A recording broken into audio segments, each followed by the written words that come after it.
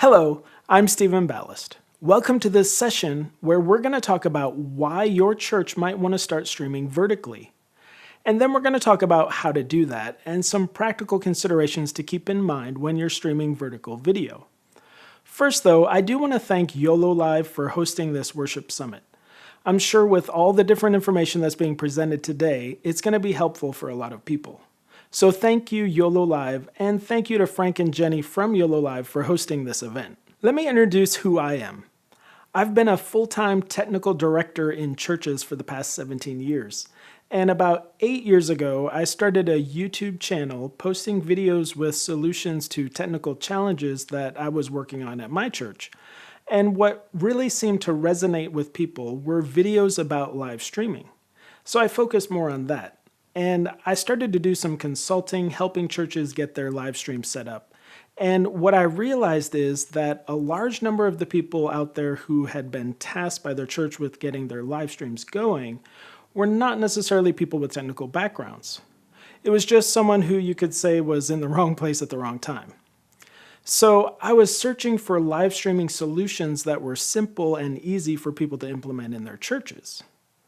Around that time in 2020, I made my first video about the original YoloBox. And ever since then, I've been impressed with the combination of simplicity. It's an all-in-one encoder box, some video inputs, a network output, tap a couple buttons and you're streaming. But that was also combined with some really powerful features that the products from YoloLiv have grown into. Currently in our church, we use a YoloBox Pro each week to live stream our ASL or sign language service.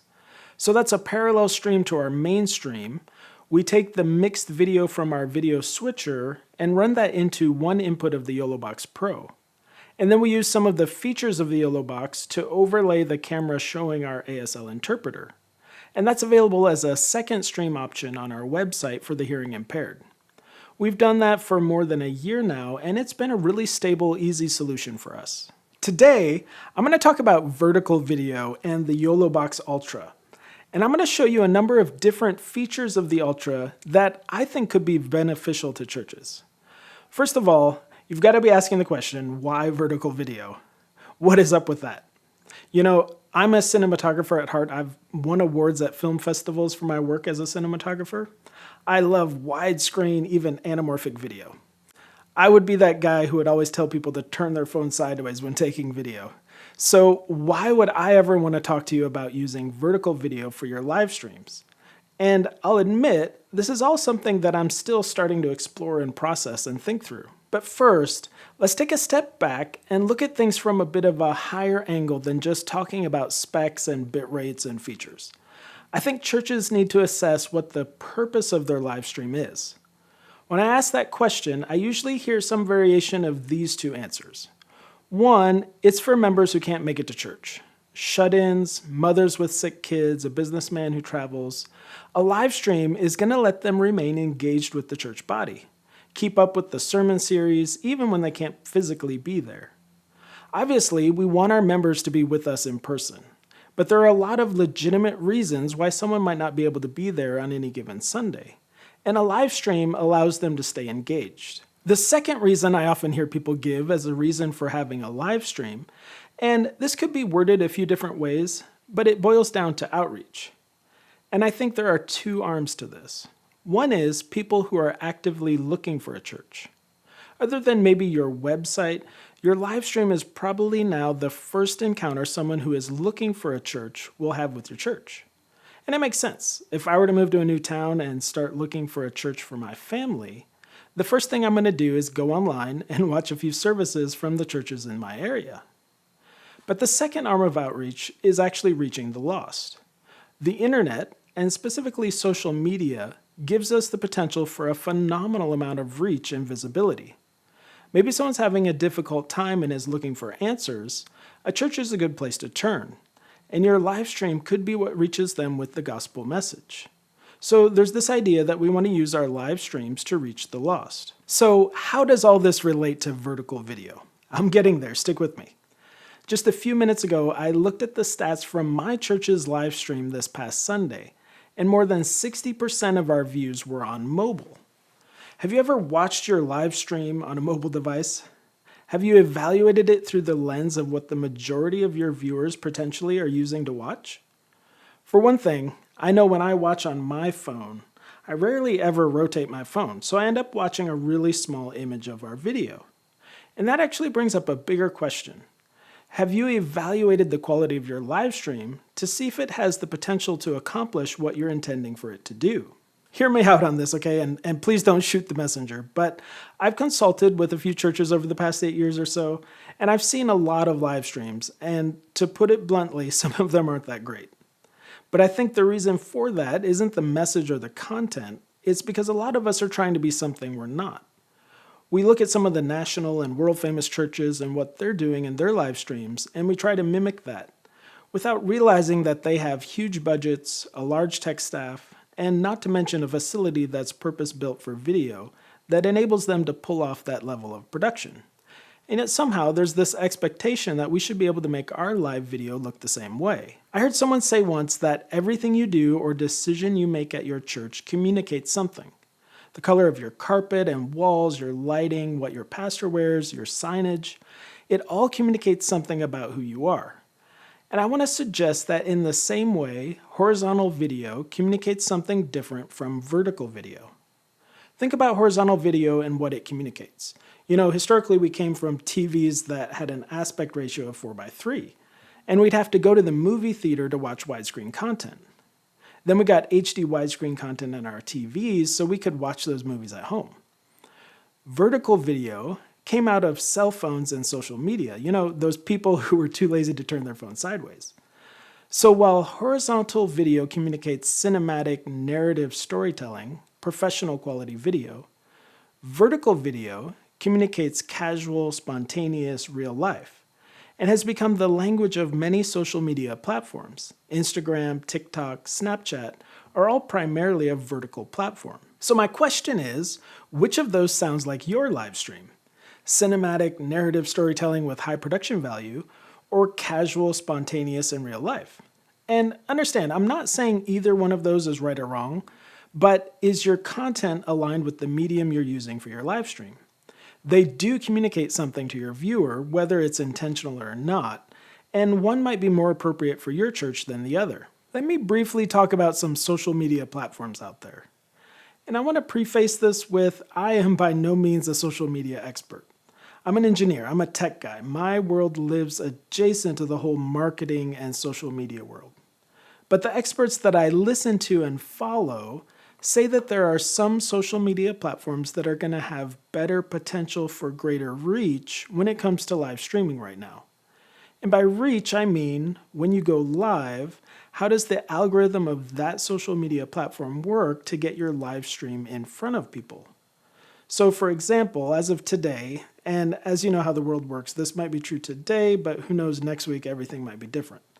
But right now, Instagram, when you go live, will ping your existing followers with a notification that you've gone live, and that's pretty much it.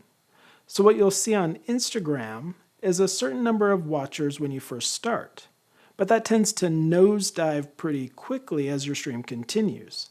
The longer you stream, the less viewers you'll have. On the other hand, a platform like TikTok or Twitch actually rewards longer live streams. What I mean by that is the longer you stream, the more people they will start putting your stream in front of. So the opposite will be true. You'll start with less viewers, but as you stream for a longer period of time, you'll get put in front of more and more people. And if you think about it, church services are perfect. We're not streaming for 3, 4, 5, 10 minutes. We have a long event to stream, usually an hour plus. And so the potential for getting your live stream in people's feeds is greater on these platforms. So all of this to say, it's worth doing some research and investigation into what platforms are going to be best for what you're trying to accomplish. So if outreach is part of your goal for your live stream, combine the fact that your reach is potentially much higher on platforms that stream vertical right now, with the fact that vertical lends itself to a more casual and spontaneous feel, vertical might be the best format for your church's live stream. Now, no matter what conclusion you come to, whether you decide to stream in vertical or horizontal, I think it's worth having this conversation with your team. If you're a tech person at your church, get on the same page with your leadership about what your purpose and goals are for your live stream. What is your stream for? Who is your target audience? Combine that with an honest assessment of who you really are as a church and what production level you can realistically achieve. Being on the same page with the answers to these questions will really help to shape what you do and what you prioritize. Okay, let's shift gears from the why to the how. You may say, all right, Steve, we're on board. We want to try vertical video. How do we do it? Let me show you some ways you can accomplish it. Any live streaming system has three main components. You have to have a video source, that's your camera, video switcher, the audio that gets embedded into your video.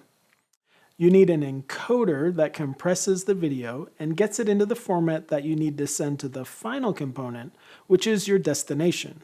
That's your social platform, Facebook, Instagram, TikTok. For vertical video, let's start at the destination and work our way backwards. Obviously, your destination needs to support the vertical video format for you to be able to live stream to it.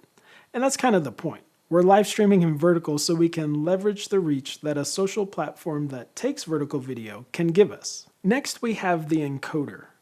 Obviously, again, you need an encoder that can send out vertical video.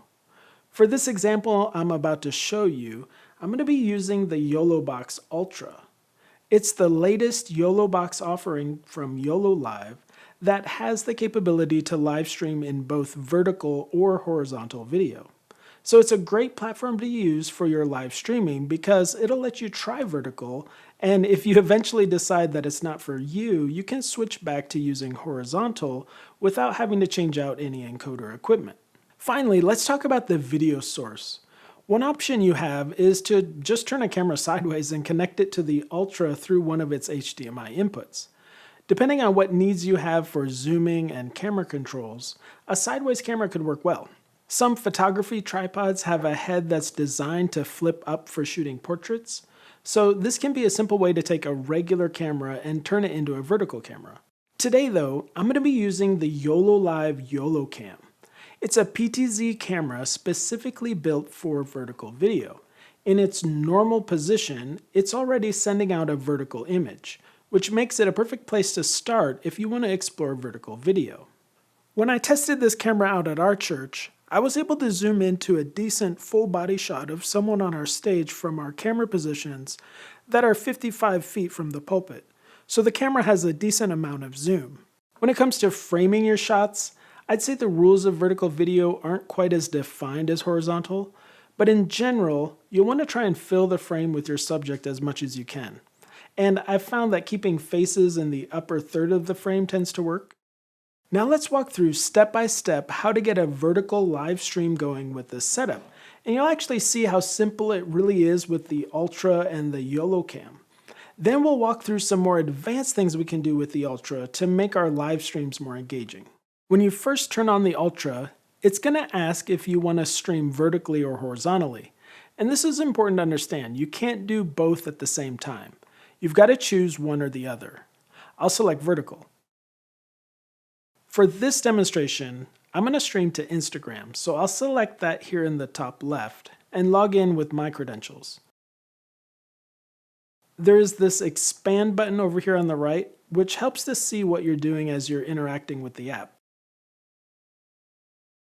You'll probably want to also save your login credentials, then you won't have to enter these each time you stream. And obviously, you would want to log in with whatever account you're using to manage your church's Instagram account so that the stream will show up on their feed. I'll connect my PTZ camera's HDMI output to HDMI input 1 of the Ultra, and now the camera image is coming in. If the image comes in upside down, just tap this gear icon here and you can flip it vertically to get it showing right side up. This area up here on the top left is just like I'm using the Instagram app on my phone. The Ultra is kind of acting like a mobile device that has this app loaded on it. So I'll click the plus button to add a post and scroll over to live, and now I would interact with this just like I'm on the app. You can add a title for your stream,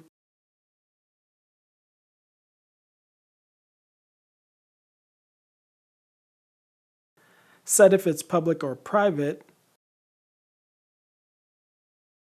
and then when I click the broadcast button here, I'll start my live stream. A cool thing about the Ultra is that I can stream to 2 destinations. These buttons here on the right open up different pages of settings and additional features.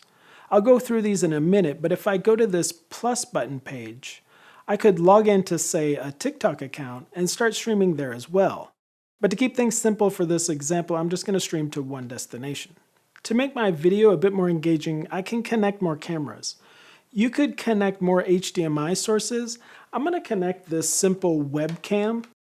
I'll plug it into the USB port on the top of the Ultra and just turn it sideways. And now I've got another camera I can use, and just tapping on the camera here in the interface will switch which one is live in the stream. Let's talk about getting graphics, say from our worship presentation software, overlaid onto our vertical video. I've got a PC here that has ProPresenter on it, and what I want to do before I open up ProPresenter is connect an HDMI cable from an output of my computer to one of the inputs of the Ultra. I've found that connecting a computer to input 1 or 2 seems to work better. Sometimes when I've tried input 3 or 4, it doesn't detect the computer source properly. Now in the display settings of my PC, I want to set this to extend the display and set the display orientation to portrait.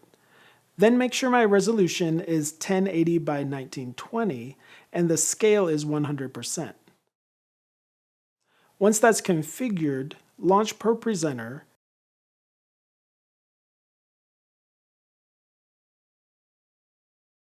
and in the Screens menu, go to Configure Screens. And here we need to create our output for our video overlay. So in the Audience Displays, click the plus button and select the vertical portrait output that we already have set up on our system. I'll right-click on this and rename it to be Overlay Vertical. And you can see already that ProPresenter has detected that output to be 1080 by 1920. So it's ready to output vertical content. Now I'm going to create a theme that will create the formatting and appearance we want on our vertical output, and also use a green background so that I can key that out on the Ultra.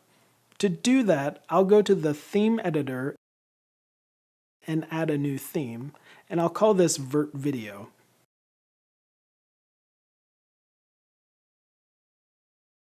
And then over here on the right for the size, I'll select my vertical video output so it will be sized correctly. I have a lower thirds background image that I created in Photoshop that I'll drag in here. You can design this any way you want your lower third content to look, and you don't need this bar across like this. You could just have your text directly over the green, but I find this makes the lyrics a little bit easier to read. We'll need to send the image to back so our text will be visible in front of it, and I'll constrain the text to the area I want it to be in.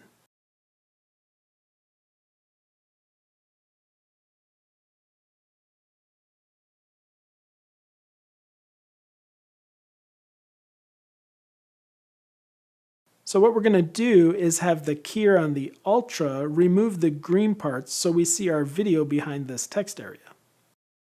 Now I'll go to the Screens menu again and edit Looks. And for Presentations layer for my vertical output, I'm going to go select the theme that I just created.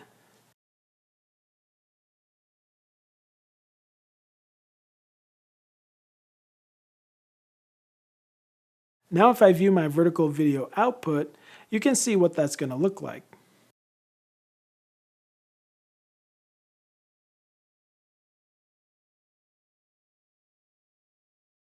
Now some of these slides fit in the area that I created and some of them don't.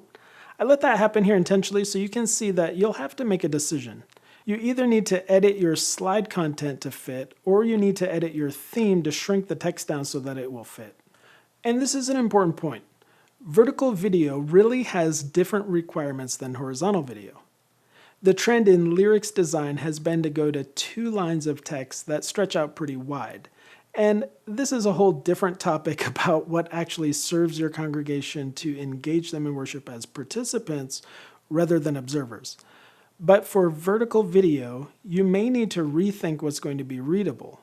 Since you have more space vertically, you may need to go to additional shorter lines to keep the text at a readable size for people watching on their phones. Let's go back over to the Ultra and get this overlaid on our video. First, we need to key out the green, so tap on the gear icon in the upper right corner of the computer's input and select chroma keying. And right away, because I made that background a solid green color, it gets keyed out with the default settings. So I can tap Done. Now we need to overlay that over our other inputs. So tap Add Video Source and choose Picture-in-Picture Video.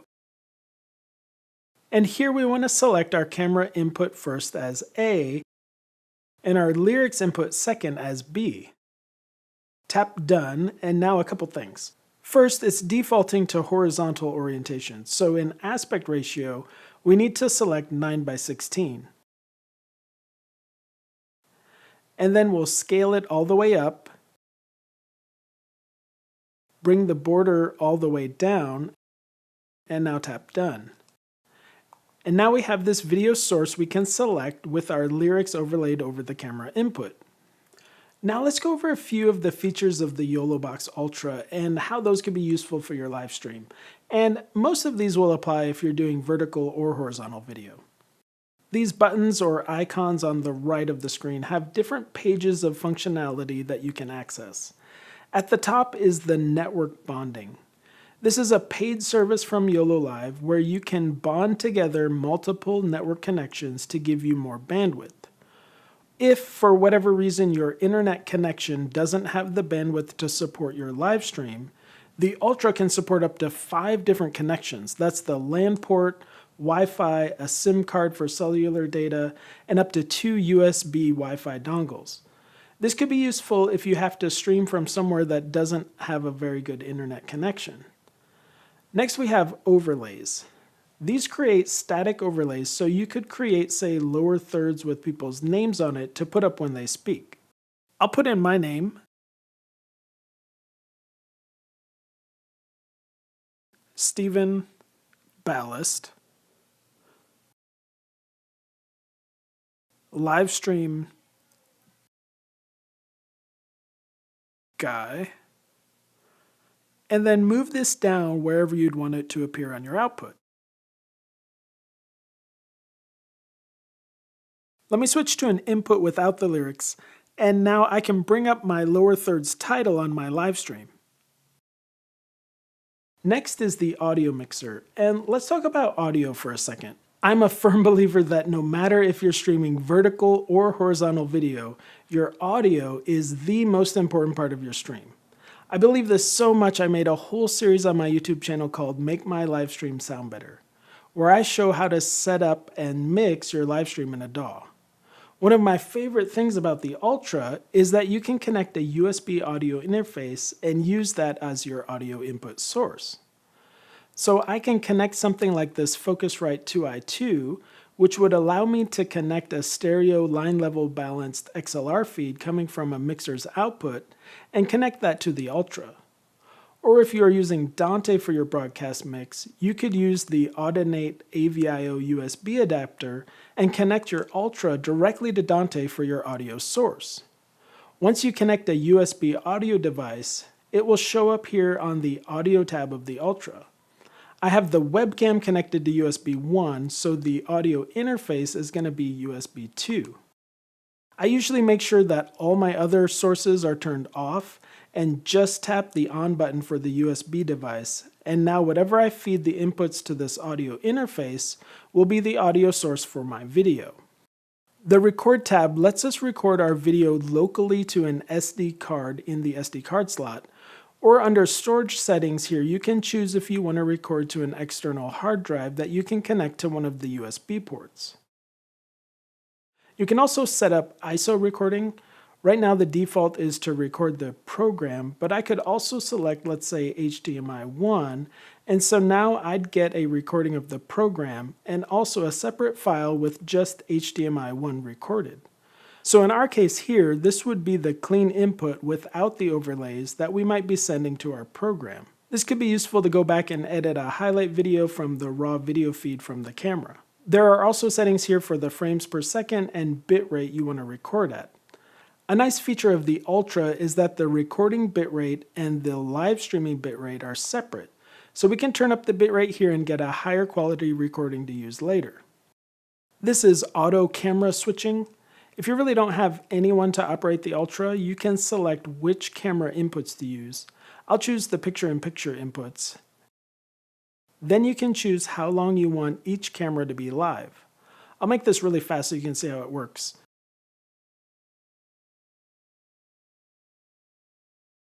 Now, if I turn this on, we'll see that the camera switches every 4 seconds on its own.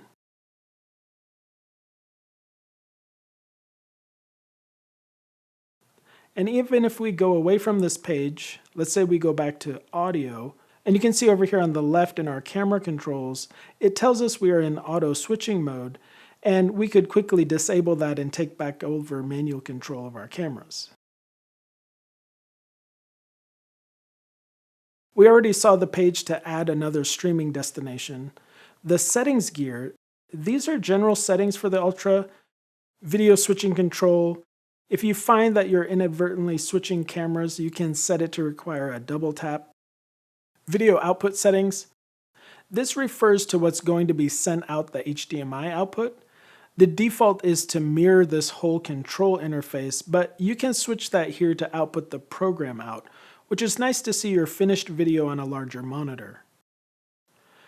Transitions. The default is to cut between cameras, but you could change that to a fade or something else if you wanted.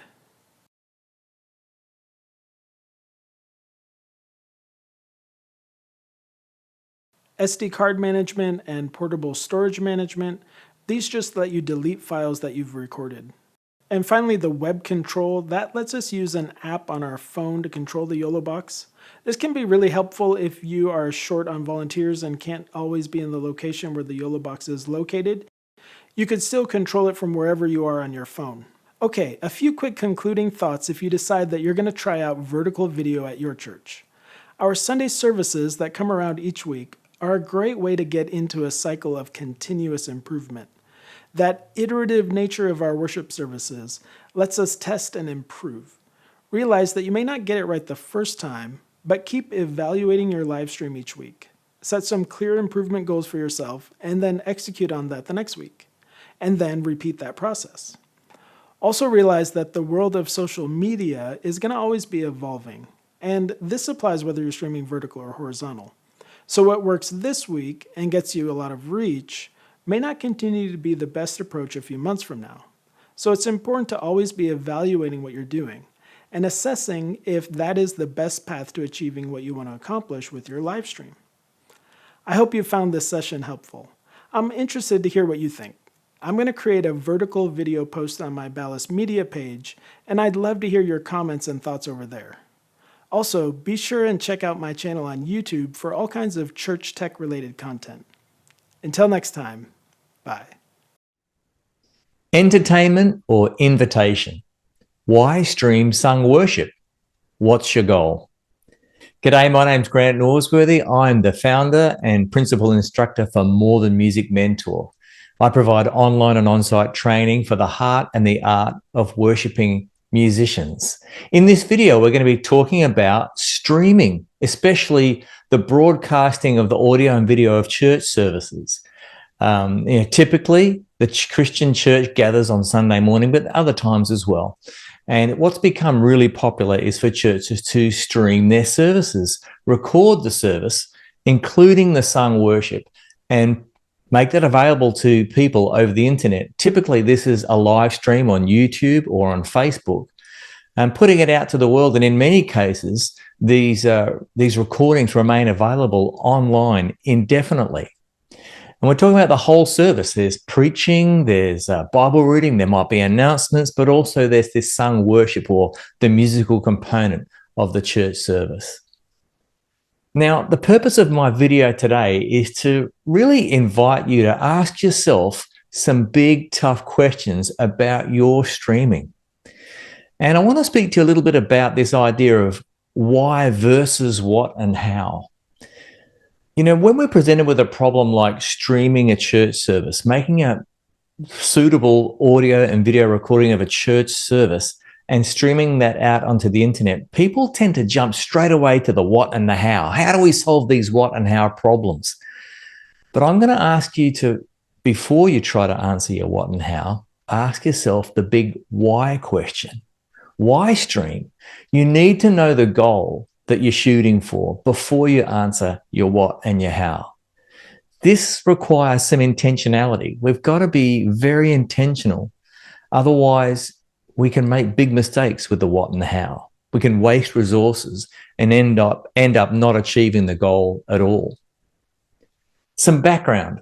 You know, the Christian church has been around for over 2,000 years now. People of the Christian faith, followers of Jesus, have gathered together to worship for all that time. And music and singing has always been a part of that. But the world has changed a lot over the last couple of thousand years. And in fact, I would suggest that the changes we've seen in the last 50 years, changes with the internet and digital media and social platforms, these are some of the biggest changes that the church has ever had to encounter in the last 500 years. And as you will recall, I'm sure, it was around the year 2020, either side of that a little, depending on where you were living, where COVID-19 restrictions really had a huge impact on the Christian church and especially our physical gatherings. Now, even before 2020 and COVID-19, some of the bigger Christian churches we might call mega churches, were already making video recordings of their services. And some of them were streaming those services, streaming them live.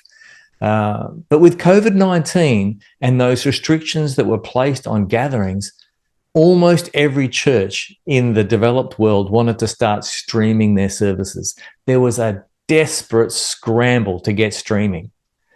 And at that time, pretty much any quality was good enough, no matter what size the church. Even smaller churches were trying to stream so that people, even though they couldn't gather in the one room together, could still stay connected, could still hear the sermon and be part of some sort of online church services.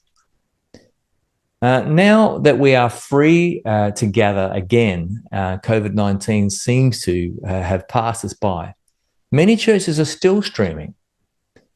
Why? We can gather in the room together. There must be some really good reasons to continue, because it's become almost ubiquitous that Christian churches want to stream their services, want to video record them and make them available, broadcast them widely online. Even tiny little home churches in some cases are wanting to stream their services. You know, it's post-COVID, and I think a lot of us are looking at the quality of our stream and wanting to improve it, wanting to make it better, because what was okay during COVID-19, during that desperate scramble, may not be the quality we're looking for now. Maybe that's why you're watching this video right now. But let's be clear about something before I continue. I'm not a technician, and I'm certainly not a salesman. I'm a musician. I'm not going to be on this video telling you what gear to buy so that you can take your stream quality to the next level. I'm not going to be doing that. See, More Than Music Mentor provides training online and on-site for the heart and the art of worshiping musicians and technicians. Music is my special interest, and how music and tech work together. You know, the promise I make to people who have me do some training is that I can improve musicality, increase participation, instill unity, and inspire worship. I'm most interested in what's actually happening in the room before the internet and before a camera lens. What's happening in the room before the audio leaves the mixing console and heads towards your stream. I'm interested in that. But I will be sharing ways to improve your stream. But I'm going to be talking mainly about improving the source material. What are we actually seeing in the room that the camera is picking up? What are we hearing in the room that the microphones are picking up and are making their way to the stream? You know, I think it's important too that before we jump too deeply into all that about how to improve the stream, we look at what I call the lesser goal and the bigger goal. You know, you might be watching this video right now because you've got this goal of wanting to have a better stream of your church service, or maybe you wanted to start a stream of your church service. In either case, I'd like you to think of that goal, the goal of having a streamed church service, as a lesser goal. There's an essential bigger goal that needs to be identified first.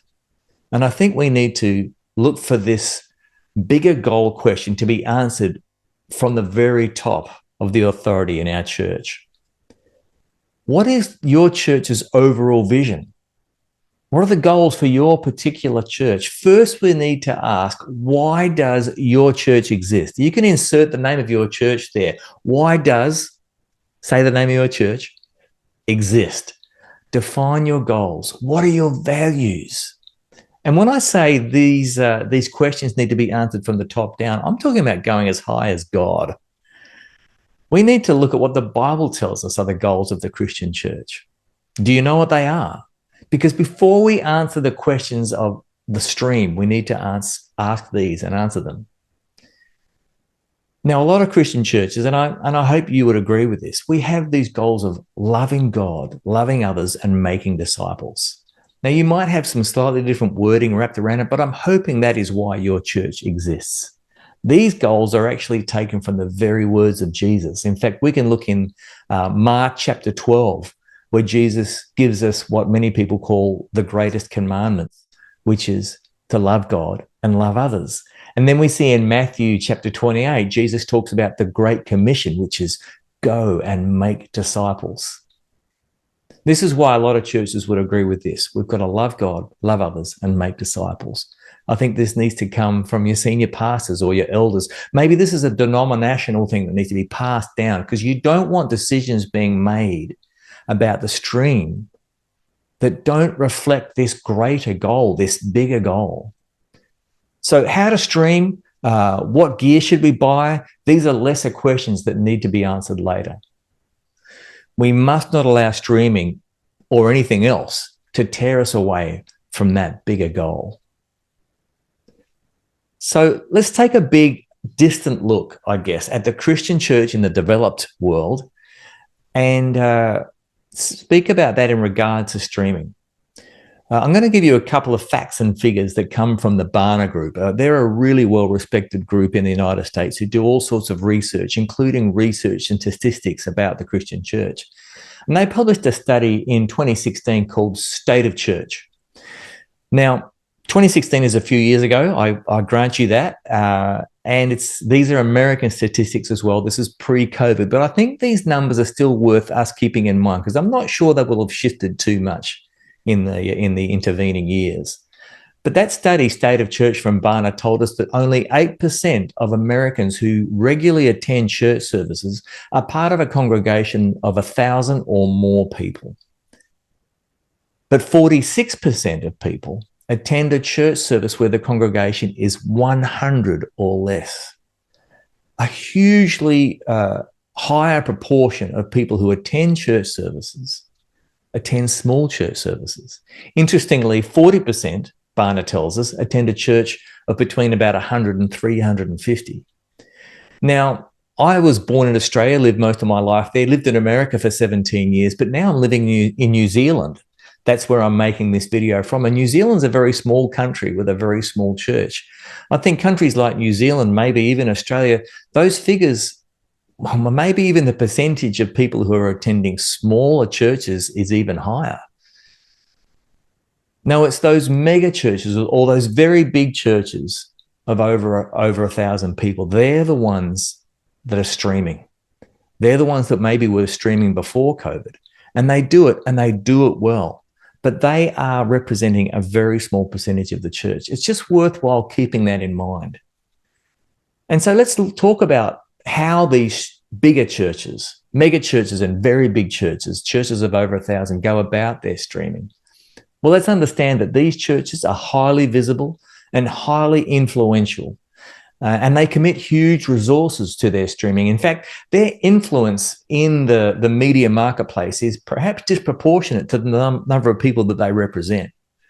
We don't have to be streaming and presenting a church service that looks like theirs. They often have celebrity level, charismatic leaders, preachers, professional level musicians, often who are paid. They have production equipment, hardware that's just out of this world in many cases. Professional audio engineers, video engineers, lighting technicians operating all that side of it. And often these churches are not just churches, they're also record labels, they're also production companies, and doing high levels of production in their venue each Sunday or anytime they have a service is what they do. They're very good at it. Did you know that they often have a separate broadcast studio in order to stream? No, there's engineers who are in the room during the church service, but very separate from that in a different location, probably in the same building, there is a broadcast studio.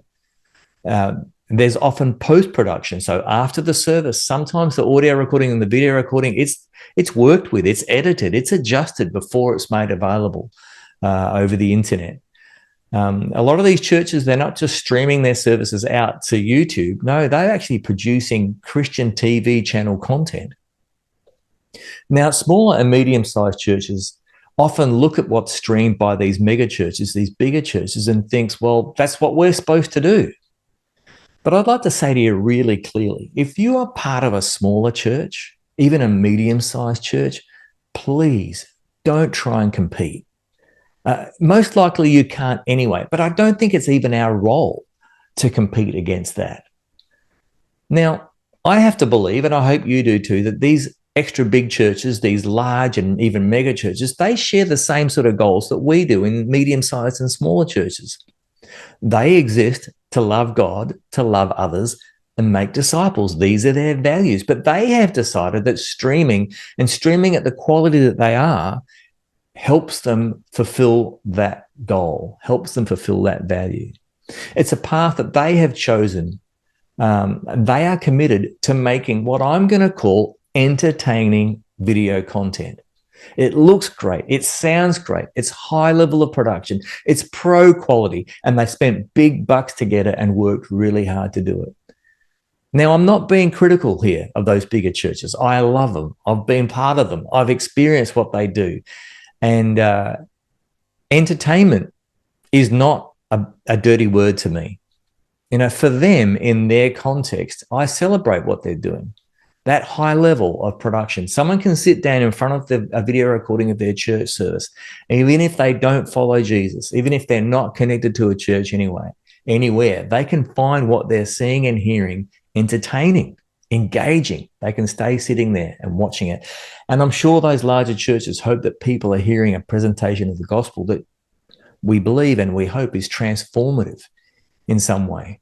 Now, they can reach people with the gospel in ways that maybe you and I in smaller or medium-sized churches just cannot. And that's okay.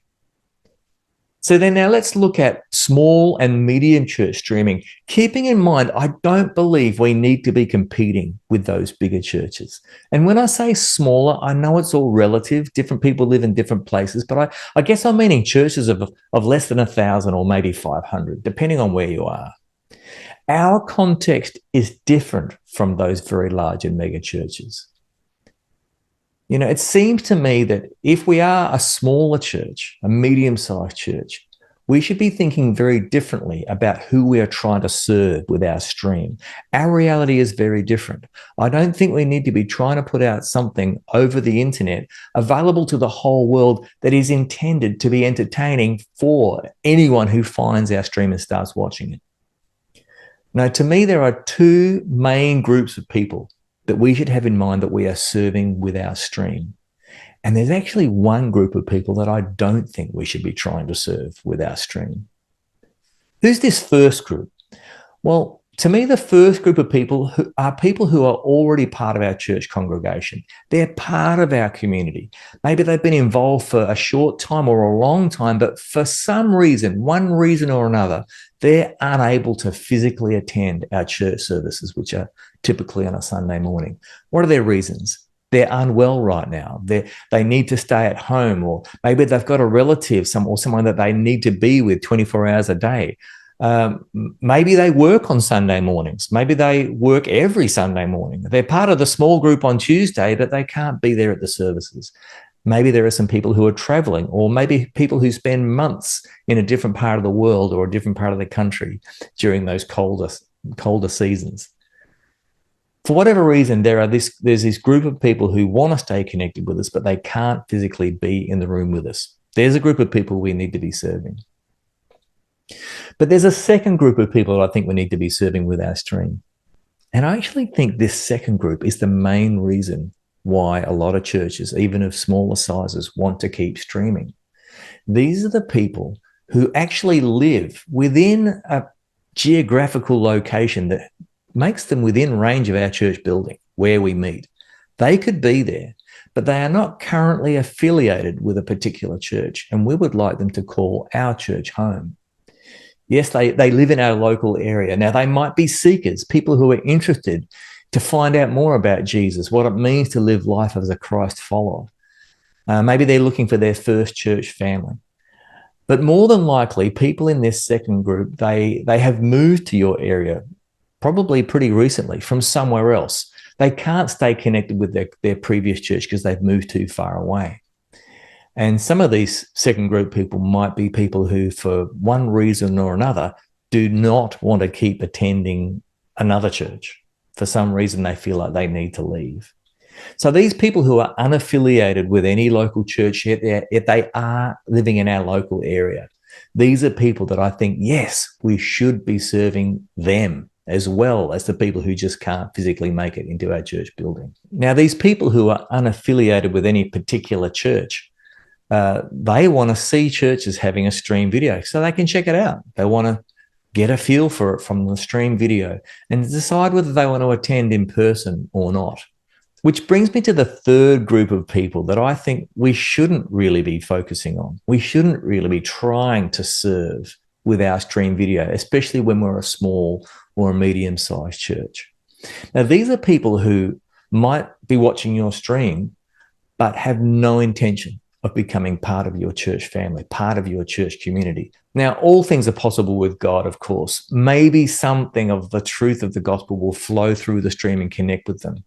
But this third group of people who are just watchers but not attenders, if they're watching a small, medium church-sized stream, they'll want it to be entertaining, perhaps as entertaining as the megachurch's stream. But like we've said, we're not capable of that. I would suggest don't have that third group of people in mind at all. Let them watch the megachurch's stream. There's quite a few different ones for them to choose from. So let's think about this first group in a little bit more detail. These are the people who are part of your church, but they're unable to attend in person for a short time or maybe for a longer time. Yes, the stream can help them stay connected. But I'm hoping they already have strong relationships with other church members. If they're unwell, staying away for some reason, I'm hoping they're getting visitors or a phone call, a text. Maybe they're getting a meal delivered. Someone's saying, let's hang out for coffee. If someone's traveling, I hope they're being communicated with in some way, or at least they'll be warmly welcomed back when they finish their travels. Now, these people, the first group of people, those who are unable to attend, you will find that they are very, very forgiving of low production for our stream video. They want authenticity. They want to just be reminded of what it's like to be in the room with their church family. Can they kind of see and hear everything that's happening? Good. If that's happening, then we've checked that box. They are being served. For them, the streaming technology can be very basic and very simple.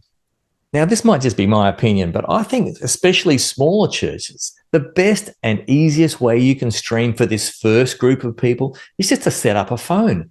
Put it on a clamp, on a mic stand, frame it really well, position it well, and just use the camera from the phone and even the mic from the phone to record what's happening in the room. Use that to stream. Make that available to those people who are unable to attend your service. You can even stream it straight from the phone. And hey, if you don't want the stream seen more widely than just those people, then share it privately. Just put it on YouTube Unlisted or maybe as part of a closed Facebook group. We don't need to broadcast it. Make it available to the whole world. Now let's talk about that second group with a little bit more intentionality. This is the group of people who are unaffiliated with any local church right now, and they are potentially looking to become part of your church. So the stream video that we let them see that serves them best is one that is a very warm invitation. It should not be first and foremost entertainment. Do we really imagine this person is grabbing their phone on a Sunday morning? You know, they're probably still in their pajamas. They might be sitting on their couch. They might be eating their breakfast or doing other things as the stream is on. Do we really think they're fully engaged? Do we imagine that we're seeing them and hearing them singing with our team in the venue? Are they worshiping God through these songs? I don't think they are. They're checking out the stream to see if they want to be there in person maybe next Sunday. They may not even be watching live. They might sit there on a Tuesday evening and watch 10 minutes of 5 different churches' streamed videos. No, our stream, your stream, should make people feel as they watch it, I wish I could have been there. I missed something worthwhile. You know, we don't want people watching our stream thinking, wow, this is as good as actually being there. No, we want to actually communicate the opposite. I believe that people are looking for authentic connection. They want connection with other people, a church family, and they want deeper, authentic connection with God. You know, I think our stream video should honestly show who we are and how we get along with each other and how we connect with God. Show the people that we are connecting with each other and with God. And hopefully they'll see that in our stream video and want to be there next Sunday and maybe become part of our church family. But how do we do that? Well, before we dig into ways of making your smaller, medium-sized church stream even more inviting rather than entertaining, I want to speak about a few of the other ways you can invite that second group of people to be really seriously considering becoming part of your church. You know, traditionally, and when I say traditionally, I guess I mean 50 or 60 years ago and before that, the best way of inviting people who are considering maybe making your church their home was a well-maintained, attractive building in a good location. You know, we wanted to make sure that the lawns were properly manicured and the garden beds were looking healthy. Well-placed signage right close to the main thoroughfare, hopefully with some very interesting or maybe even funny, informative writing on that sign. These things were the way to go in the past. And I still think those things have merit. They are valid. You know, these old school ways can still be effective. But we are now living in the digital age.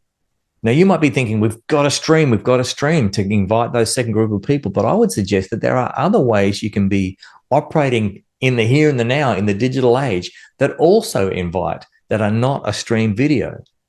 Do you have a functional, attractive, informative, up-to-date website? Is there a Facebook page for your church? Are you on Instagram? There are other platforms as well, but are these well maintained? Are they experiencing a steady flow of engaging, informative, well-presented posts? Is there that steady stream of information that helps people know a bit more about who you are and how you love God and how you love each other and how you're making disciples? And I think perhaps one of the most overlooked resources is a well-shot, well-edited, polished welcome video. 2 minutes, 4 minutes long. It could have a short testimony from one of your senior leaders, the senior pastor especially. It might have people just quickly saying what it means to them to be part of your church. From those testimonials, we should get an idea of the wonderful range of ages and ethnicities and types and flavors of people that make up our wonderful licorice all sorts of a church. We might even have a little bit of a chat with the Sunday school teacher or the person who leads sung worship. Show some video of the people engaging with each other and engaging with God. A welcome video. Have you got one? Maybe think about that even before you invest more in your stream.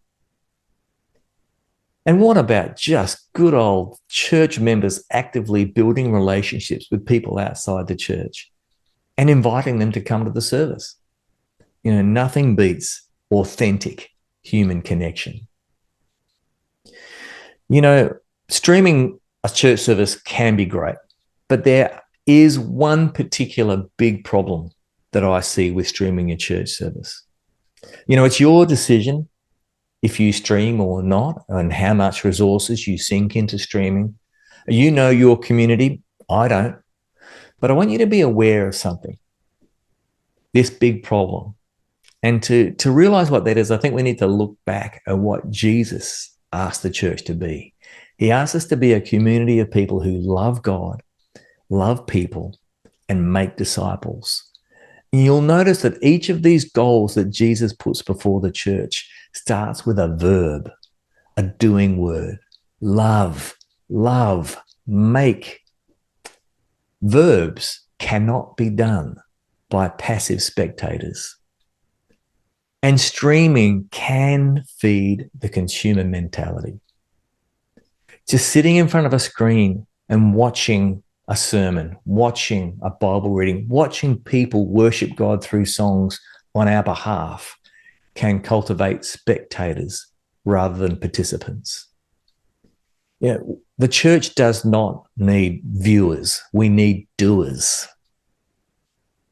I think it's an easy slide. You can have a person who's a regular attender of your church services. And I know it's not all about bums on seats for the church service. But the church service itself, there's things that are possible in the room that aren't possible in any other way. Yes, there are other ways that we engage with each other, hopefully throughout the week.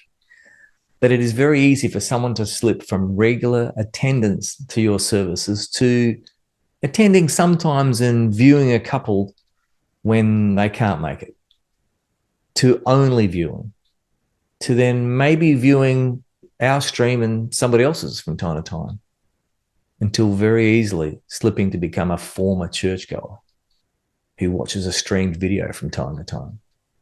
A person who participates in our Sunday gatherings, and I'm going to say a person who's, especially the person who participates in the sung worship of God. This is my bias for the music.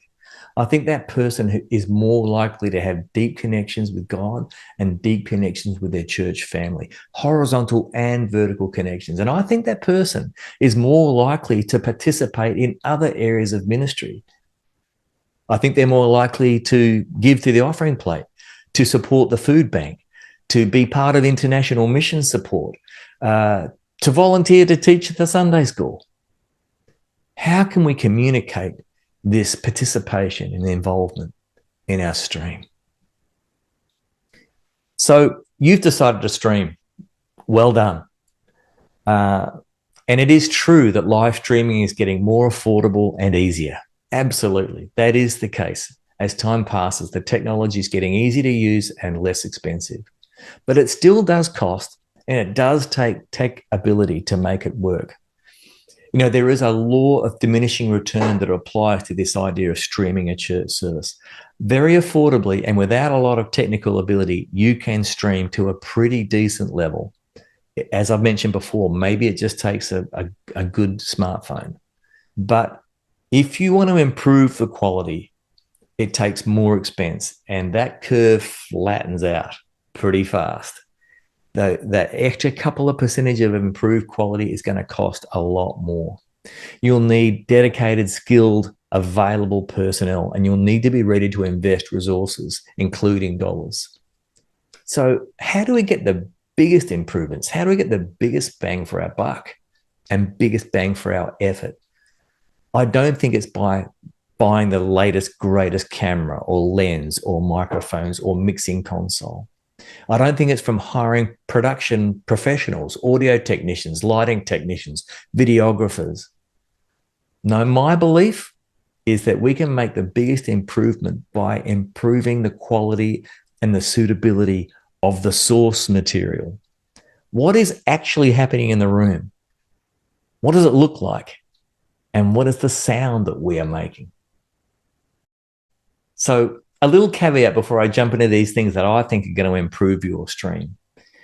I need to remind you that I'm not a technician and I'm not a salesman, but I feel like I do know quite a bit about connection and how music facilitates connection and how music and technology must work together to maximize the invitation that music and our church service can offer. Comparing a streamed church service, watching a church service on a video screen of some sort, compared to being there in the room, it seems to me that the sermon and other elements of our service, like maybe the Bible reading or the announcements, those things are pretty much as good on the stream as compared to being in the room, but not the music. No way. Watching a screen for sung worship of a church family, that is nowhere near as good as being in the room. The full experience only comes if you are actually there in the room with us. Sure, this is my bias, but music as part of our church service, music that is an expression of the worth of Almighty God, especially vibrant congregational singing, your church family singing passionate praises to God, prayers to God, reminders of truth about God. Now, if you can capture that on your stream, I think it's our opportunity to say to anyone viewing, if you'd been in this room with us, you would have experienced something incredible, something wonderful, something transformative, and you missed out because you decided to just watch the stream and not actually be here. If we can communicate that, people want to be there next Sunday. So how do we improve the video source material? You know, I think the mistake that I see happening over and over again when I watch streamed videos of church services, and I watch a lot of them, I have to watch them as part of my job. These smaller churches make the mistake of, I think, trying as best they can to copy the style of the mega church. It's a trap. They're trying to make concert-like entertainment and failing. You know, the shot video exclusively shows the platform. Who's speaking, who's singing, who's playing an instrument. Even multi-cameras will show singers, band members, and speakers only. Light bathes the platform. The congregation, like a concert audience, is often in darkness. But for invitation to be coming through our video rather than a poor attempt at entertainment, I would suggest a very different approach. Yes, the video needs to show who is speaking at any given time. Sermon, announcements, Bible reading. We need to see whatever they're showing to support what they're saying that's on the screens, whether that be images or text. I think it's also very important that we see the leader of sung worship and their supporting team, the instrumentalists.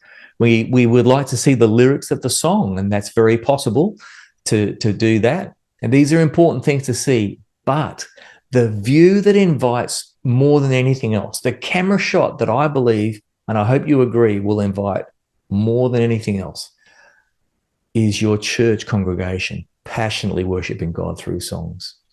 Light them well. Shoot from behind the band towards the congregation. Shoot from the back of the room over the top of people's heads. Elevate the camera. Let us see the architecture, the room. Let us get a feel for what's really going on in this place. Now, you might be a vibrant, young, good-looking bunch of very enthusiastic Pentecostals, but maybe not. Whoever you are, be who you are. What we need to see people who believe what they're singing, who are passionate about what they're singing. They don't have to be leaping around or even raising their hands. Be who you are. If your people raise their hands, wonderful, well and good. That's great to capture on your stream. If they don't, that's also fine, but they are there and they are singing. Now, just a little quick thought here. If we're going to shoot our congregation more, the congregation will need to know that. You know, when people attend sporting events or musical concerts that have cameras, I believe, I'm told at least, I haven't seen it myself, but there's some little line of text somewhere on the website or even on the ticket that says, hey, you might show up on a video feed and you have to be okay with that. We need our church family to know that too. In fact, we might even say, hey, look, this is what we're doing. We're trying to invite people to become part of our church. We want to have people who are vibrant and passionately worshiping God through these songs. If you don't want to be seen by our video cameras that are going to be capturing that, then here's a little area. Set aside some seats for those who perhaps don't want to be in the video. And how about the audio? How do we improve the audio source material? Well, I'm going to ask some tough questions here. In your church, what's the standard of the musicians like and the singers? You know, you've got people that we commonly call a worship team. Are they really good singers, really good instrumentalists? What about the technicians? Are they pro level? Well, if you're anything like most churches, unfortunately, our teams often fall way short of ideal for a live stream. You know, often we're under rehearsed. We might be short on talent in a few areas. But I don't want you to think, oh, if only we had better singers, better musicians, better technicians, then our stream would be better. I'm not saying that. And know this, even those very big and mega churches who stream and sound amazing, they're not doing it without a lot of tricks, without a lot of production, and in many cases, post-production. How are us smaller and medium-sized churches supposed to stack up? We can't. Don't try. Now, streamed sound in its simplest form is usually done like this. Someone plugs into the mixing console, just a stereo out, and that is the sound that goes to the stream. Just the sound from the desk. What's coming into the desk is every microphone and direct insert box, DI box from the platform. That's what we get. Now, that might be okay for the spoken word, for the sermon, for the Bible reading, for the announcement, but is not going to work for a band. It will never work, and it will never craft a sound for the stream that invites the viewer. I think it's very common that someone mixes the sound, an audio engineer mixes the sound in the room during the church service, and it sounds really good. It sounds vibrant. It sounds real. But then we listen after the fact to the sound on the stream, and it's shocking how different it is. It can be demoralizing. No, the sound of a room is very, very forgiving. The walls and the windows and the surfaces, and especially the sound of the congregation and the energy of being in the room help us forgive what's actually in the mix. But we scoop all those things away and leave just what's going through the desk. It'll sound terrible. It's never good. Now, some of these digital desks have multiple layers. You can have a mix that's for the room and another mix for the stream. And I often see sound engineers with their headphones on, with their hands over their headphones, so almost doing the hear no evil monkey look, trying to mix the sound for the stream in the room. Again, I would say that is almost impossible, even for a professional, and it's impossible for an amateur. Now, you might be able to resource and have another console in another location. You're getting a better chance there to get it right. But even then, it can be extremely difficult to get a sound that's really going to invite a listener who's watching the stream. No, there's something that happens in the room that really sets our music alive, brings about that connection. Now, what we can do is add some ambient mics. We need to have some microphones, probably, condenser mics or small diaphragm condenser mics pointing at the congregation. We want to have the sound of the room, and we especially want to have the sound of the voice of the congregation. We need to hear the people singing as an expression of worship to God. The sound of the congregation singing these songs that are prayers to God and praises of God and reminders of truth about God. That is the sound that invites a viewer to want to be part of that choir. It will not be your band on its own. Yes, we want to hear the band, but that band sound should be supporting the voice of the congregation. This is all important. That must be leaned on heavily for the stream, the sound of the room. It'll mask all manner of errors in our audio from our singers and instrumentalists. It'll help disguise it. Now, we're not trying to hide, but we're trying to create a much more realistic sound of what actually was happening in the room. So our front of house mix must support the voice of the congregation. The mix that goes to the stream from the digital channels on the desk must support the voice of the congregation. This is all important to get that sound out there that really invites. Now, you might be hearing me say all this and you might be getting pretty worried. You might be saying to yourself, well, yeah, Grant, but our congregation doesn't sing like that. Our room doesn't look that good. We've got quite a few bored faces. There's not many people who are really singing. Yeah, I see that a lot. I hear that a lot. You are not alone. This is the case for many churches today. It hasn't always been the case, but I believe that Christian churches, by and large, are singing less today than we ever have. You know, there's issues at play here that are not fixed by improving just the stream. Now, there are exceptions. There are some churches who are singing wonderfully well. But the level of engagement in sung worship in most churches that I've seen is low, especially from men. This is a concerning situation, and it's actually part of what's inspired me to do More Than Music Mentor. You see, from my perspective, I believe strongly that there's a confusion in the Christian church today about what it really means to worship God and what is the role of music as one of the expressions of worship. I think singers, people that we call worship leaders, are confused about this. Instrumentalists, technicians, congregations, and even pastors and leaders are confused about what it means to worship God and what is the role of music in our gatherings to worship God. You know, I think there's a bit of a entertainment versus invitation going on with how we're leading sung worship as well. So I've been speaking about wanting to improve the source material. Well, the biggest improvement you can make to your source material is to get your congregation singing, passionately singing in a way that shows on their faces at least, and maybe with more of their body as well. There are huge visual and audio benefits for your stream, but there are also benefits for the whole church. Passionate sung worship is an indicator of a healthy church. Now, there's no quick and easy solutions for this, but with More Than Music Mentor, I've identified what I believe are the main problem areas and built a curriculum that meets those problem areas and affirms and encourages people to make some changes that can improve this source material and help our congregations sing as a passionate expression of worship to God. The curriculum I've developed, I believe, is suitable for Christian churches of all flavors, styles, ages, ethnicities, denominations, and theological emphases.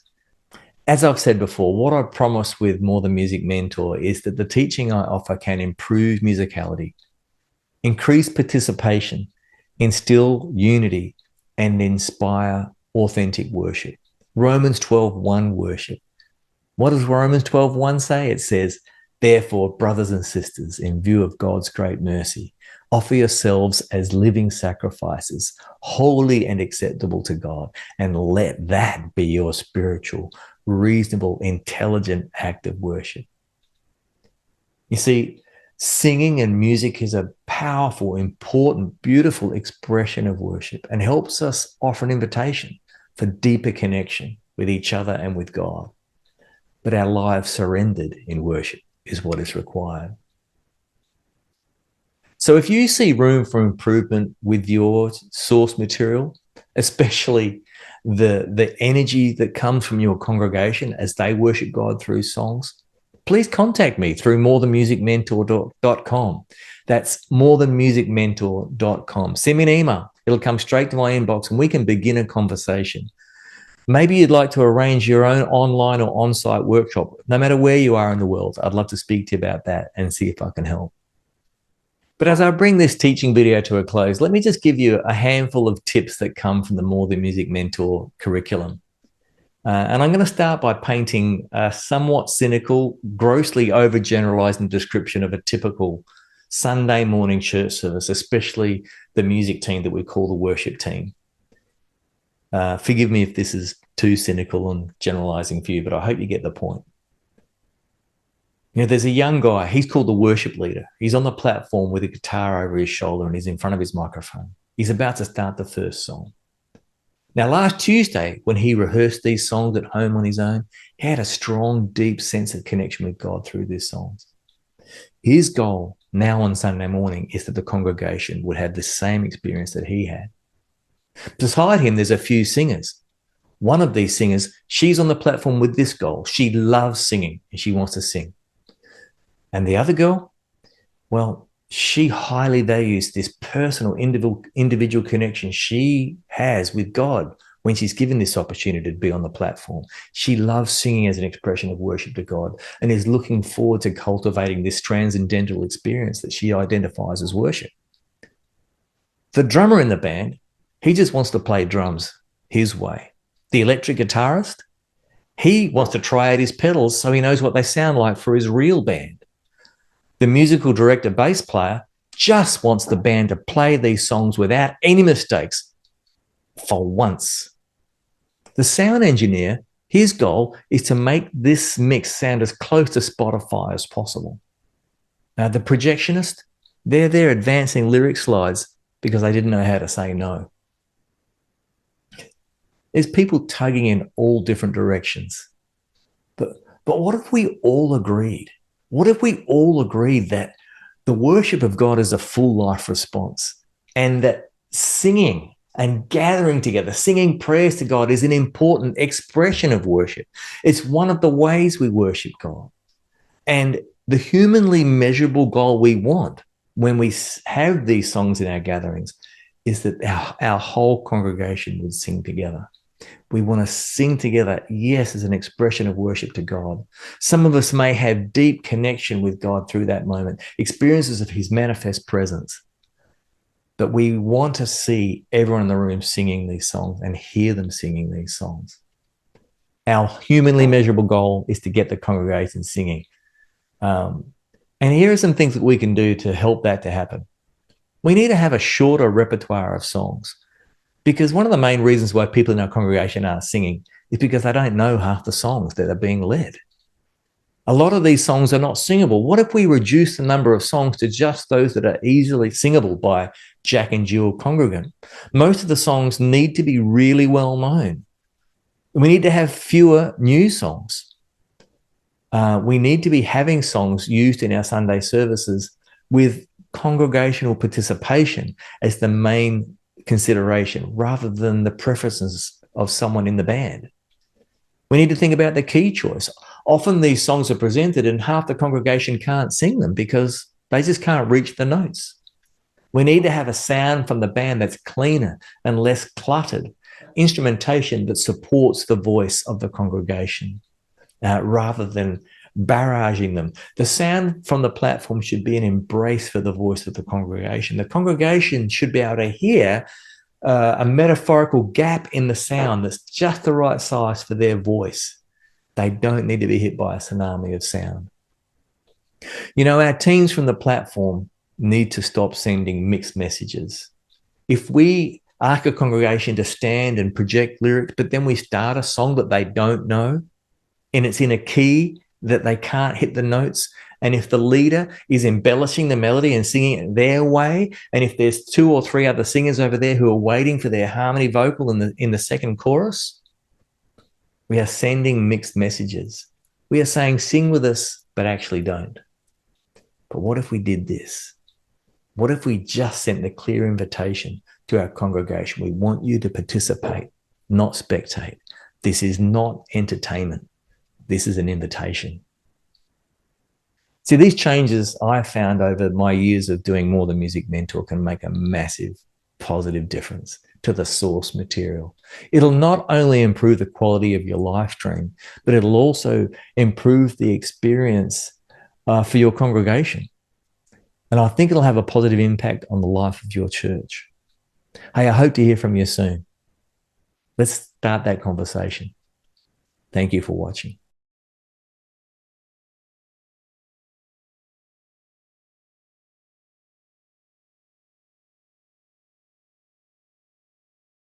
Hey everybody, it's Gary from Video Guys, and I am so happy to be a part of the Church Tech Summit Live, brought to you by YoloLiv. I want to thank Frank and Emily for inviting me to be a part of the program, and I want to thank Frank for sending me this really cool YoloLiv hoodie. Very cool. So why am I here? I am here to talk to you guys about the world's best, most incredible, all-in-one video streaming, encoding, recording, switching, all-in-one products, the YoloBox Ultra. YoloBox Ultra is on sale from videoguys.com for $14.98. You can get it right now. Going to go into the show. We're going to talk to you all about the YoloBox Ultra. We're going to go into the Pro a little bit also, but I want to point you to what's right here. This is an actual YoloBox Ultra.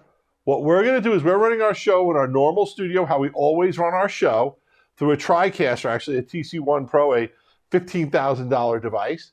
And what we're going to do is recreate this show using the YoloBox Ultra. My man James is going to come over and operate it just to show you how it goes. So you'll be able to see him operate the show while we do the show. We're real excited about that. But before we get into it, let's talk about why the YoloBox Ultra is the ultimate all-in-one for House of Worship. Now, I'm going to specifically talk about House of Worship because this show is focused on House of Worship, but we love Ultra for education. We love it for corporate video. We love it for any event video. We've got people using it for weddings and funerals and funeral homes and in venues. We've got people using it to be their own portable run and gun live streamer. We've got people using it for local sports, youth sports, athletics and sports. But because this is the House of Worship, the Worship Summit, we're going to focus on that. So let's get back to House of Worship. What does YoloBox Ultra now? I'm on a YoloLiv show, and I'm really not sure because we're live, whether I'm in the beginning, the end, or the middle of the show, because I know they're producing it out of China. But I'm going to tell you what a YoloLiv Ultra is anyway. It is an encoder, switcher, monitor, recorder, all done from the YoloBox Ultra. It can give you up to 40K P30. You get ISO recording, which for houses of worship is really important. Upgrade to NDI for just $99. Bigger, better stream for up to 6 hours. You can stream vertically or horizontally. Let me talk about ISO recording a little bit, because I think for houses of worship, that's real important. What ISO recording means is that if I have a 3-camera shoot, not only do I record my output or my final video, I can actually record any one of or all of the actual inputs coming into my YoloBox Ultra. Why is that great?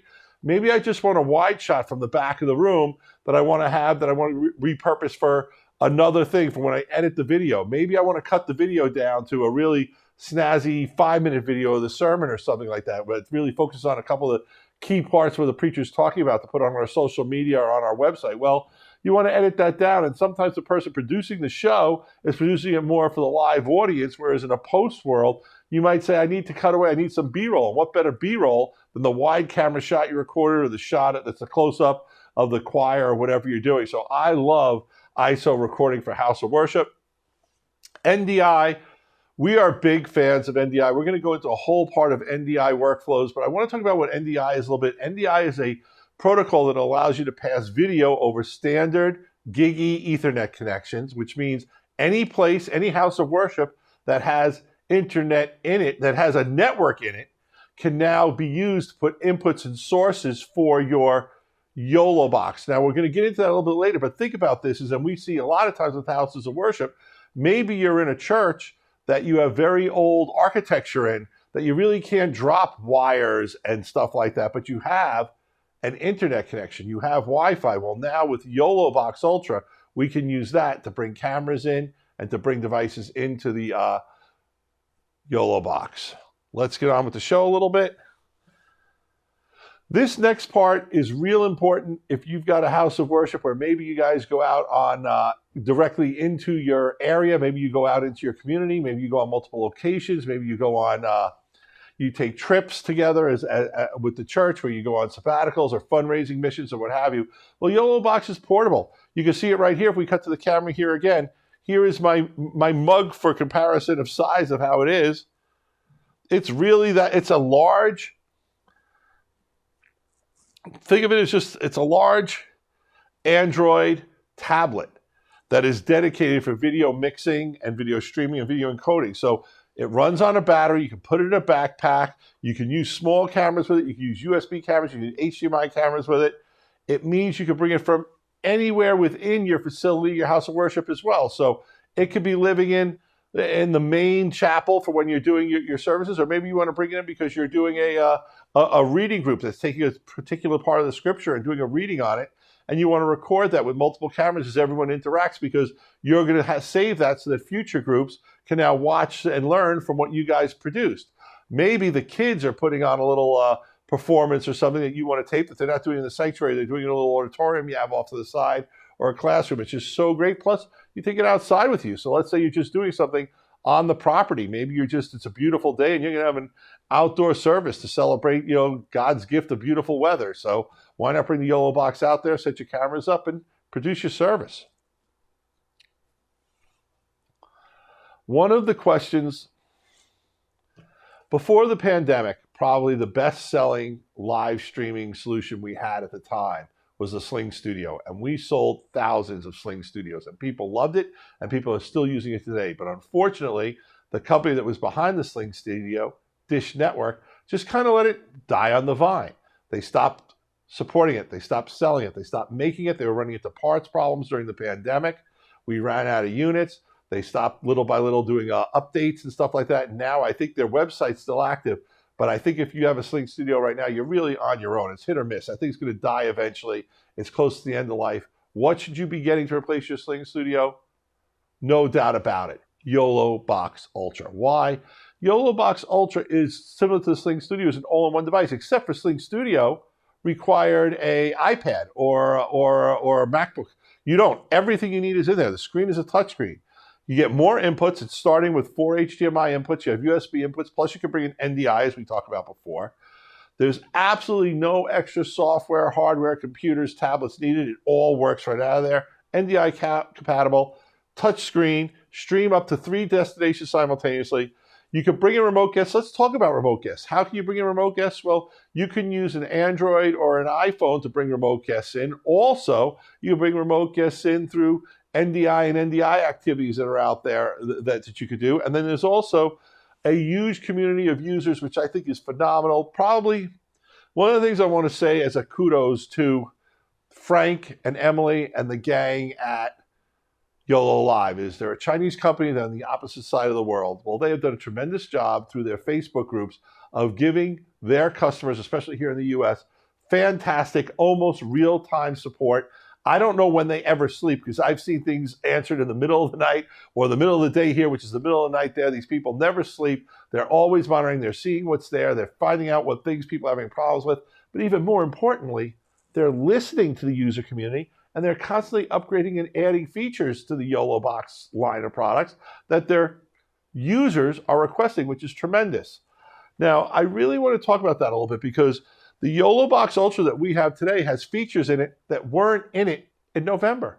And a lot of the features that are in the YoloBox Ultra now are being given out to YoloBox Pro users as they roll out, as they can upgrade the software. Now, one of the things that I have to tell you is that commitment. I admire YoloLiv for that commitment so much. If they do something for Ultra, they try to bring it down the line to the other products. But sometimes the processors in those products just don't allow you to be able to do certain features, or if you're going to do those features, they take up so much processing that other things aren't as stable or don't work as well. So I commend them for always bringing down features, but also you have to be realistic that at times you just override the ability of the box. It's an Android computer after all. There's only so much CPU, so much GPU, so much processing in it. But kudos to the YoloLiv folks. They're always making that product bigger and better over time.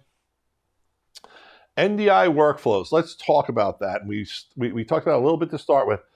NDI is the secret sauce that really lets you develop a more scalable, reliable, and feature-rich production in a house of worship. Why? Because every single network jack becomes a potential place for an input or an output for you to use in your video production. So you're going to want to switch, like the Netgear switch, and I'm going to do a little plug here. It has nothing to do with the folks at YoloBox, but the truth of the matter is, if you're going to build an NDI network for your house of worship, you want to get a Netgear Pro AV switches. They're our #1 NDI solution. They're our #1 tech solution for people who say they're having problems with NDI. More than half the time, if we get them to upgrade to a Netgear switch, it solves everything. Netgear switch is so easy to use and set up. It's optimized for NDI, and it actually comes with NDI presets that you can load, NDI profiles, so that all the NDI devices on the switch just work. It's fantastic. It's scalable. It's the way to go. Enough about Netgear and their Pro AV switches. Let's get back to YOLO. You see a little setup we have here as an example. It's a PTZ Optics, 3 PTZ Optics Move SE cameras. These are PTZ cameras that start at $1,000 and go up to about $1,500. They have a PTZ controller there, the Super Joint. You got the YoloBox. Well, through NDI, I can now enable all 3 of those cameras to come into the YoloBox just using a network jack. Now, let's talk about that. I said this at the beginning. Let's say your church is a architectural landmark, and you're not going to open up walls to drop cameras. You want to put PTZ cameras around the church. Well, anywhere that you happen to have a network jack in that church, you can plug in a PTZ camera or a camera that is NDI through an NDI converter and actually bring it into your show. This really opens up a lot because you don't have to worry about dropping.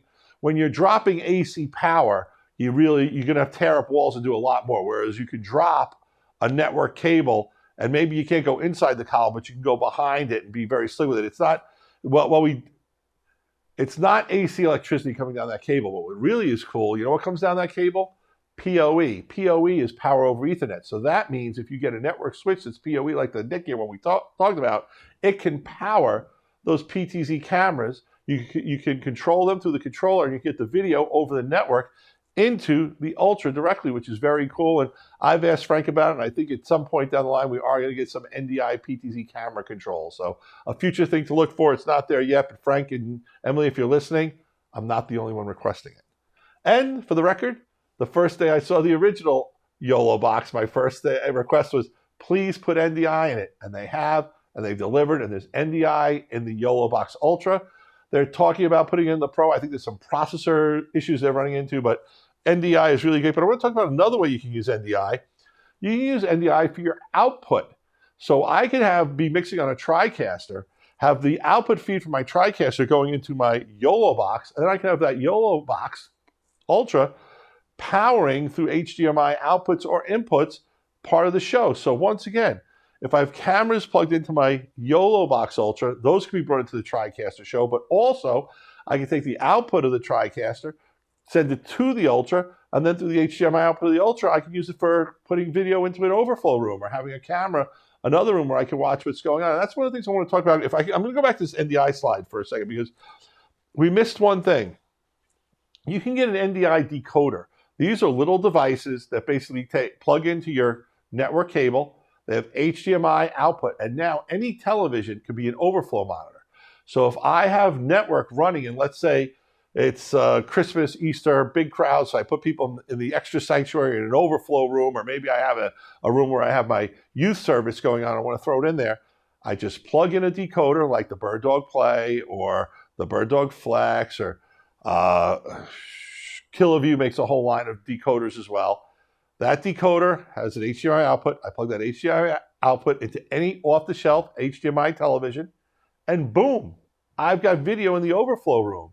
I didn't have to tear up any walls. I didn't have to do any work. I could turn it on and off at will from wherever I'm doing my base NDI, be it an Ultra that's running the show, or whether I'm doing it through a TriCaster where the Ultra is just a piece of it being used as an encoder or decoder. So wanted to share that a little bit on the workflow side of things.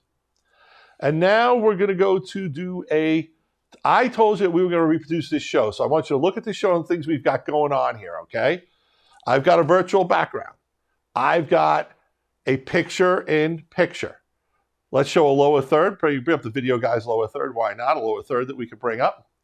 Call us, 800-323-2325, and call us not only to order and buy an Ultra, but you could ask us about the product, how it'll fit into your workflow. And if you buy it from us, you can call us and we'll give you frontline tech support from a live human being, 9 to 5, Monday through Friday. In fact, the person you'll probably get will be Adam or Jim, who do my show. And Jim's going to come over now, and he's going to operate the YOLO for us. And we're going to switch the input so that you're getting the YOLO. Here you go. You can see it.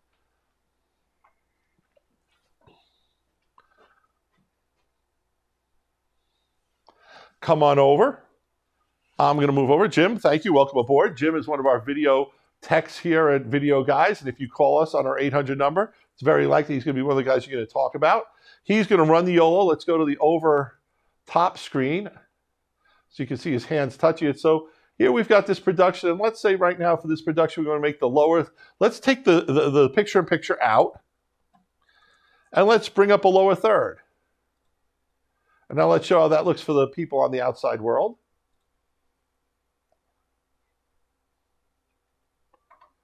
Here we go. So here's the whole show. And now let's say you want to cut to that other camera, Jim. Cut to that other camera on yourself. Say hello to everybody. There you go. I'm in here too. And let's see, we've got some other goodies. Let's bring up the video guy. Let's go back to the other camera. Let's bring up the video guy's bug. There you go. So we could do a very complicated show. We could have other things we could do is, Jim, what do you want to show off next? Well, I can also show off that, we have our entire slide deck, all of the slides that you just saw Gary talking about. We are able to bring those into the YoloBox Ultra as well. And as we come out of the pictures, as you can see, our pictures change in that, so the user has total control over that. And this is just stuff that we were able to do very quickly. And Gary, let's add another lower third. I only made a lower third for you. I didn't make one for me. So you need to have one, Jim. I'm going to make a lower third for myself, and I'll show you how easy it is. Cool. You want to cut to the overhead so we can watch him do it? Let's watch those fingers in motion. Okay, so this is our YoloBox Ultra. If I wanted to add a lower third, all I'm going to do is I'm going to hit that red plus on the bottom right, and I'm going to click on lower thirds. There are a ton of different lower thirds that are pre-installed in here that you can edit, and for us, let's just choose this simple one here. As you can see, it's in the top left. I want to put it underneath me, and I want it to say, we'll say video guys, and then my name is James, not Gary. And then I want to, let's see, I want to put this over me. Let's turn it to blue. I like the blue that we use for our title background a little better. To blue. So we'll change the title background to this blue, hit OK, and now you can see that my lower third has changed.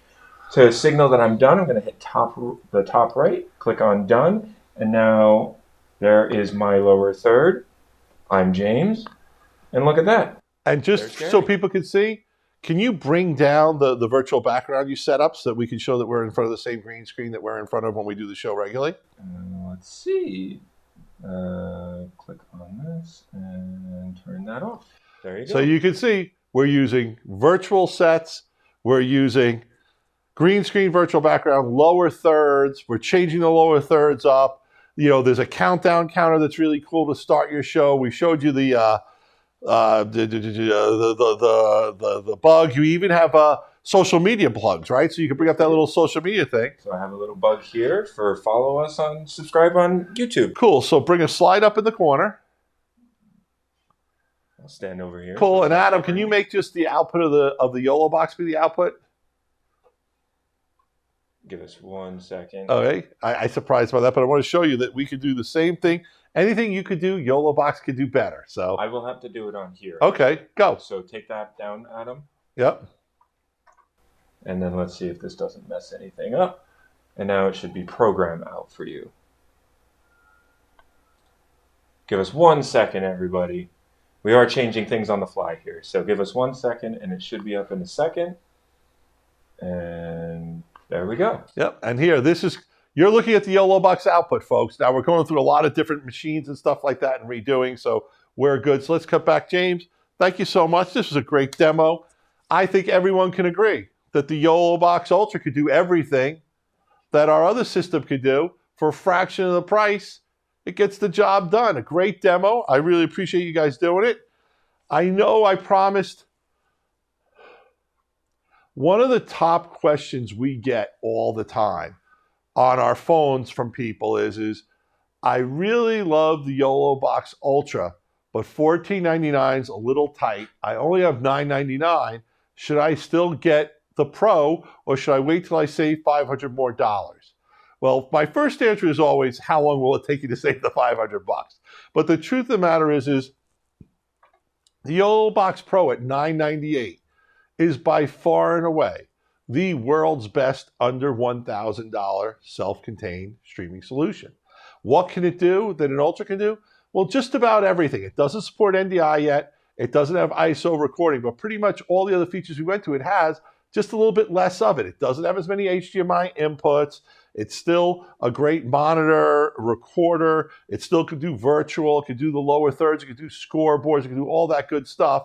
But it can't do as much. And the other thing that's a big difference that I want to stress is because the Ultra is on a more current, bigger processor, you could stack more effects and more stuff on it. So if you're going to do a Pro, everything that you want to do in the Pro feature set you could do. But as you stack those things up, the picture-in-picture, plus multi-cameras, plus lower thirds, plus a scoreboard, plus a countdown, plus some motion, plus some other things, well, Eventually, you can just add more than that processor can handle. It's the reality of having anything that's on a box. We talked about how even with an Ultra, you could do it. So with a YoloBox Pro, there's a better chance that you're going to do more. But if you know that you're basically a house of worship, budget of $1,000, you want to do a 2 or 3 camera mix, lower thirds, you want to do some of the stuff we showed here, so picture-in-picture, but you're not going overboard, you're not doing crazy, you're not doing it all at once, the Pro is still a great investment and a phenomenal product at under $1,000. Once again, if your church has the budget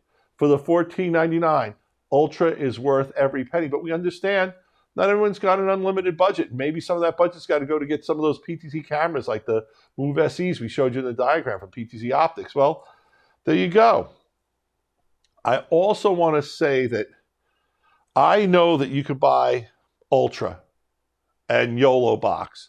You could buy it on Amazon. You can buy it from other big box houses. But there's something you can't get. And that is you're not going to get personal attention and someone who's going to listen to you and find out what your house of worship wants to do and help you scope out a whole solution. That's the difference. When you buy from Video Guys, when you give us a call, you could talk to my man James, you could talk to Adam, and they're going to say, how many cameras do you have? What do you need? You need some more cameras? We'll hook you up with cameras. We'll give you a bundle. But they're going to really set you up with everything you need for your workflow to make what you have work. If you want to add some PTZ cameras, a PTZ camera controller, you need a Netgear switch, we can get all that for you. Plus, when you're putting that stuff all together, my boys always have the opportunity to offer you a little bit of extra savings on that whole bundle. I'm not telling you it's going to be a lot, but maybe they could take 25 or 50 bucks or 100 bucks off on the whole thing, depending on what you bought. So you have Video Guys, what do you get? You get live pre-sale support, you get live tech support afterwards, and you get real people who can help you understand the product on the phone if you want it. So just a little plug on why Video Guys is your #1 source for YoloLiv. That brings us to the end of our show. We can take down the picture-in-picture at this point. Let's bring this back up on the picture-in-picture, but whatever we have running on the show. Can we do that? I love just pushing these guys. We actually do rehearsals, I'm telling you, but when we're live, it doesn't matter how much I rehearse it. When I'm live, I always come up with something. I just think it's so cool. You can see what I've set up here. You can see how the YoloBox looks and all the stuff that it's doing. It is a wonderful product, the YoloBox Ultra. I know Frank said I had to keep it to a half hour. I think I went a little bit over. I hope that didn't push the next people who are coming on too badly from where their spot is, but I can't stress enough. YoloBox Ultra is by far and away the ultimate all-in-one for house of worship. Let's go back to that early slide again. I like wrapping up by kind of reviewing what we talked about. So we don't have to go full screen on this, but I want to stress that YoloBox Ultra, it's an encoder, it's a switcher, it's a monitor, it's a recorder. And by a recorder, it has still stores, so you can put pictures in there that you bring up for the show like we're using for the virtual set in the demo we gave for you. 4K P30 is now supported. Listen, guys, no one's really streaming 4K. What we're doing is we're shooting in 4K. We may be watching on 4K glass, but 4K streaming is not really there yet. But when it is, your Ultra's future-proof. ISO recording, that means I can record not just the program output, but I can record any of the individual inputs on my YoloBox Ultra.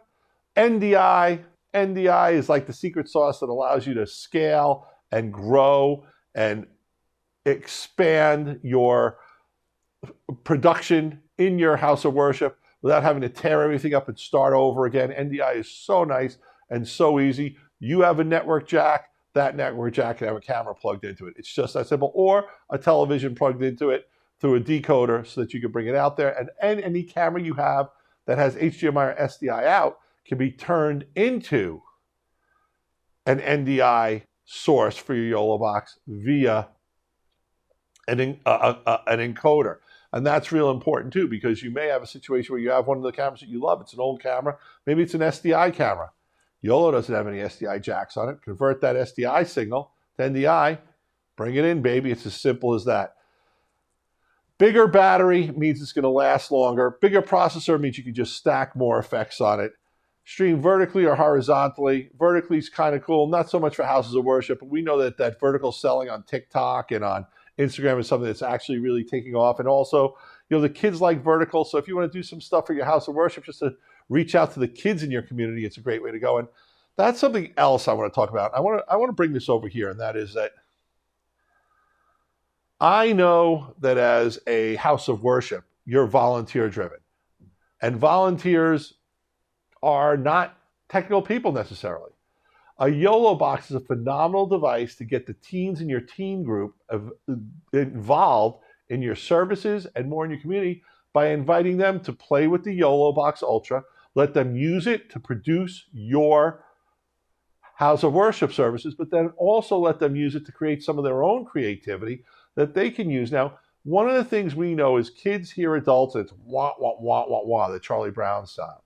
However, let the kids in your community make some social media feeds for your church talking about the values and your church, and let them show those and play those to their friends on their own social media. And all of a sudden, it's a lot more sticky because kids, teenagers especially, love listening to each other. So one of the things that's vital to growing your house of worship is getting those teenagers, that next generation of your community involved. Well, what better way to get them involved than getting a YoloBox Ultra and letting the kids operate it during the service? It's easy to use. It's fun to use. They relate to this whole technology in a way that, it's like a giant cellular phone with multiple inputs. Let them play with it. Let them have some fun. You'll be amazed at what they can produce for you. Plus, it's also cool with the YoloBox Ultra. One of the things you can do is let's say you have a visitor from out of town coming in. Maybe he's from another affiliated church. Maybe it's a church member who retired and moved out of the community.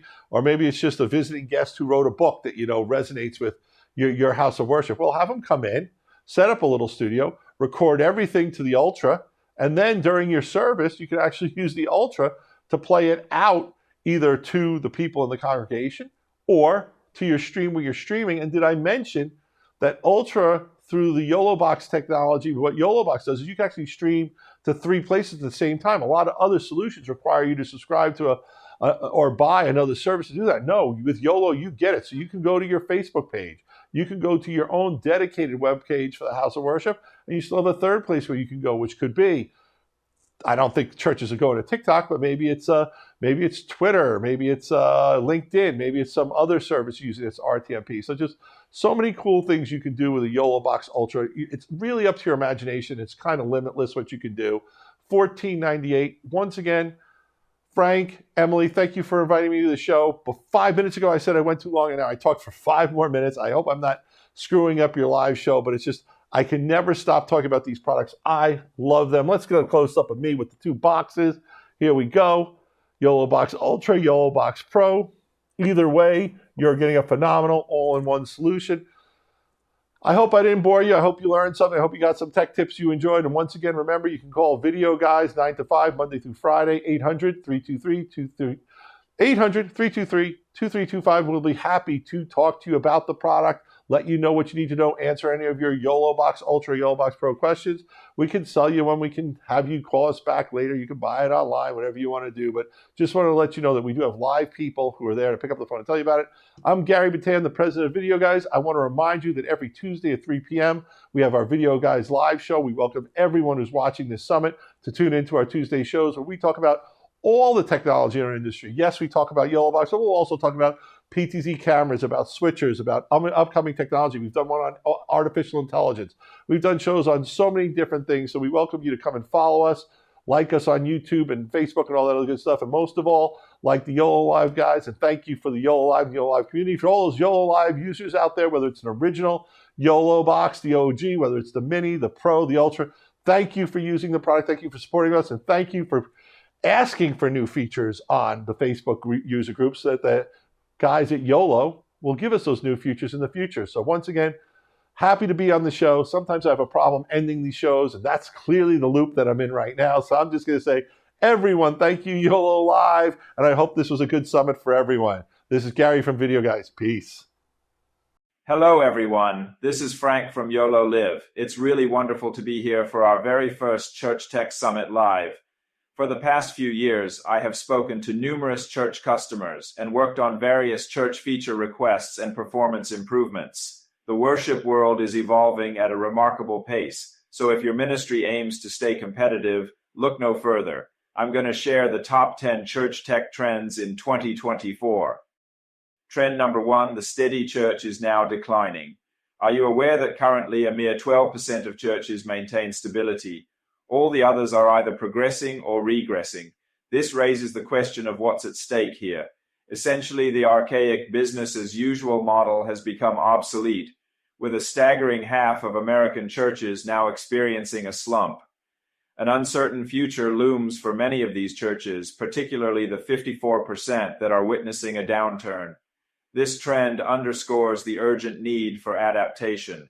In today's fast-paced world, there's no room for complacency. You're either progressing or you're regressing. The era of the stable church is over. Trend number 2, millennials are becoming the new heart of your church.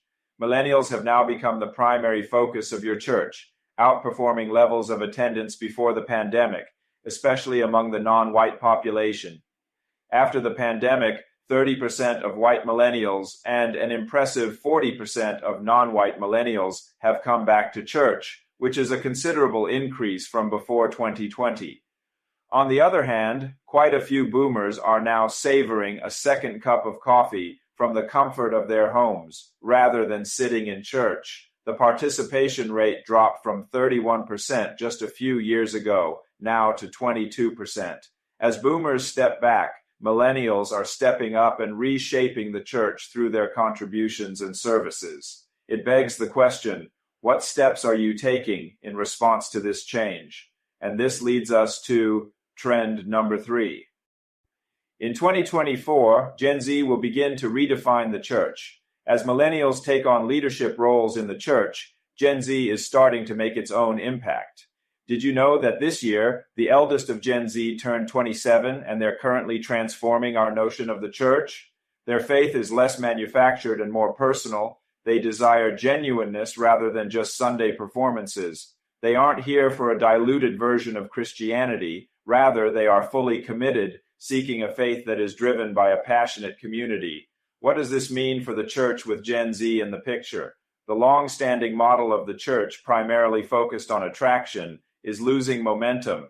Gen Z's thirst for godly knowledge and their aversion to mere hype is signaling the beginning of a new era for the church. So, what's the appropriate course of action? It's straightforward. Include Gen Z in decision-making processes, let them take on leadership roles, and let them influence the future. Discipleship is transitioning into the digital realm. Trend number 4, discipleship is transitioning to the digital sphere. Also, digital integration is no longer a choice. Churches implementing digital tools have witnessed tangible growth in their communities and in their discipleship efforts. Some big churches have successfully employed apps to connect with thousands of individuals.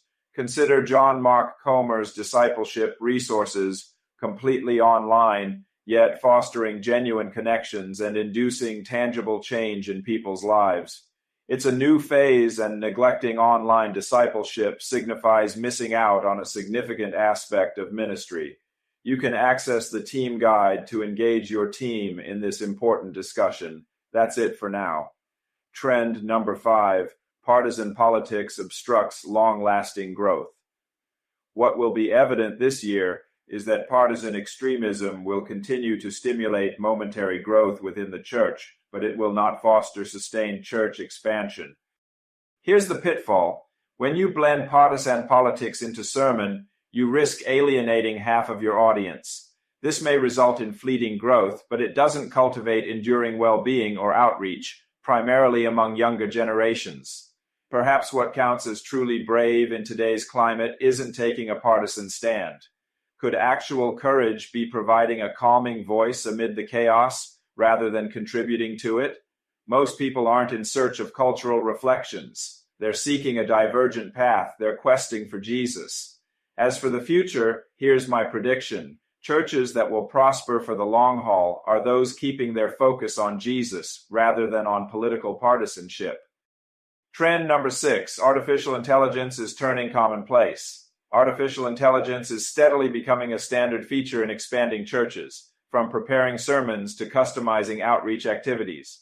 This suggests that numerous established companies are integrating AI capabilities into their decades-old software, making it unavoidable.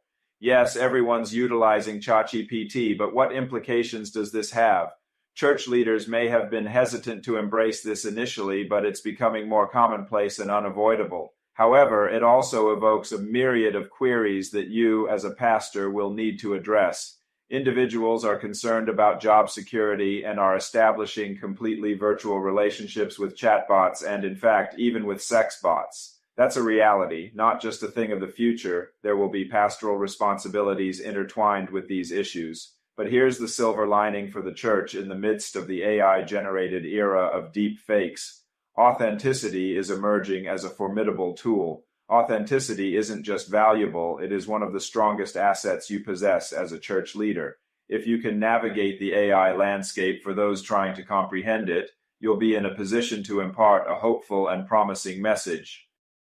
This transitions us to trend number 7. A new breed of mega church pastors is on the rise. I deeply admire this new wave of mega church pastors who are primarily millennials.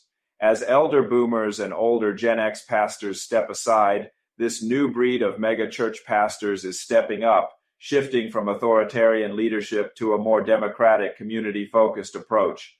They place the emphasis on the health of the church rather than its size. This leadership approach is hitting its stride, and I can tell you from personal encounters with hundreds of these next-gen leaders that they provide considerable optimism. They've gleaned lessons from the past and are paving the way for the future. Interestingly, this brand of leadership resonates more with younger generations and holds the potential to redefine pastoral leadership in times to come. By embracing this diverse form of leadership, the door is being opened to healthier churches and more effective outreach initiatives. Trend number 8, outdoor worship. During these evolving times, one emerging trend is outdoor worship. Primarily motivated by health concerns, outdoor services drastically reduce contagion risks by allowing social distancing. Our church's visibility within our community increases with outdoor services, potentially attracting those not typically attending traditional indoor gatherings. Additionally, worshiping outdoors offers a deeply enriching spiritual experience through connection with nature. However, addressing challenges like unpredictable weather and noise disruptions becomes necessary in ensuring a conducive worship environment for everyone. Thus, outdoor worship is a testament to our willingness to adapt and safeguard our congregations. Trend number 9, diversity emphasis. Churches are expected to make a proactive effort to embrace diversity in their congregations. As we move further into 2024, another significant trend reshaping our churches is an emphasis on diversity. In today's multicultural society, our churches are projected to proactively make efforts to embrace diversity within congregations. Diversity in all its forms, be it cultural, racial, age, or gender, enriches our spiritual community. It enriches our walks of faith by providing different perspectives and fostering empathy, mutual respect, and understanding. When we appreciate and actively seek diversity, we invite unity in our church community, mirroring the diverse world outside our church walls. As we accept the beauty in our differences, we pave the way for a richer, more inclusive worship experience. Therefore, a diversity emphasis is not just about recognizing our dissimilarities, it's about celebrating them. It's about realizing that our strength lies in our unity, despite our differences, and holding steadfastly to the belief that every person is valuable and every person belongs. We encourage diversity not just as a trend, but as a testament to our evolving faith. Trend number 10, social issues. Engagement. Churches may become more vocal and active on pressing social issues. In trend number 10, we see a projection for churches to become more vocal and active in addressing pressing social issues. As pillars of our communities, churches have a unique role and opportunity to shape social discussions and bring about impactful change. Our faith teaches us the value of compassion, justice, and love for all, and it's only logical that we extend these principles to the world beyond our church doors. Being engaged with social issues is no longer an option, but a necessity in 2024. When we stand up for justice, fight against inequality, or strive for environmental preservation, we are fulfilling our spiritual responsibilities in the most heartfelt way. The critical social issues of our time demand our engagement, not merely as spectators, but as compassionate advocates for change. By addressing these issues, churches are not only acknowledging their societal role, but are at the forefront of leading the change. And this engagement isn't just a trend, it's a call to action, a call to embody the spirit of our faith right at the heart of our society. Each of these trends paints a picture of an adaptable, tech-savvy, and authentically deep future church. If you're a part of or leading a church team, it's crucial to engage with these trends now, before it's too late. I encourage you to download our complimentary guide for your team and kickstart these discussions within your church. Never forget that our reaction to these changes today will shape the kind of church we lead tomorrow. I appreciate your time spent watching this, and if you found it useful, do hit the like button, share it with your team, and subscribe for more insights into church leadership. Hello and welcome to my talk about improving your video directing and content capturing. I'm very excited to give you some best practices, but before I do that, let me tell you more about myself before we jump into the talk. So I've worked, first of all, before even jumping into ministry, I worked for about 5 years in Toronto, Ontario as a national television producer and reporter. And then after that, I bounced down into New Jersey. I've worked at multiple mega-site churches on their executive team. First of all, I worked at Liquid Church in New Jersey. And then after that, I bounced down to Miami and worked at Christ Fellowship Miami.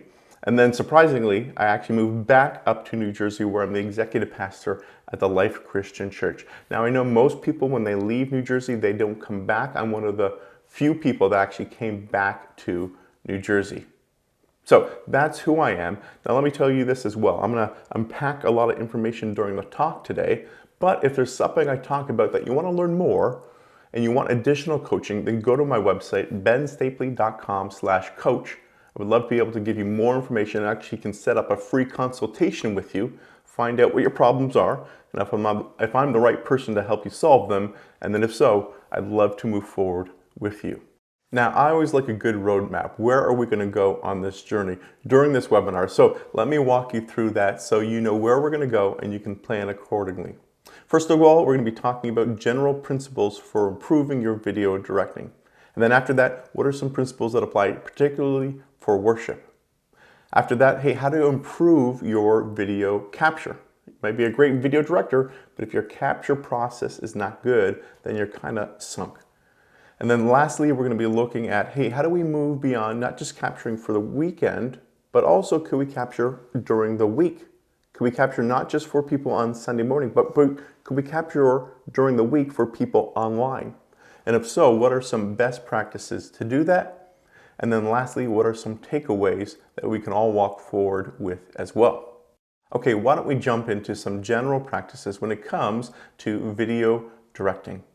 The first one I have is that IMAG, image magnification, serves the audience. At the end of the day, as you as a video director, the reason you're doing this is not to scratch your creative desires, not to be a self-expression of what you think as an artist, but to serve your audience, for the people who are watching this experience. Ultimately, you are trying to do this for them. Now, true, there is going to be some self-expression on your end, but the end result should be serving your audience. The reason I say this is because I remember I was in a setting once when I was a younger video director. I was in my early 20s, and I was video directing for my vantage point, what I wanted to do. So there was a lot of fast cuts, a lot of quick movements. The problem was my audience watching were in their 50s, 60s, and 70s. And for them, it just felt completely spastic. It felt like a disconnect. What I wanted to do and what they wanted to receive was very different. So at the end of the day, think through who your audience is and how you can serve them, not your own creative desires. 2, stay one step ahead. Now this is a unique challenge because you're trying to do 2 things at once. You're trying to be in the moment, to be capturing what is happening at a given time, but you're also trying to be ahead of the curve and being aware of what is coming so that you can capture it accordingly. So, in other words, you need to be aware of what's happening on that text sheet, on your rundown, your run through, whatever you call it. We all call it different things. But you need to be aware of what's happening so you can capture what's going on now and what's happening. So, okay, the worship song is about to end. Hey, you know what? Let's get ready for that GoPro. in the drum cage because we're going to crash out, and let's take it. Crash, crash, crash, crash, crash. Okay, the host is coming on. Let's get ready for that wide shot. Okay, and we take that. Now they're walking on center stage. Camera one, get ready to center them once they get in the podium. Okay, they're centered. Take camera one. We're doing all these things, being in the moment, but also one step ahead. That'll make sure that you're not surprised and that you're able to capture that content instead of always feeling like you're behind the curve. It's really helpful in this position as well, if you can, to have a video director and a switcher, or a technical director and a switcher. Somebody who can call the shots, but also someone who's implementing the shots. If you're trying to do both at the same time, it can be a real challenge to be one step ahead. So my encouragement is to have two people in that position to make sure you're one step ahead. 3, keep it tight. The reason you want your framing to be pretty tight is because when you're closer to people, when you're tighter on them, you can see expression, you can sense emotion. It's a more intimate experience. So if I was talking with you here in the webinar and I was back here the whole time, you would feel a little disconnected to me and what's going on. So I'm purposely sitting on the edge of my chair and getting close. Maybe not so close that you can see my pores. Maybe this is a little too intense, so I'm backing off here a bit. But I am fairly close, and the framing is fairly tight so that you can see me. Keeping it tight is also super important nowadays because people are not just watching in your auditorium on your big LED wall or your big projectors. They're also watching at home on their medium-sized televisions, or they're also watching on their smaller laptops, or a lot of your audience is watching on these very small devices called phones.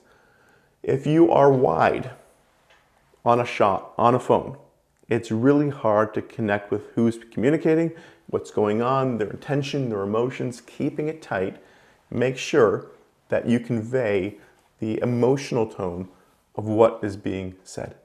4, don't just call, but cue. So what this is, if you're not familiar with the language, calling a shot is when you take a shot. Take 1, take 2, take 3. Cueing a shot is when you ready the shot. So ready camera 1, take 1. Ready camera 3, take 3. This is super important for your camera operators. Now, I've had a chance to serve across all the production fields in my 15 plus years in ministry. I've been the service producer, I've been the video director, I've been camera operators. And when you as a camera operator are getting cues and calls, you're set up for success because you're told in advance that they're going to come to you, and then they do come to you, which, in case you're still stabilizing your shot, gives you a last second to do it. And then you have an anticipation that you're going to be used. And then when you are, you're fully aware of it. Most churches, most cameras, most systems at this point have tally lights, those little red lights on top so that you know that you're live, but not all do. And even as a camera operator, sometimes you're not looking on that. You're not fixated on that. You're fixated on what's in your monitor. And so you're listening to those verbal cues of the calls and the cues that you're going to be used in a second. So as a video director, make sure to cue the call before you take the call. 5, encourage folks. I probably struggle at this one the most personally. A lot of my video directing in the past has been a lot of coaching, maybe some critiquing as well, but not much celebration. But at the end of the day, most of us thrive off of celebration. We need critiquing and we need coaching, but we really thrive when we are celebrated. I think we all know the old adage, what gets rewarded gets repeated. So how are you rewarding your people? How are you telling them this is a great job?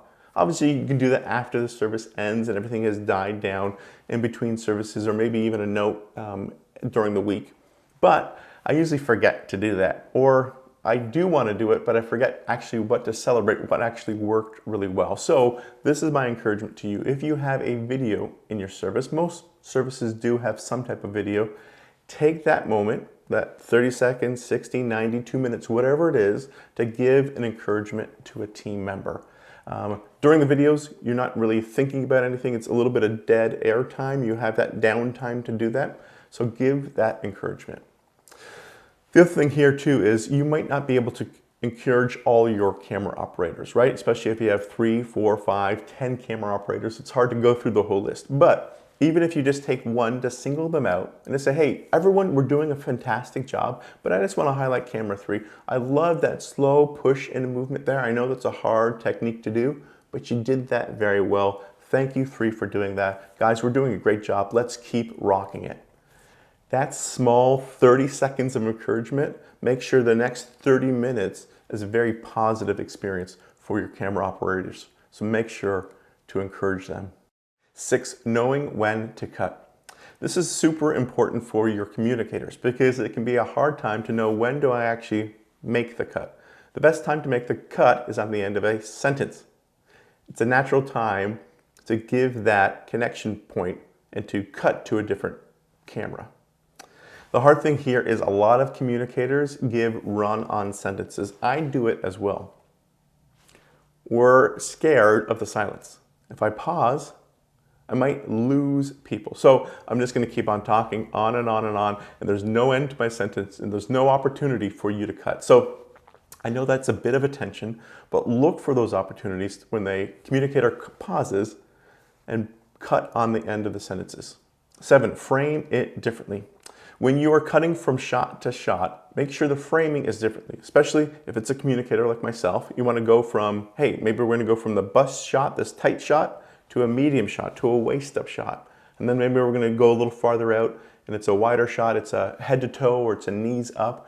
Whatever it is, frame it differently. It looks weird when you cut from one camera to another camera of the same communicator, and it's the same framing. This feels odd to us, like it's almost like a jump cut.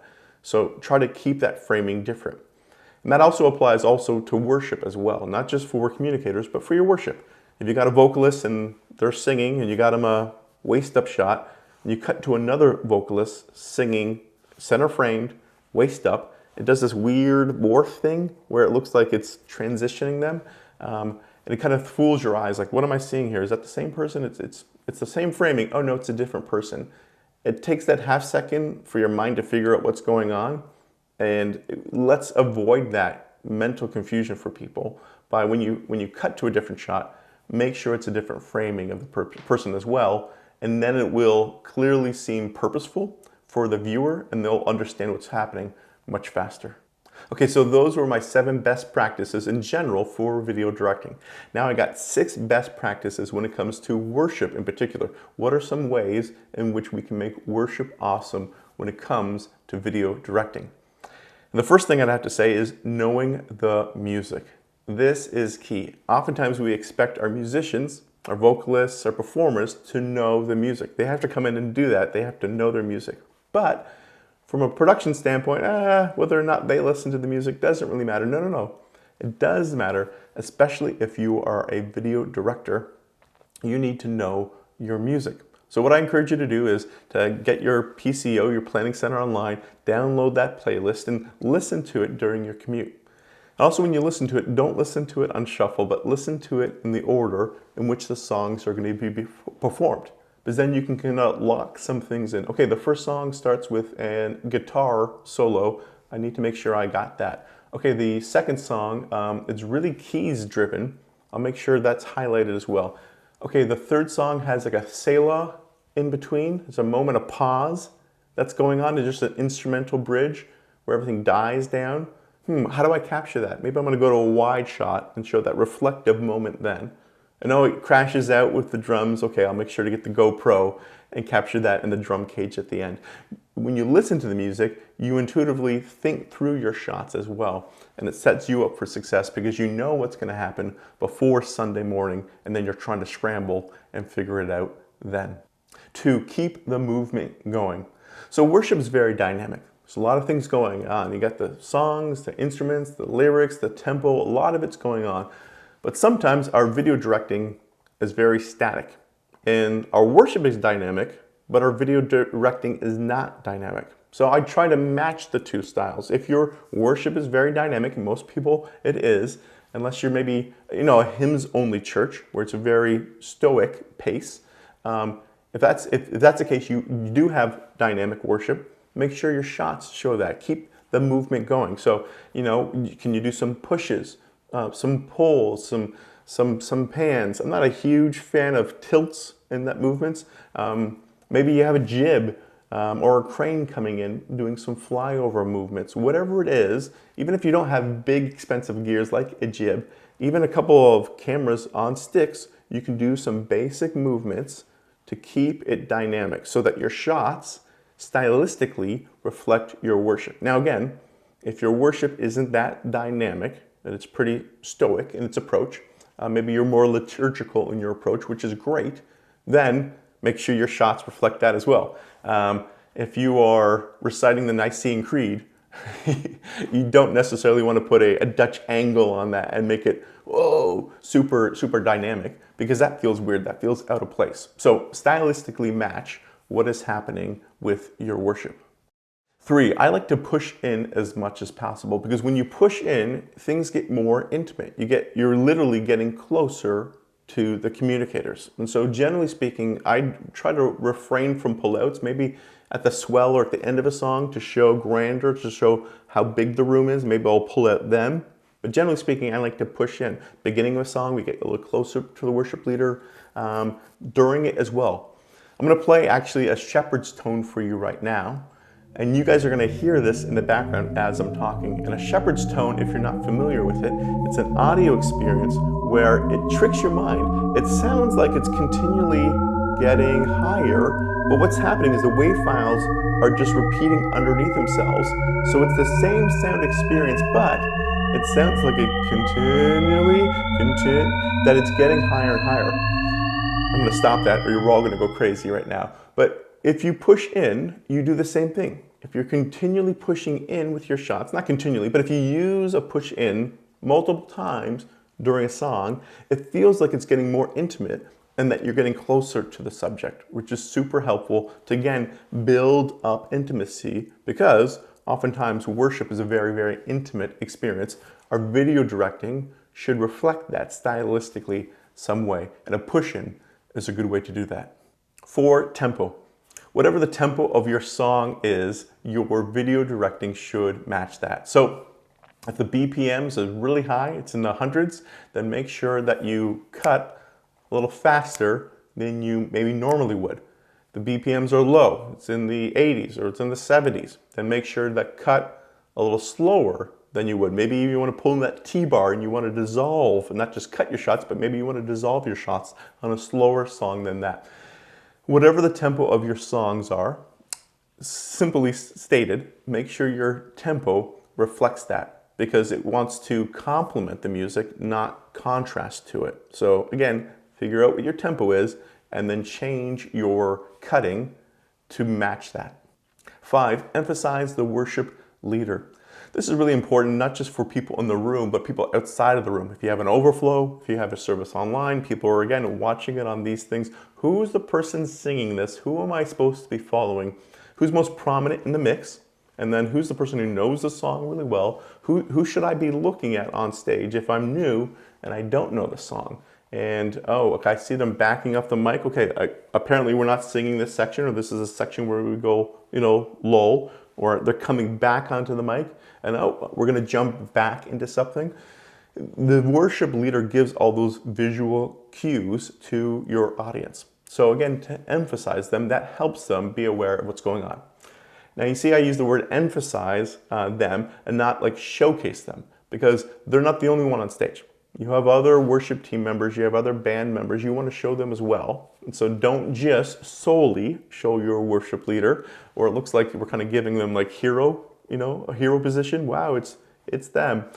You want to show other people as well, but you just want to make sure that you show an abundance of whoever's leading that particular song. It's really helpful. And then 6, and lastly, stage presence matters. Now this is a really tricky one, because at the end of the day, I can't see into your heart. I don't know what's going on between you and God in terms of who's on stage. And even when it comes to that, some people may see one person and evaluate them or connect with them differently, and some person may see that same person and not connect with them. So at the end of the day, when we say stage presence, it's a very subjective term, because one person may see an engaged worship leader and say, man, they encouraged me, I connected with them, they got enthusiastic for the song, and it helped me get more involved with the song as well. Some other people may see an enthusiastic worship leader and say, wow, they are showboaty, or they are all about them, or they're putting on a show for me. And they may feel it disingenuous and detached from the person. So again, when we talk about stage presence, it's a very subjective term. So I understand that. That being said, what I encourage video directors is to think through stage presence as they're showcasing people. Generally speaking, I've had worship leaders, or I've had vocalists, and they say, you know what, like when I connect with God, my body tunes down, and it's a very simple process for me. And if I do any more than just speak to Him, that's all I have, and that's all I feel I can give to Him, because any more than that is false to who I am. And when I'm singing to Him, I'm just thinking about the words, and I'm not thinking about anything else. And so my body literally does nothing else, because my mind is just focused on what I'm singing. And I'm not raising my hands or moving my body to the temple, but I'm just thinking about the words, and I'm so focused on those because I want them to be true as I'm trying to sing them, and I want my heart posture to be right. And so I don't focus on anything else. And that's all. Again, that's a beautiful thing. But if you only showcase those people, then it might be hard for people who want to be enthusiastic with their worship and saying, well, am I allowed to raise my hands here? Can I do that? What kind of church are we? What kind of style of worship do we do? What do we lead people towards? When you're thinking about stage presence, think about that and think about, okay, what kind of church are we? How's our worship? And then showcase that in relationship to the people on stage. Again, very subjective matter, but you need to be thinking through it from a philosophical standpoint, because what you show is what you are going to reap. And so if you're showing this type of worship, then you're encouraging your people to do that. So think that through as you're video directing. Okay, so now we're going to be talking about improving your video capture. So what are just some ways in terms of setting up your room, situating your cameras, doing all that type of stuff to make sure that your capture process is as good as possible. So not even video directing, just the capture itself. And I got nine different ways to walk us through that. And the first way is to make sure that the camera is on eye level. You're going to see an example here from a great church of mine, great friend of mine, Chris Morenti. And he interacted with me a number of years ago and said, hey, will you watch our services, and what do you see? What do you not like? How would you change this? And one of the things I saw a number of years ago was what you're seeing right now, this bird's eye perspective. They had a number of their cameras up in their balcony looking down. And they set it up because they didn't want to be intrusive. Hey, if the cameras are up here, they're not on the floor, they're not obtrusive, it's a better experience for people in the room. I said, yes. But it looks like, if I'm watching it online, as you're watching it right now, it feels like I'm an interloper. It feels like I'm not actually invited into the room, like I'm looking down on you from above. I said, why don't you do this? Why don't you put your cameras on the floor level and get them all on the floor level, which you're now seeing right now, and it's going to make things a lot more intimate. It's going to feel like I'm in the room, and that I'm connected with you, and that I'm not an interloper, but I'm actually allowed to be here with you and to listen from you. So if you can, get the cameras on eye level. If you're going to be, really nuanced here, I would say from a slight perspective, put them a little bit down and have them looking slightly up. Generally speaking, if we're on eye level, we're peers. Generally speaking, if a camera is, if the audience is, the talent is below, then you're putting the viewer in an authoritative perspective, they're looking down on them. And if the communicator is above, then the communicator is in the authoritative position. If we are communicating God's word, and if we're saying this is who He is, and He's told us how to live life, and how to navigate through this world, and how to be His children, then we're coming to our audience with a position of authority.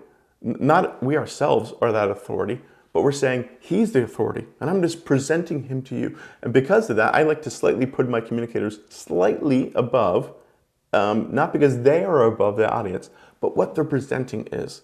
And from a stylistic perspective, you are communicating that with where you put your cameras. If I put my cameras a little below, then I'm saying that what the communicator is communicating is slightly above, and we need to be in a receptive mode to that. So if you're going to put your cameras, put them on eye level.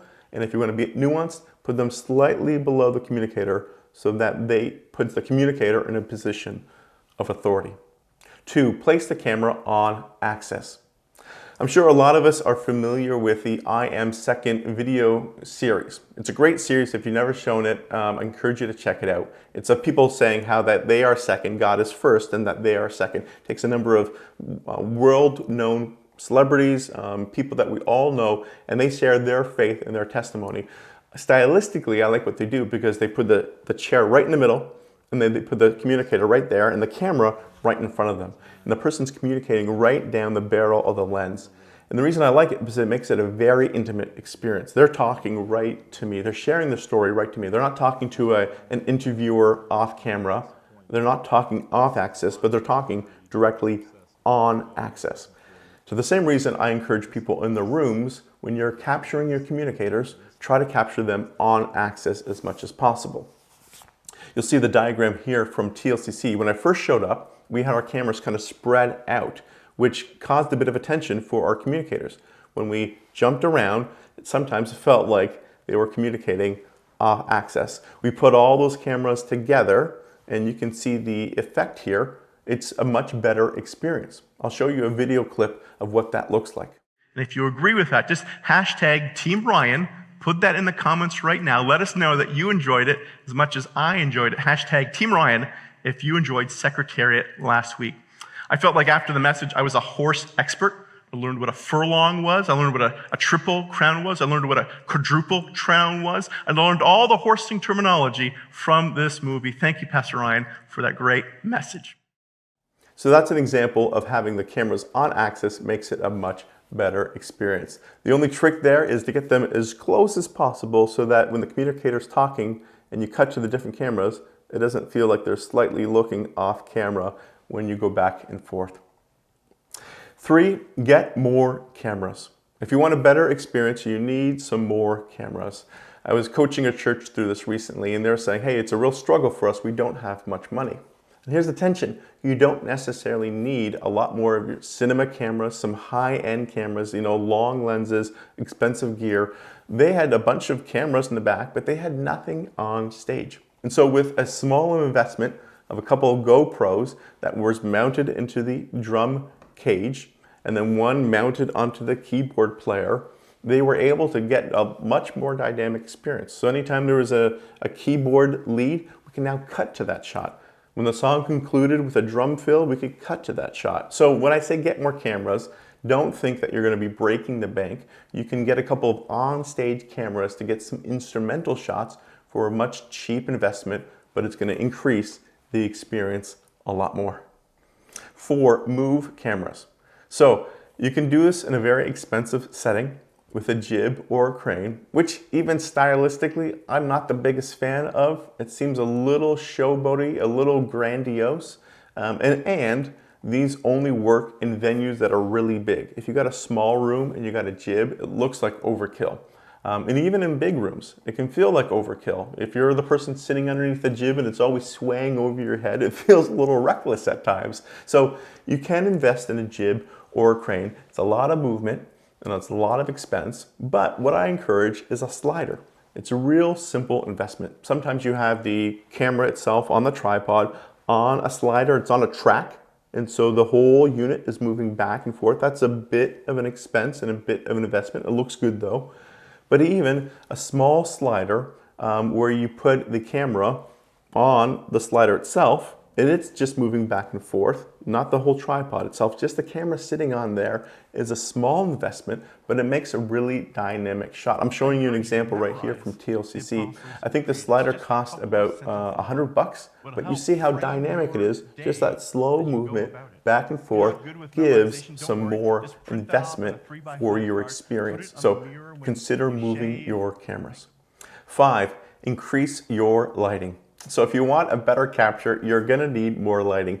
Oftentimes churches will kind of go cheap on the lighting experience, which then really compromises your capture. Unless you have high-end cameras that don't get a lot of grain when they increase your ISO, you're gonna need something more visible on light, more visible on stage, which I know is tough because you kind of want that moody environment with low light environments.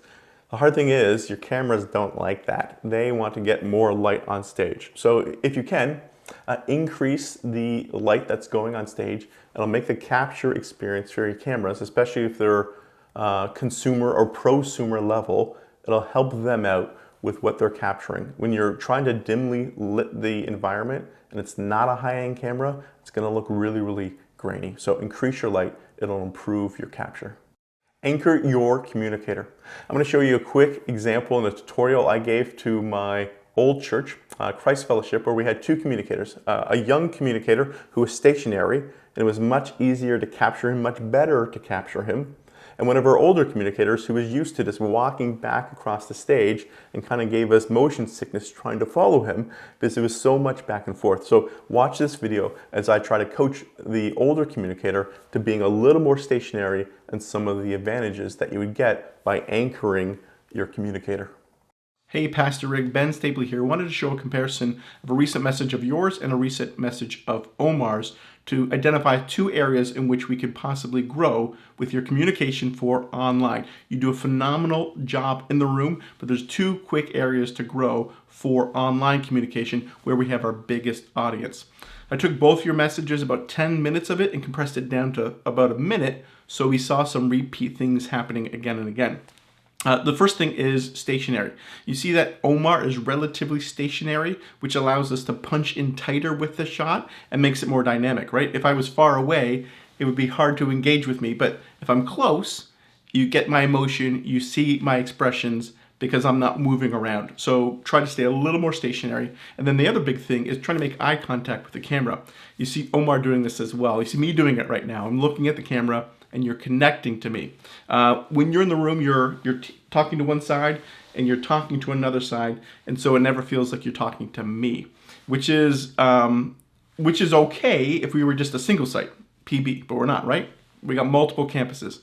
And then our biggest campus is online, where they're all experiencing us through the screen. So for the sake of all of our other campuses outside of our broadcast campus and our largest online, try to make more eye contact with camera. You've done a phenomenal job this past year, taking a lot of coaching from me. And so here's just a small other nugget for 2021. 7, recruit more volunteers. At the end of the day, some of your capture experience can be improved by just having more volunteers. I've never known a production team to say, hey, we've had too many volunteers, we need to turn people away. Usually it's not, it's the latter. You're in the control room and you're the video director and you're the switcher. You're doing two roles at once. Or maybe you're a camera operator and you're operating two cameras. I've seen that happen as well. Your production diminishes because your volunteerism does. But when you increase it and you get more volunteers, your capture gets better. One of the simple ways I've seen this happen is a beautiful way. If you're investing in your production shirts, most churches will do that. They'll give the production crew a black shirt, it says production crew on the front or something like that. Oftentimes, people don't use advantage of the back of the shirt. What I love to do on the back of the shirt is to say, join us, production at XYZ Church. And so on the back of the shirt, it's encouraging people to join the production team by emailing production at XYZ Church. This is super helpful. I've seen this literally happen in churches where it's a parent and it's a teen and the service is going on and the teen's like a little disengaged. And they look up and they say, oh my goodness, look at that. You could be a camera operator. And I've seen the parent real time emailing, my son wants to get involved, or I want my son to get involved in your production team. Tell me how to do this. It's a great way to invite more people. Also too, sometimes the production team, for some people or some crews, it can seem like it's a clique. And it's just like a special people that are allowed. And those people in the dark shirts, they just hang around each other and am I allowed in? Do they want me in? Will I have the skills to do it? When you're a shirt that says like join us, you're letting people know we are an open and inviting team and we'd love to have you there. Again, most production teams don't exude that. That simple explanation in the back of the shirt, I've seen it double some production teams within a couple of months because it just communicates to people, we want you to join. This is how you do it. 8, train your volunteers. Whenever I've consulted with churches and they ask, hey, what gear should I buy? How do we make this better? The first question I ask them is, when's the last time you provided a half day of training for your production volunteers? And usually, most churches, it's been years. So I say, hey, before you spend lots of money doing the hard work, let's spend no money doing the easy work. Just training our volunteers, getting them together. Maybe you need to pull in an outside consultant, which I'd love to help you do if you need that person. Maybe you pull in someone outside to help train them. By giving that training, it's a very low investment to improve things. But oftentimes churches jump right to the expensive thing, right? We need cinema cams. We need to capture in 4K. We need all these expensive things. No. Do the easy thing. Do the cheap thing first. Invest in your volunteers. Train them. And then after that, see if you need to buy some more gear. And lastly, with number 9, it doesn't need to be in 4K. I say this a little tongue-in-cheek because I've had a lot of churches reach out to me recently and say, hey, do we need to jump into 4K? Everything seems 4K.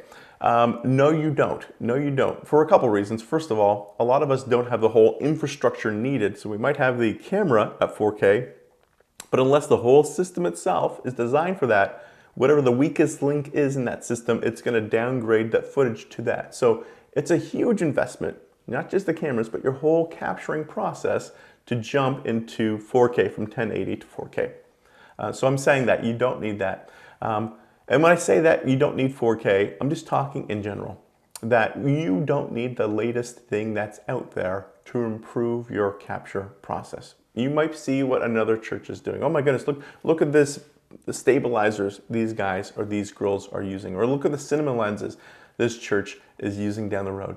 You don't need the biggest gear out there. Because at the end of the day, gear will only get you so far. It gets you good, but it only gets you so far. You need a great heart posture, you need to train your volunteers, and you need to keep the mission in front of them so they're excited to serve. If you do those things, you will get 90% of the way of improving your capture experience. And then the last 10% may be improving your gear, but think of that last, and that's why I stated this point last, because churches usually inverse it, and they like to falsely think about it first and thinking about it last. So next we're going to be talking about capturing during the week and the weekend. Most of us capture during the weekend because we're capturing for the people that are in the room. But what I'm advocating for is us to capture during the week as well for the online audience, especially for the message. If you're able to do this, it makes the experience so much better because the communicator is talking directly to that audience. They're saying, hi, online campus. They're looking at the camera.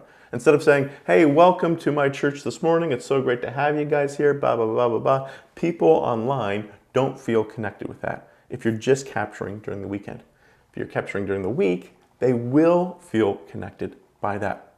I'm going to show you, first of all, an example of myself. And the reason why, right? Why are we going to do this? 3 reasons. First of all, it's going to make things better online.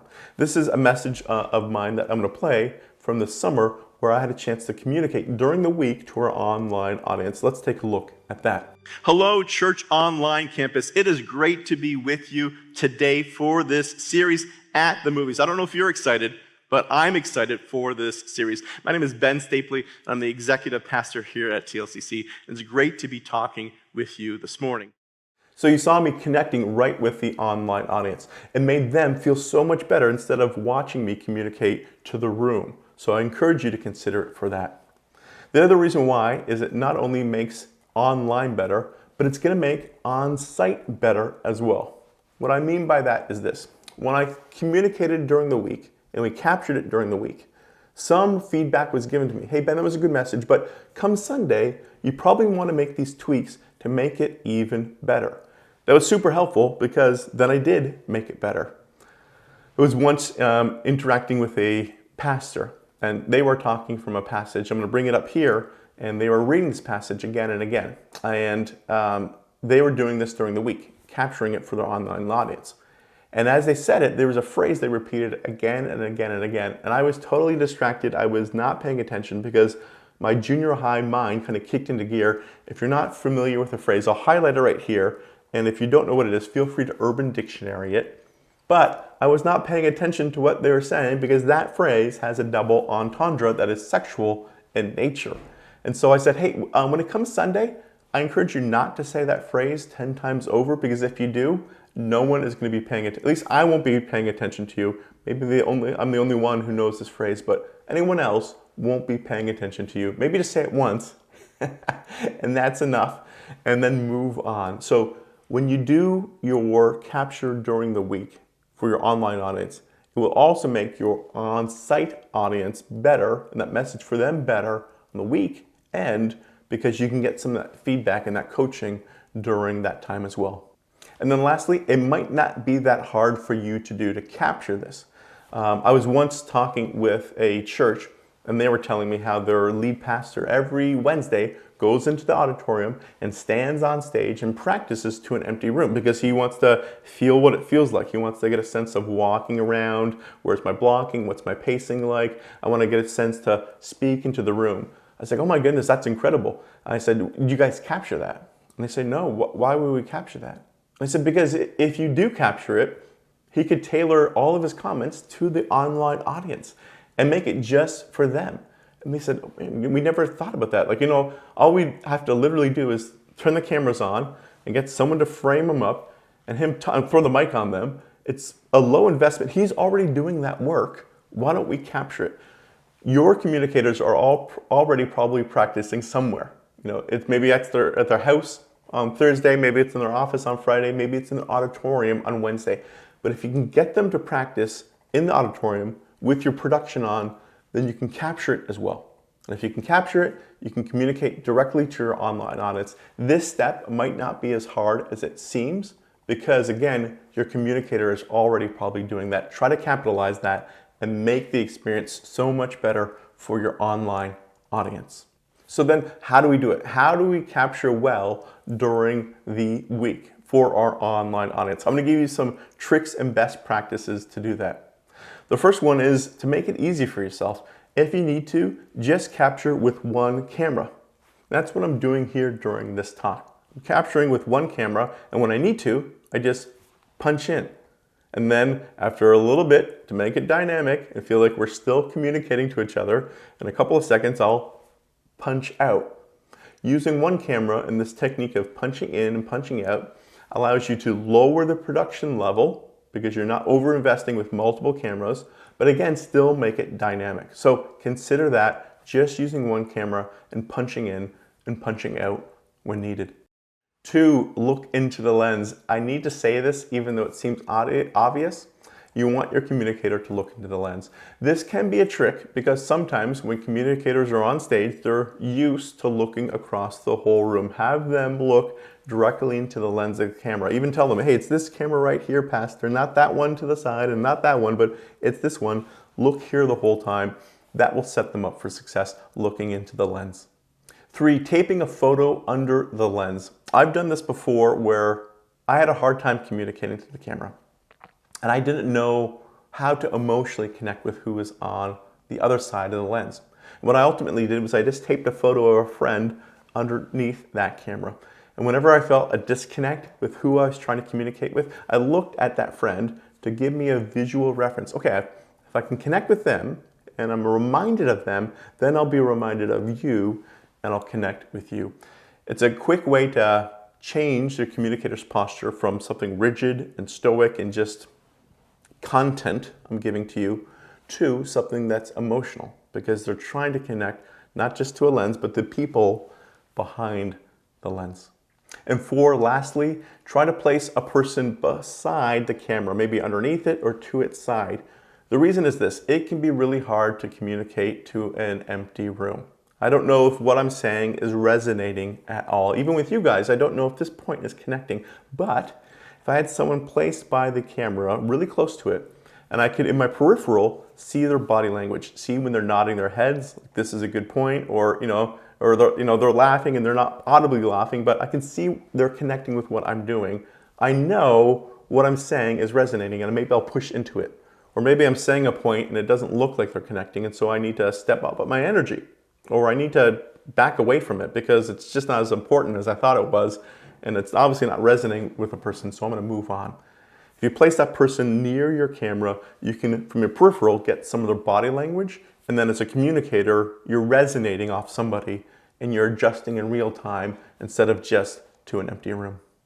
Okay, now lastly, I want to have some takeaways. We talked about a lot of different things, but here are 3 takeaways for you in terms of improving your capture, especially when it comes to improving your gear. The first one is only move forward when you have buy-in. You want your leadership to be on the same page. We've talked about increasing gear. Well, what does that look like? Do you have buy-in from them? Because if you don't have buy-in, you're never going to get it done. You're going to be pushing that rock up a hill. So cast a strong vision for them. I think we should invest in a slider because I think it's going to help improve our quality. Or I think we need to hire an outside consultant to come in and to train our guys to get better at this. Get their buy-in first. And then after that, beyond buy-in, make sure that you have the budget. You always want to make sure what the full cost is of the project. And do we have all of that? Now let's move forward. If you only have half the cost, you're only getting half the project done. The problem is with video gear, if you only have half the gear, it's not going to work. You might have the camera, but if you don't have the cabling that's needed to go to the control room, it doesn't work. If you got the cabling to the control room but no projectors, it doesn't work. You need the whole budget to get the whole project done, or it's going to be very frustrating because you're going to invest half the money but get no of the returns on your investment. So make sure you have buy-in first, and then make sure you have budget second. And then the last takeaway is to upgrade because of calling and not comparison. At the end of the day, you want to make upgrades to your gear because you feel this is what God is calling your congregation to do, to help you guys move forward, not because it's what the church across the street or the church across the country is doing.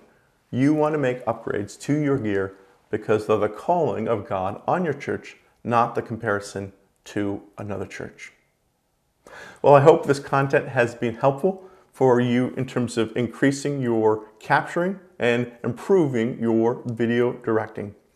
Again, I'm Ben Stapley. I would love to connect with you guys in social media, so connect with me there and let me know what you learned from this. I would love to learn from you. What did I miss? Tell me. Also, if you or your church is looking for additional coaching, feel free to hit me up at benstapley.com/coach.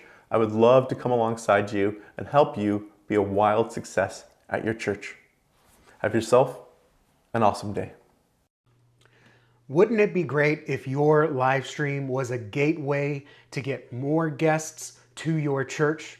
What if instead of your live stream being seen by the same 3, 4, 5 people, maybe double digits, instead of it being seen by the same people every week, what if you could have a fresh income of guests to look at your live stream, to worship with you online, and not only that, feel connected to your church, to your congregation, to the point where they feel like this is a place that they can come visit. And their first in-person visit doesn't even feel like a first time because they already know what to expect. They've already met someone in the church and they feel like it's a logical next step. And what if you could take your live stream and use it as the stepping stone to bring someone to church? Look, it's 2024 and the live stream is not just for our at-home shut-ins, sick folks and traveling folks. It can be for everyone. And in this training, I'm going to show you how to use your live stream and tailor it to welcome new people, to not only watch online, but worship online, feel included online, and then a couple nifty tricks you can do on your website and in your live stream to help people see how easy it is to visit you in person, to make it the logical next step. That if I watch your live stream, if I worship with you online remotely, then I need to go check you out in person because something resonated with me. And not only that, I'm going to show you how to do it on a very personal, discipleship-focused level. And so stick with me in the next 30 minutes. I'm going to share with you how to do this so you can start implementing this by this upcoming Sunday. And within a couple weeks, you'll notice a difference in the number of people that are coming back to the live stream and even the number of people that are coming to church. And when you have your Connect card, they'll say, how did you hear about us? Watched your live stream. I want that to happen for you. So say a quick prayer in your seats and we're going to get into it. This is how to flood your church with new guests using your live stream as a gateway. If we haven't met, I take full responsibility for that. My name is Justin Nava. I founded Nava Church Marketing. I've been doing media and marketing for a long time. Now, my agency now is primarily focused on marketing, assisting the church in marketing, meaning we are focused on outside the building. We are focused on, you've got your people to equip, but we're going to help you reach the thousands that are outside your wall to get attention on your church, to turn that attention into intention that something needs to happen, there needs to be a next step, and then the decision to make that next step. So I want to help your church go from 3 guests a month to 30, from 5 guests a month to 15, 20, 30, whatever the number you can handle. I want to get you there to the point where you're saying like, wow, our live stream is doing something here. And this is kind of a part of our definitive church marketing method. This is the process that we use to help churches triple their guests in as little as 90 days. And we've helped pastors like this, Pastor Victor Hickson of Full Deliverance Baptist Church, go from that, like I said before, 3 guests a month to 30, and helped his live stream reach hundreds and thousands of people for his organization, for his church, and they even pay us less than they paid the last guy that tried to do them. Have a lot of other good reviews here that you can see, specifically with Pastor David Alexander here on the bottom right. Everyone that visits the church says that, hey, they checked out the website, they saw the live stream, and they felt welcome. They felt like this is a place they could connect, and that's what I want you to experience today. So this simple system that I'm going to share with you today is a 3-step system to get more live stream viewers to convert from online worshipers to in-person guests, okay? And I want to make this caveat here, something that I am personally trying to change, and I want you to join me on this if you feel so led, if you so choose. One of the things that I was challenged on is, do we want people to watch our live streams, or do we want people to worship with us online? And something that I always say is, I used to always say watch online viewers, but really, let's start looking at them, and I'm doing this too. Let's start looking at the people watching our live stream. Let's look at them as online worshipers. They are prospective in-person guests, but they are true guests in real time, even though they're remote. So to bring them from online to in-person, because let's be honest, a lot of local churches are better equipped to do discipleship and share the gospel and do community and fellowship and equip believers in person. Now, if you want to do it online, that's great. Okay, but if you feel like the online is something that's more of a second option, maybe like a welcome mat, or maybe like a hey, check us out online, or of course we got the shut-ins and the sick, that's fine. But if you want to see more people grow in your congregation in person, then this is specifically what I'm talking about. And if you have people watching online and you're okay with them staying online, this is going to help you keep them engaged so they keep coming back, and you can still make that connection, because again, I don't want people just to watch, I want them to worship, and I want them to connect. And that's specifically what step 3 is. So we're going to talk today about ditching the script. Don't worry, Pastor. We're going to talk about dumbing down the path, and we're going to talk about direct follow-up. I tried to get it all alliterative, but as you can tell, God did not call me to be a pastor, so that's about as good as I can get. Look, when people are watching you online, and even sometimes when they're worshiping with you online, it can feel like they're on the other side of the river, and you're just on the other side of the river, and you're just doing your thing, you're worshiping, and they're sitting on the other side, and they're just kind of humming along, looking, watching, observing. Oh, what's going on over there? And this is what a lot of live streams can feel like. I see an event happening across the river, but I'm disconnected. I'm a fly on the wall. I'm just a passive observer. I can't quite connect with these people. And to be honest, they can't connect to me. There is no path for me to get to them, but conversely, there's no path for them to get to me. And I think this is one of the issues that I want to solve for churches, and specifically how we're going to solve this with your live stream today, is to not only try to get people to come to us, but to create a pathway for us to get to people. And that's why I'm so excited to share this with you. That's going to be the last point, because we got a couple foundational things to get through. So I want to take this feeling of your live stream online worshiper feeling like they're on the other side of a river with no connection. I want to build a bridge. I want your live stream to be the bridge that connects them to you, but also you to them. And I firmly believe, and people don't believe me when I say, like, I'm a marketing guy. yes, I'm a marketing guy, but marketing needs to go both ways. You don't just promote, and wait for people to come to you. You've got to hold on to the ball. You've got to take some responsibility, and you've got to do some outreach too in person. I'm going to show you how to do that using modern marketing methods. But first, I want to be sure we're clear on why most churches are failing to engage their guests via live stream to the point in which they come to the church. Number one, a lot of churches just feel totally clueless on how to get people engaged in their online worship service. They don't know what to do beyond just planting a camera on the first pew or maybe in the back zoomed in, and they don't know exactly where to start. So that's the first thing that I see. The second thing is that they don't really have a plan to nurture someone to take a next step.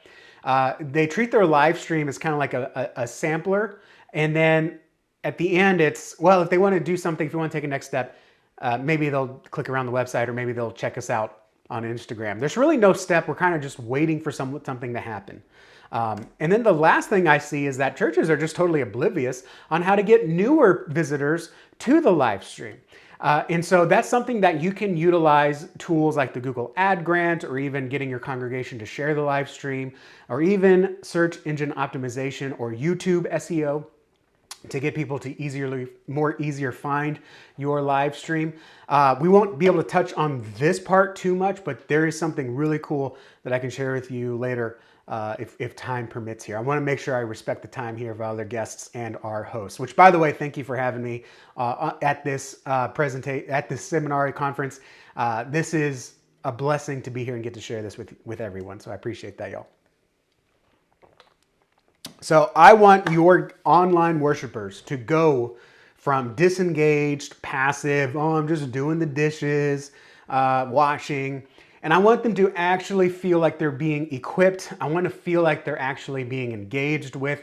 I want it to feel like, if you're young enough or if you're in the culture enough, a lot of people are amazed at these Twitch streamers that just sit in front of a computer and people are chatting away and they're actively watching someone play a video game. Well, how much more should someone be actively engaged with the gospel message that we're preaching on our website? So I don't want your online viewers to tune out. I definitely don't want them to feel like a second-class citizen. We're going to bring them into an engaging online worship service, with what I'm going to share with you today.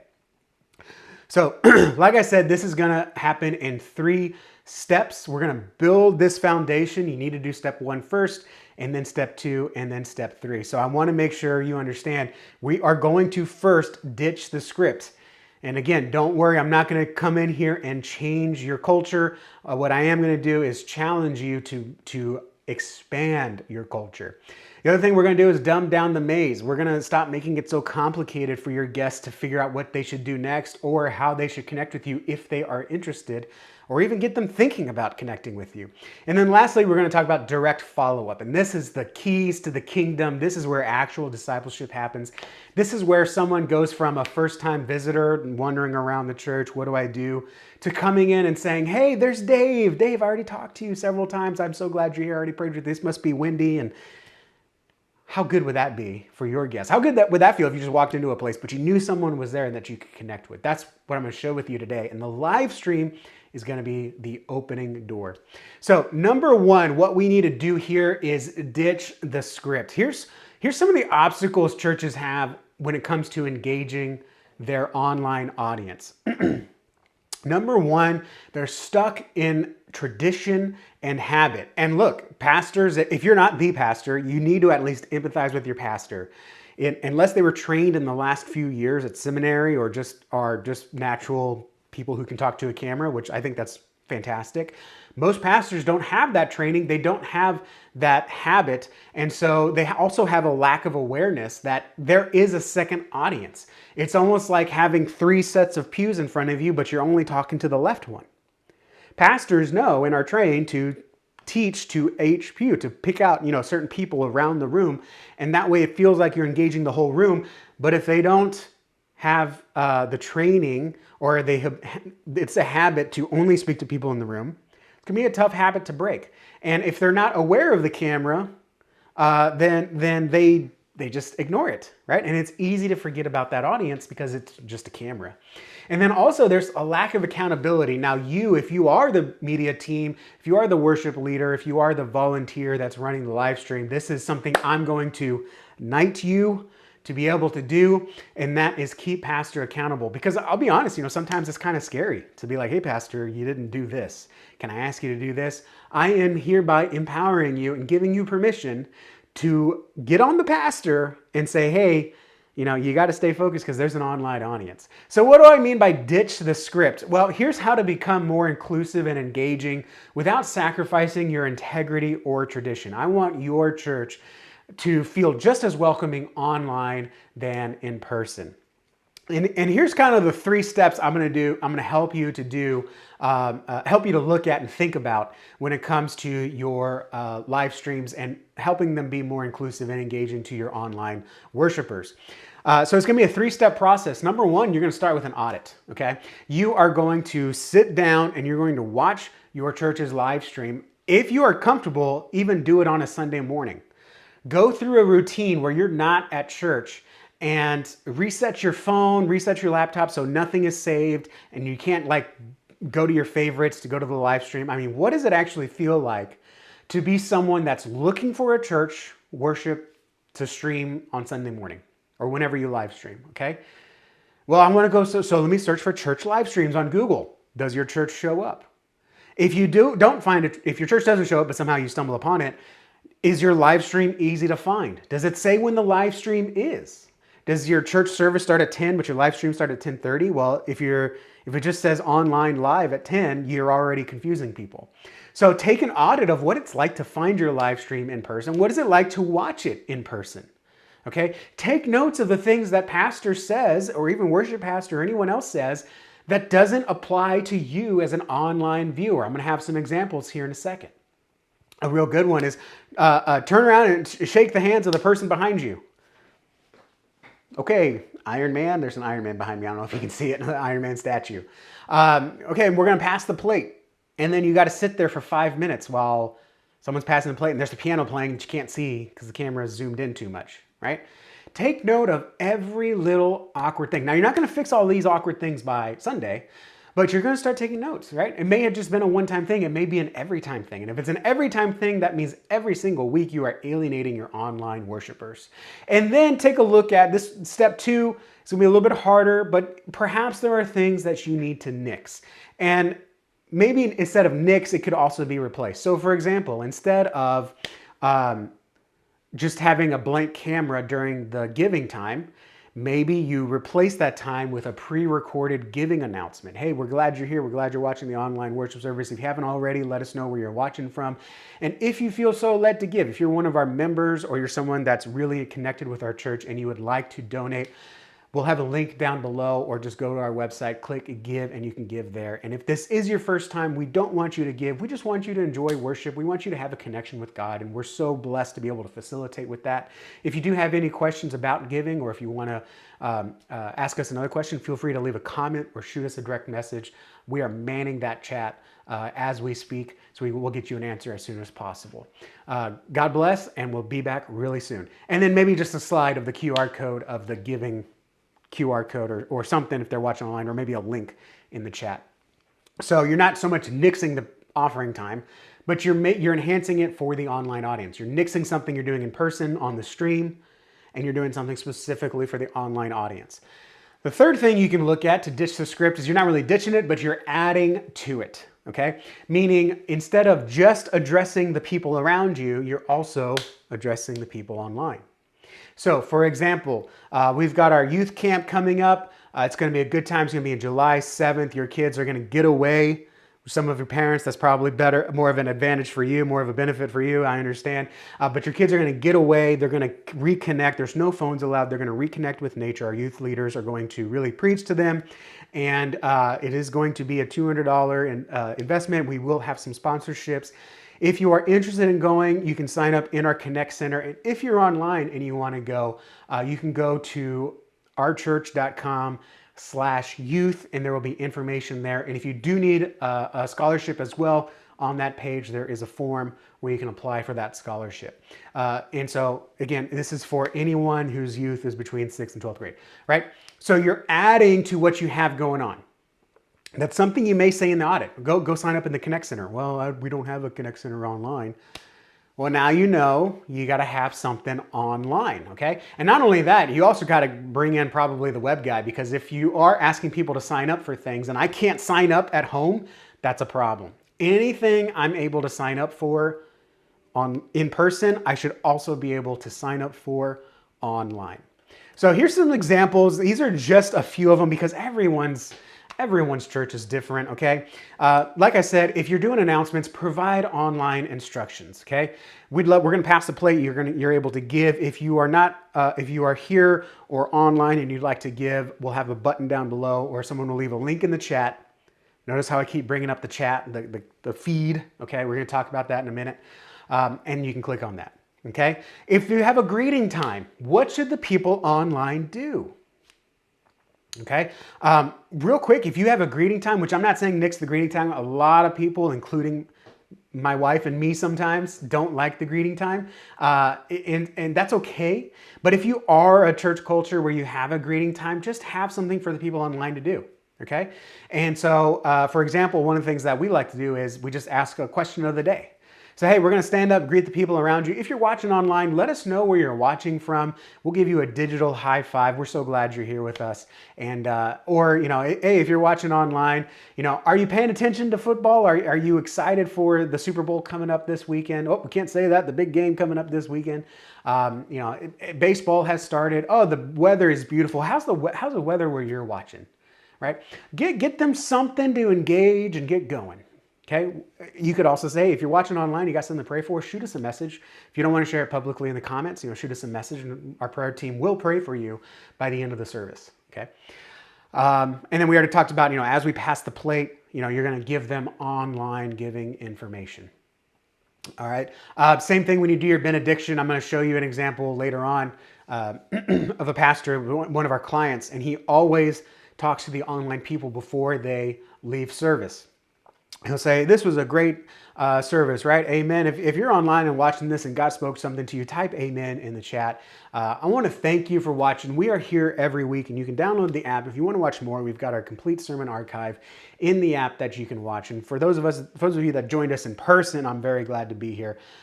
So et cetera, okay? So, you know, you can add on to something that you're saying to the in-person people, to the online people. You can replace something that you're doing or completely nix something you're doing and do something online. And then make sure that you provide online instructions. There's a lot of things that are going to come out in the audit that maybe even I haven't seen. And you're going to have to be a little bit creative. But the question is, are we going to nix it, replace it, or add to it? Okay, you got to ditch the script of tradition and habit and in person is all that matters to specifically and intentionally including the people watching online. Now, step 2, I call dumbing down the path. Look, here's what churches often do. They assume that because people are watching online, they must be interested, and if they want to learn more, they'll find out more later. But what specifically do you want me to do next? See, a lot of people don't understand in the church world that, you know, the church world is very menu-based. It's here's everything that you can do and just tell me what you want to do. In today's culture, it's not menu-based, okay? It's direction-based, it's guided-based, all right? So instead of looking at, look at all the restaurants and pick one. No, it's which one are people talking about? Which one does my friends tell me to go to? Which one does Google recommend, okay? So a lot of churches don't offer a simple path to visit in person from watching their online service because number one, they've got complex and hidden information, right? If I just watch your service and I'm interested, well, how do I find out what I should do for next week? It's either complex or it's hidden. Like I'm watching on YouTube, well, I don't know what your website is. You never told me your website. There's no link to your website in your YouTube profile, so that's hidden.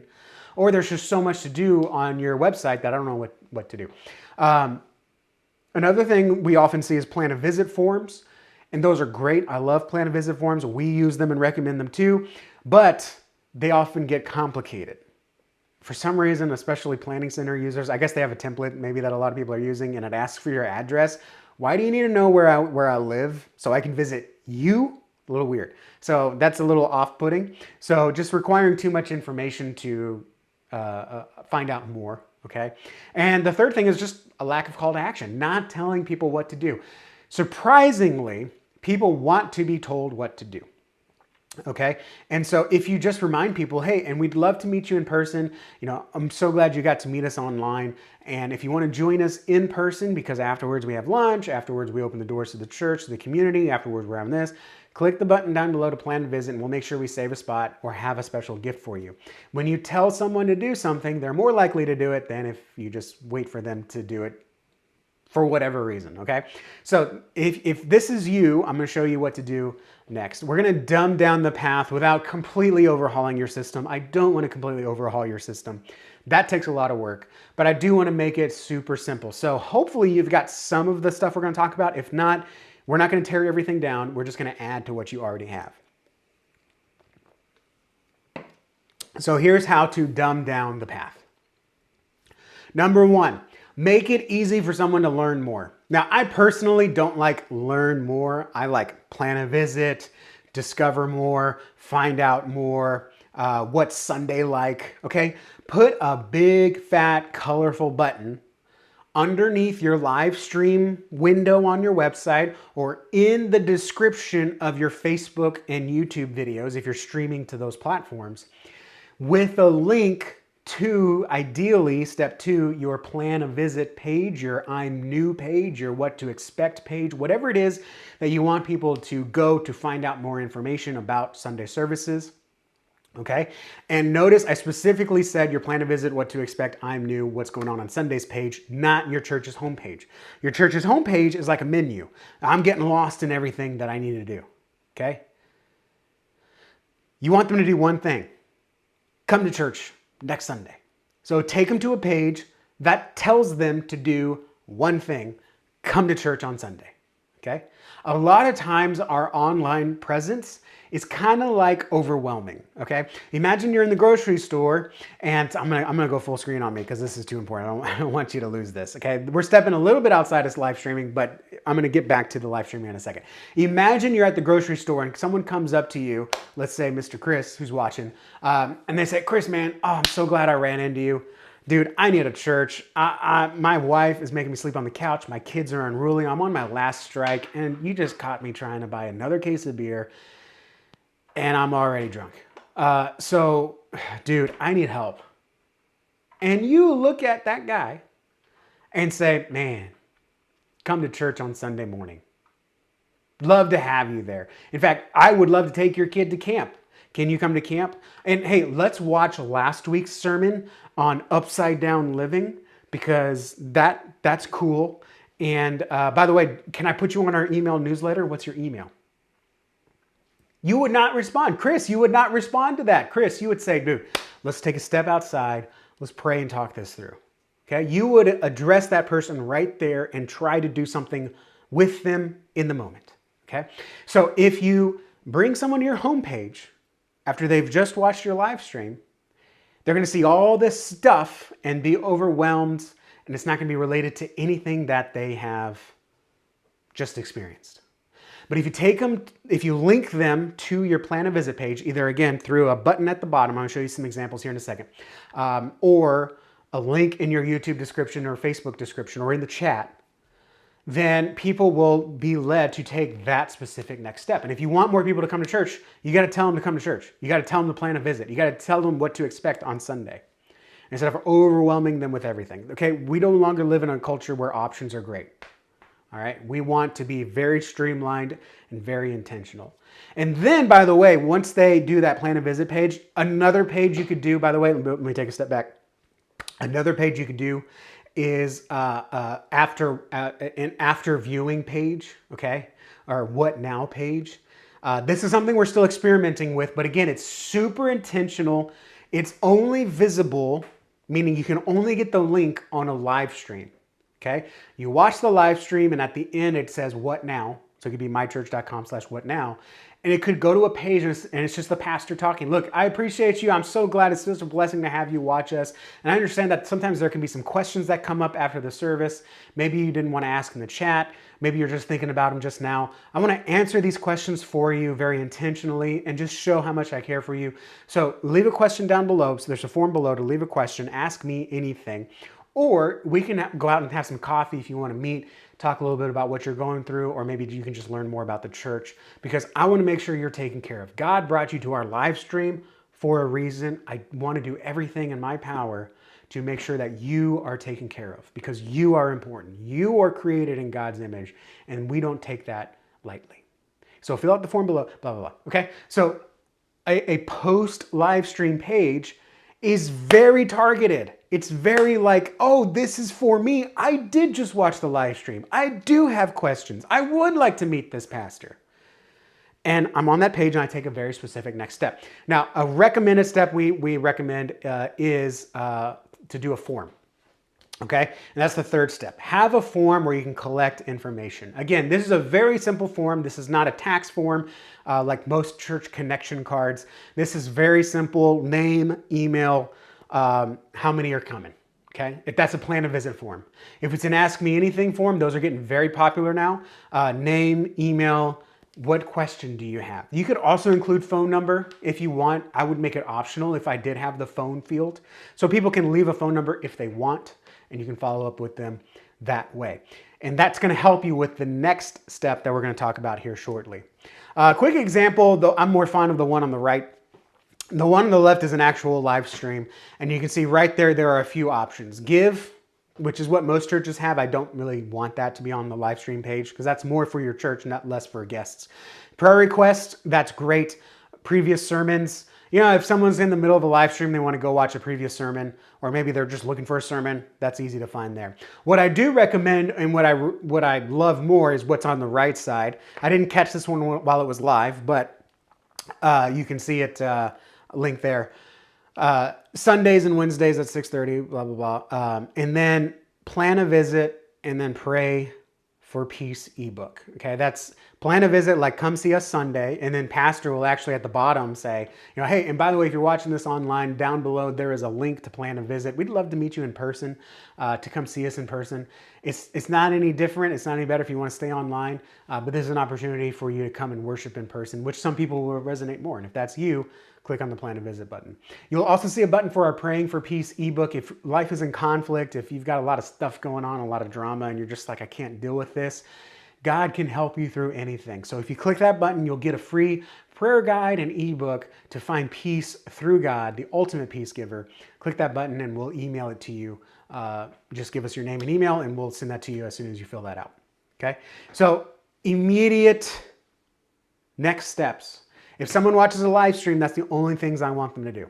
Okay? I understand there are other ways they could connect, and that would make more sense if they were invited by a friend.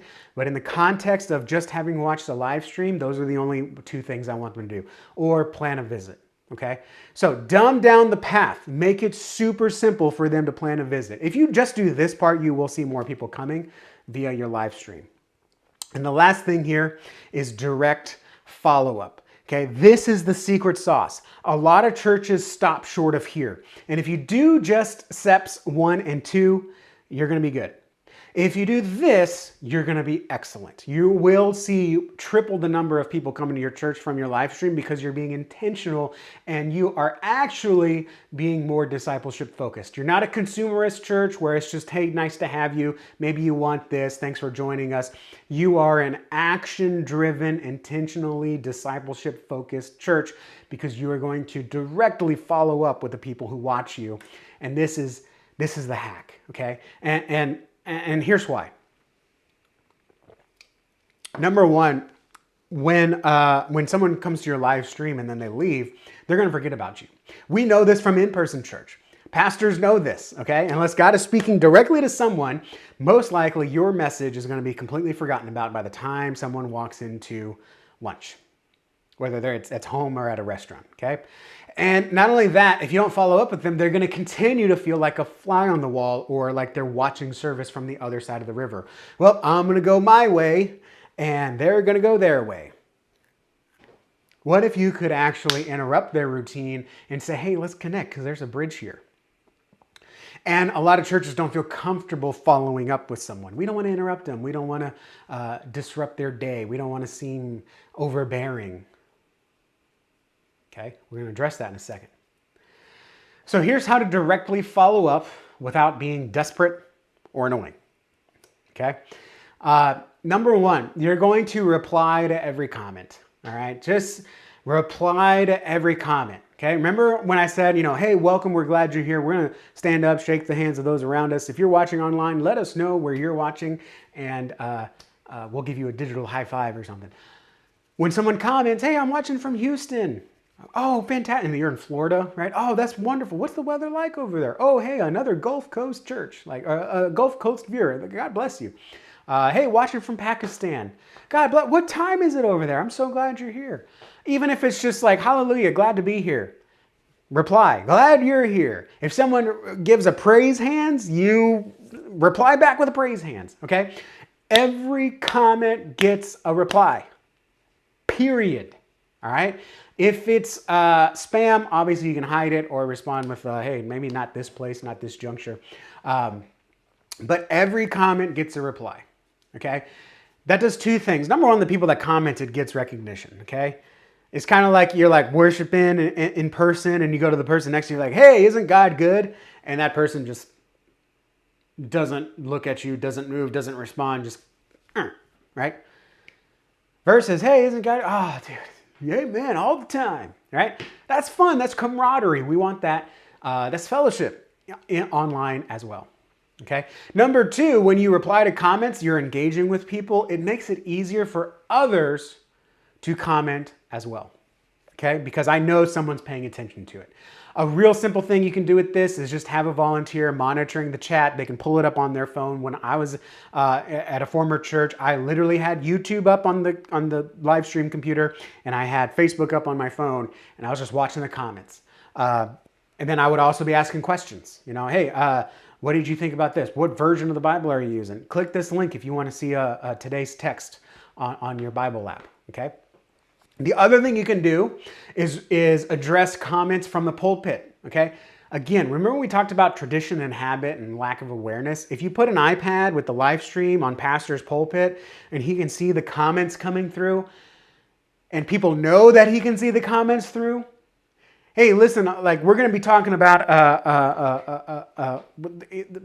the importance of John being the most beloved and being faster than, who was it, Peter, to the tomb. Right? And let me ask you this.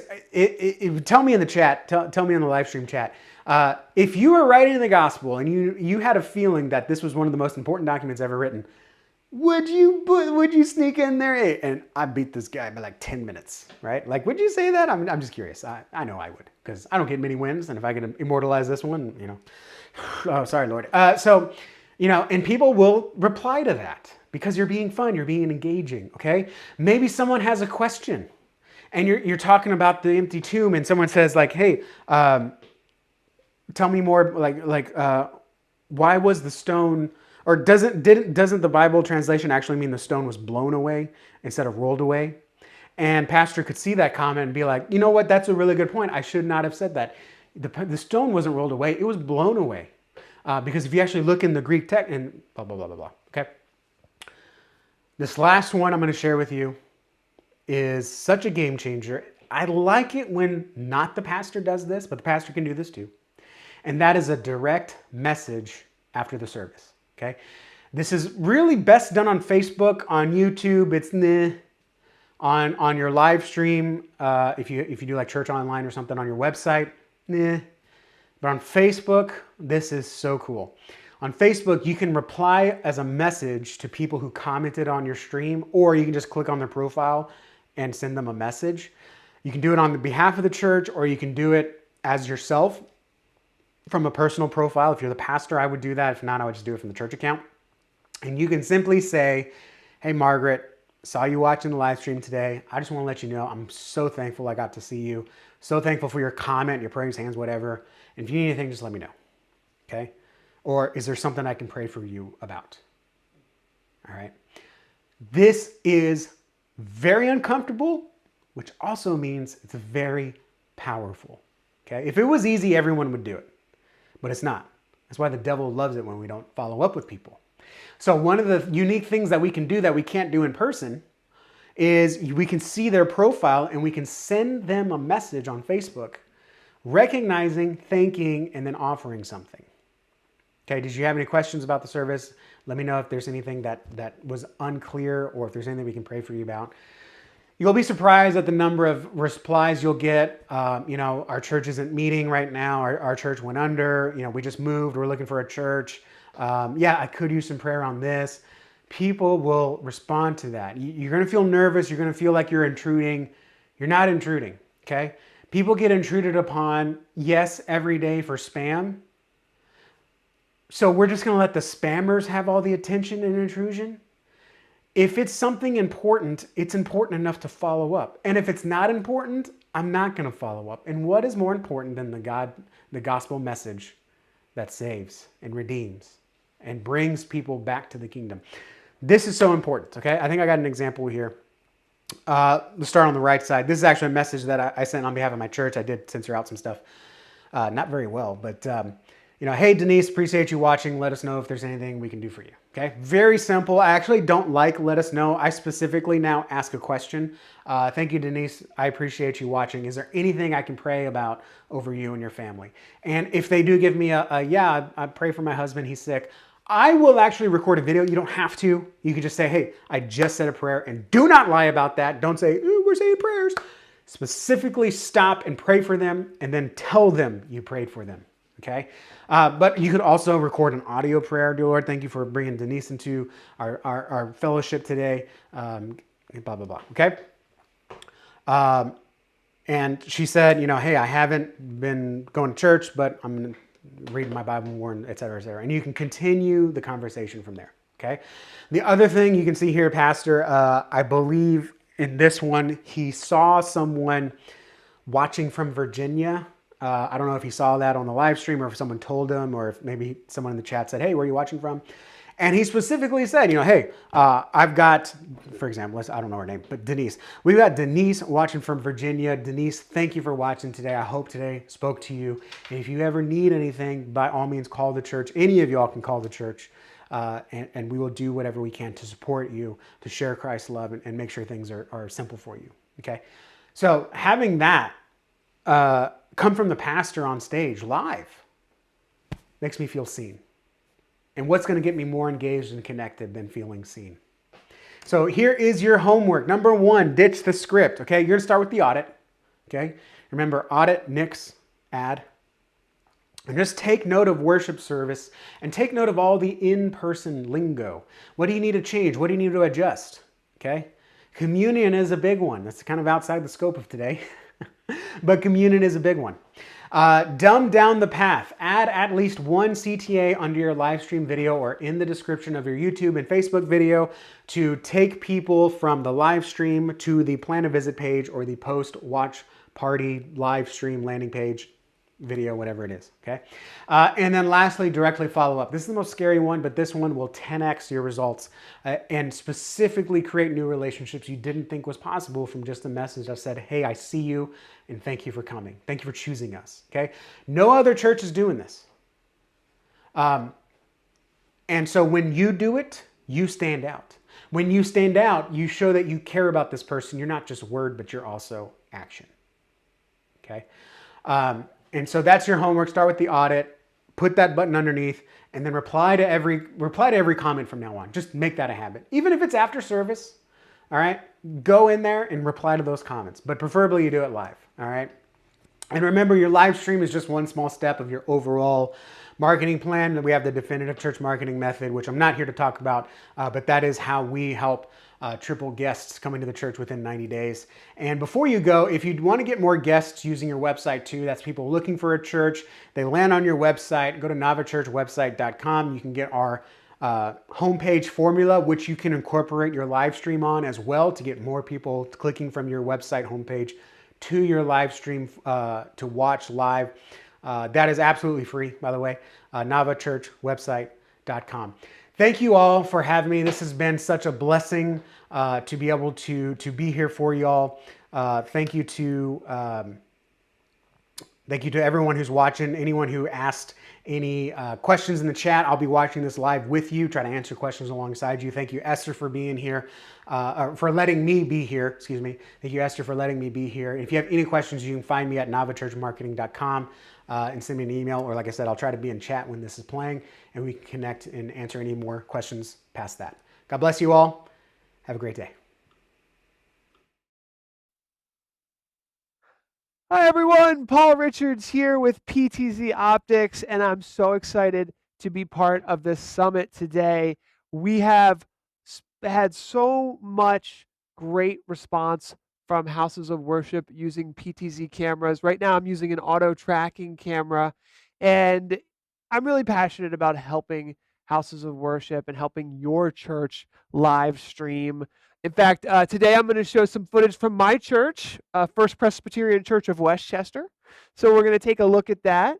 I want to show you some of our newer auto tracking cameras, which I'm using now, and they work really well to track a pastor. We've got some brand new products and features I want to show today. You may know that our PTZ Optics cameras can now auto track a subject. They can also auto track a group. So you can have multiple people being tracked by one camera, a single camera being tracked, and John's showing here the ability to control the zoom during auto tracking, which is a new feature. So you can see here, you can frame kind of you up exactly how you want. You can do a wide shot to make, the pastor on stage look really big and strong and, powerful in the space, or you can zoom in like John was showing. So there's a lot of really awesome features with the PTZ Optics Move SE, which is our standard edition. It's a very affordable camera, starting at less than $1,000. And then we even have the Move 4K, which is our 4K version that has some really advanced features as well. So I wanted to start off with this little live demo. Now I want to go to my desk and show you how this all works and be here to do some really cool stuff. So welcome to my presentation. Again, I'm Paul Richards with PTZ Optics. Very excited to show you some stuff here. So let me start by showing you my screen. And on my screen, I have the PTZ Optics web interface here. So this is the web interface of our cameras.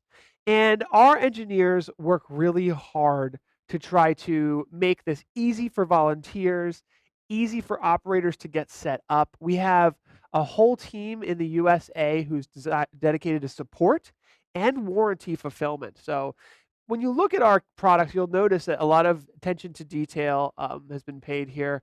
Now, one of the things I was just showing you guys is the ability to have auto tracking and then group tracking that are two really big features that our customers have been asking for a very long time. So let me zoom in here and show you this area of automation.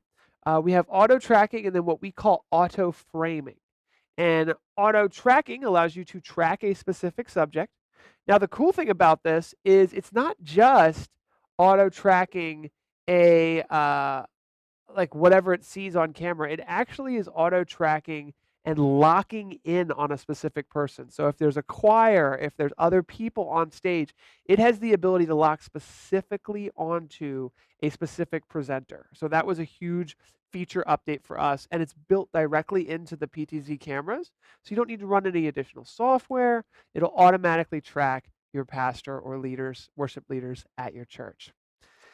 Now, a couple of the other features that we've recently built in, one is called dynamic zoom. And what that allows you to do is use a joystick controller, use a stream deck, even the software of the PTZ Optics cameras, and dynamically zoom in and out while the camera is in auto tracking mode. So you saw me do that at the beginning of this presentation where, basically it's the camera's tracking me now, right? But John has the ability to zoom it in and out. So you can automatically know that wherever your pastor goes, they're going to be tracked, and you have the ability to zoom in and out. So it's a really cool feature for getting crystal clear video, always tracking on the right person. You can see just how smooth it is. And I want to look at some of the other features here for tracking sensitivity and other features that really make this an awesome product. So we've got some other options for dynamic zoom. We have medium close-up, wide shot, and long shot, just to give you some options. And then we have some tracking features for where to start the tracking. If there's a lot of people in your scene, you might want to have it set to track directly at the podium where you know your pastor is going to be. So just a couple features there I wanted to look into, and then I wanted to jump right into our brand new PTZ Optics Hive software that we are now offering as well. Let me zoom out here, apologize. This software is going to be built in to all PTZ Optics Move cameras moving forward. And what that means is you can directly connect a PTZ Optics Move 4K camera to start, and then the Move SE directly to the cloud and control it from anywhere in the world. And this is actually, software is going to be completely free for up to one camera. So let's take a look at this software, and I want to go over why this is really a game changer really for houses of worship. The first thing that makes this software so cool is, first of all, it's going to be free for PTZ Optics customers to use on the basic plan for just one camera, and you can control your camera now from anywhere in the world. And one of the big things, if I go to this, I've actually got the camera set up now here, is this is going to make camera control for volunteers incredibly easy. It's really kind of a revolution in the way that we think about controlling PTZ cameras. If you could imagine that this is a church and you want to get the camera specifically to a small area on stage, we've made it so that you could just click where you want the camera to go and it will go there. So we've really made PTZ camera control incredibly easy and intuitive. So that's one of the big things with PTZ Optics Hive, that you're going to be able to control your cameras. You can be able to look at where the cameras are in your worship sanctuary from home. If you have a volunteer who can't make it, it really changes the game. You can send a link directly to someone to control your cameras remotely. And this is going to change a lot of the ways that we do things in video production. And it really is the future, I believe, to have cloud-based PTZ camera control, live streaming, video switching, all in one simple interface. And the big deal here is the sharing. So if you are a church that have multiple locations, or if you want to start branching out and be able to control the cameras from anywhere in the world, that's what this does. You can simply share a link directly with your pastor, with the leadership at your church, and they can see what's going on in the worship service at any time, or see what's going on in your sanctuaries. So very cool. You can have a volunteer who's just a producer. You can have an admin, and you can even have view-only access for viewers. So if there are folks in your congregation who are remote, who maybe they're homebound, or maybe they can't make it to church, we can send them a view-only link, which allows them to choose which camera they want to look at. There's definitely people who are at home who can't make it to church, who want to see maybe something a little bit more interactive and engaging than the final produced stream that goes to YouTube or Facebook. Maybe they want to look at their family members. Maybe they want to see someone in the choir. Well, this actually gives the viewers access to all the cameras. Maybe they can't control them with the view-only permission. A producer can control the PTZ cameras, but a viewer would just be able to view them in a more interactive, very exciting way. That's new and different. So from a PTZ control perspective, this is going to make it much easier for volunteers and people to get started, because they no longer have to be directly in the church, and they no longer have to learn how to use something more complicated like a broadcast video switcher. This is point and click with a keyboard and mouse. Now, there is still advanced auto tracking features like I showed in the beginning of this presentation that's going to make your cameras really shine. You're going to be able to kind of really get the cameras so that they can automatically follow all the right people, frame them properly, And we've built in a lot of different composition features that we know many of our customers are looking for. We also are going to have really good color correction tools. So color correction is something that a lot of churches need to deal with, because in the morning there could be a lot of natural light that is lighting up the worship space. But then if there's an afternoon service, a candlelight service, the cameras need to be adjusted. And we have built these tools specifically for PTZ cameras, but they will work with any cinema camera, any Blackmagic camera, and really get them to all look cohesive, giving you a sophisticated color correction tools kit. Also, just the ability to instantly adjust. We support up to 400 different cameras. So if you're like my church in Westchester, Pennsylvania, we have a Blackmagic, we have a Canon, we have a Panasonic, and we have a PTZ Optics. And getting these all to work together can be challenging. But what PTZ Optics Hive will do is not only give you remote access to all of these cameras, but you can quickly and easily adjust all of them so that they all will fit perfectly into your production, which has been a challenge for some of us. Now, the other big thing for worship organizations that have multiple churches, you can manage them all with this one single interface. And I want to show how easy this is. We can just jump between right in the top. Let me zoom into this so I can show you guys this a little closer. We can go directly into any of the churches that are in your organization and jump between them.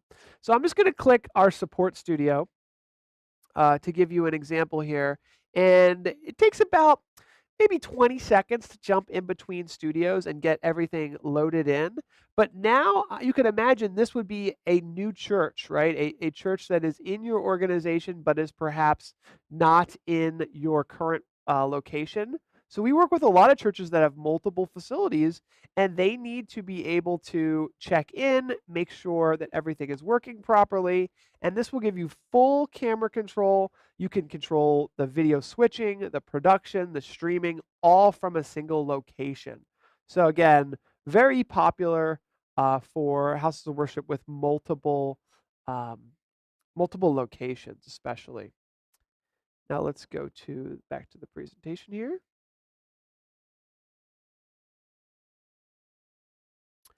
Now, if you are an organization with multiple studios, you can have multiple users as well. So your organization can have multiple studios, and then you can manage access to the users. So some users might only be able to view the cameras, others can control the cameras, and then others can be administrators. So just showing how that works. PTZ Optics Hive will have full control over monitoring all of your cameras. So if you have a volunteer who's not at the worship service, they can check in to make sure everything is working before the Sunday service, and they can do that from home. So that was a big request from a lot of our customers. You can actually output NDI from Hive. So if you are using NDI cameras or NDI sources, you can bring them into Hive, but you can also output them. And you can also bring in security cameras into Hive. So Hive supports up to 400 cameras, and all cameras that support OnVIF as well. Now, another thing that's interesting to note is that your PTZ cameras, the PTZ Optics cameras, will be Hive linked, meaning they will connect directly to the cloud. If you have other cameras like Bird Dog or JVC or Lumens or NewTek, those cameras can connect to the PTZ Optics Hive. They will just require the free software client that we offer. It's totally free to get that client, and it will connect any PTZ camera to the system so that you can control them from anywhere in the world. Now, but the Hive linked is special because once you link a PTZ Optics camera with Hive, it's linked forever. So you could take that camera and ship it to a missionary service or another location and control it remotely and get that video feed. Now, for those worship services where you really want to have a cinematic approach, maybe it's a band, maybe there is a performance going on, we have some new tools for cinematic movements that are really interesting. And I'm actually going to switch back to our main studio here so that I can show this. Let's, sorry, just give me one sec here. Here we go. And in the main studio, I want to show these tools up here in the top of the Hive interface and show some of these really cool cinematic movements that we offer. Now, one of the cinematic movements is called CineFrame. And what this does is it allows you to cinematically move the camera to a specific frame. So it will pan, tilt, and zoom all at the same time in one fluid movement. We also offer the ability to have click to center and click to cine center, meaning to center the camera in a beautiful slow movement. So let's take a peek at these and I'll show you how they work. Now, click to center is something that really is going to change the way that we use PTZ cameras because we can very quickly and easily move cameras where we need to go just with a click of a button. I mean, it really, really blew my mind the first time the engineer showed this to me because I was like, okay, I see how this could be used. Just by clicking, I can get the camera to go exactly where I want it to go. Really, really cool stuff. Now, if I want to cinematically move the camera, I've got this, slow joystick, which will go faster or slower based on, how much we're doing it. But if I hit the Cine Frame option, and maybe we'll go into this YouTube subscribe pillow here, watch how it'll slowly pan, tilt, and zoom all at the same time to get a really beautiful slow movement. Now, in the right-hand side, we have additional control over the speeds and how fast they'll move. And this is a product that, when you think about what this is doing, it's giving a volunteer, someone who's new to PTZ control, the tools they need to create really beautiful productions with a point and click keyboard and mouse scenario. So that's what really kind of excites me the most about this is the accessibility of, broadcast quality controls here. It's really exciting. It's really amazing. And I could talk about it all day, but I just wanted to briefly show you guys what this product is capable of and give you some ideas to get your mind thinking about how video production could work in houses of worship. I think the global connectivity and all of that, now, just so I'm clear, this product is free for all of our customers with one camera. It will always be free, and you can use it to stream 5 hours. So that we believe that's enough to do a Saturday or a Sunday service, once a week forever for free with one camera. If you start needing to use multiple cameras and you want to do auto tracking and you want to do 25 hours, we go up to a standard plan and then a pro plan. And this will all be, a lot more information of this will be on our website. But I wanted to quickly show you guys some footage. So I have some footage on my computer here that I took at my church in Westchester, Pennsylvania, where I'm from. And I just wanted to show you kind of a couple quick video clips of this product in action. And what I'm going to do in this video here is I just wanted to show kind of how easy it is to zoom into specific areas of a worship space here. So this is the organ. And this really just shows the amazing, power of a PTZ camera here. I believe this is our 20x camera. This is a 20x NDI camera, and it's pretty far away from the organ here. So if you can imagine having multiple PTZ cameras, having the ability to zoom in and out like that, you could really create these beautiful moments that happen during worship services to really, bring people into the space who can't make it. And this is for people who have moved away from their hometown church, who really want to continue the connection that they have. This is for parishioners who are homebound, who've been connected with the church and supported the church their whole lives and now are living in a different space. So there's a lot of reasons why we do what we do. And this tool just makes it that much easier. I mean, quite frankly, now this clip here I'm going to show has got the auto tracking turned on. So I wanted to show that for a moment here. The camera automatically following a pastor. And with PTZ Optics, we have something called presenter lock, which will lock onto a specific person regardless of other people in the frame. So that's important. But I wanted to just kind of briefly touch on the fact that, so many people who have supported their hometown church, their worship organizations for their whole life are in retirement homes. We have an aging population in this country, and this allows us to stay connected with them. That's why we're live streaming. But for those folks who, are more technical, there are engineers that are retired. There are technical people who are retired from their houses of worship. This will allow them to be more connected and be part of the video production, even if they can't make it into the worship service. So you can see here just how easy it is to track a subject. This to me, because I've been doing this for 10 years. In fact, PTZ Optics is celebrating our 10-year anniversary this year, and I wanted to thank all of our customers and everyone who has helped support us throughout. We really appreciate everything that you all have done together with us. And after 10 years, I just have to say it's really incredible to see what these cameras can do now. Automatically following subjects, allowing the user to zoom it in and out, and now the ability to remotely control them from anywhere in the world. It's incredible. It really is exciting to see this type of technology come together. And that's what really kind of makes us excited. And the reason why we work so hard in this company is because we're really passionate about helping houses of worship live stream. This is why we do what we do. We want to help people share their vision and communicate with the world.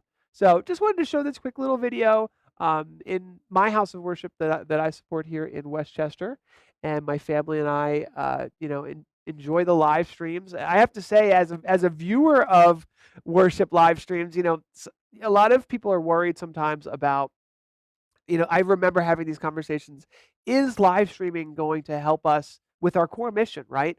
Bringing people into the four walls of a church is an incredibly important piece of the overall mission, because it's where people get together. It's how they meet each other. It's how we fill that community part of our lives. And one of the things that many people were worried about, if we live stream these worship services, are people going to stop coming in? And I think over the past few years, we've learned that staying connected and being part of social media and all of these online networks helps to bring people in through the church shopping process, maybe a little bit, but connecting people that we never thought we could connect, people who have moved away, people who are homebound, right? These people are now able to connect. And I know even as my own self, who I live 2 blocks from my church, right? I can walk there with my family in 5 minutes, and I love it. And that's a big part of our lives. But I still will go home and I will perhaps rewatch a sermon, because it gives me the ability to really sometimes in the moment, everything that's being talked about is you catch some of it, maybe not all of it. And sometimes you need to rewatch and listen again, or you're particularly moved by a specific sermon and you want to share it with others. And this gives folks in your community the ability to take that sermon and share it with their community, with their family, and with the people that mean the most to them. And that is social proof in a way, where that if you see a worship service shared by someone you respect and love in your family, that means a lot more than just stumbling upon it on your own, because it's like a referral. So very interesting, powerful ability for houses of worship to share the message of God. PTZ cameras make it a little bit more engaging, a little bit more interactive, and that's why we're here at PTZ Optics, is to help you with really good support, really powerful warranties, affordable products that are designed, very well designed for the worship space. And we listen.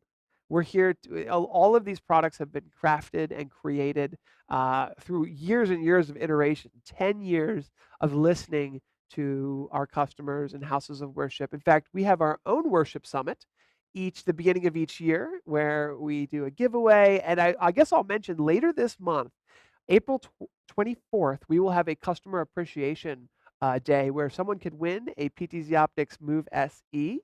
And last thing I'll show before I go, and thank you so much for taking the time, is we've got our PTZ Optics Move SE here. And I wanted to show really quickly this camera. Now, this is one of our most popular cameras today. This is let me see if this zooms in or not. Okay, this is a different camera.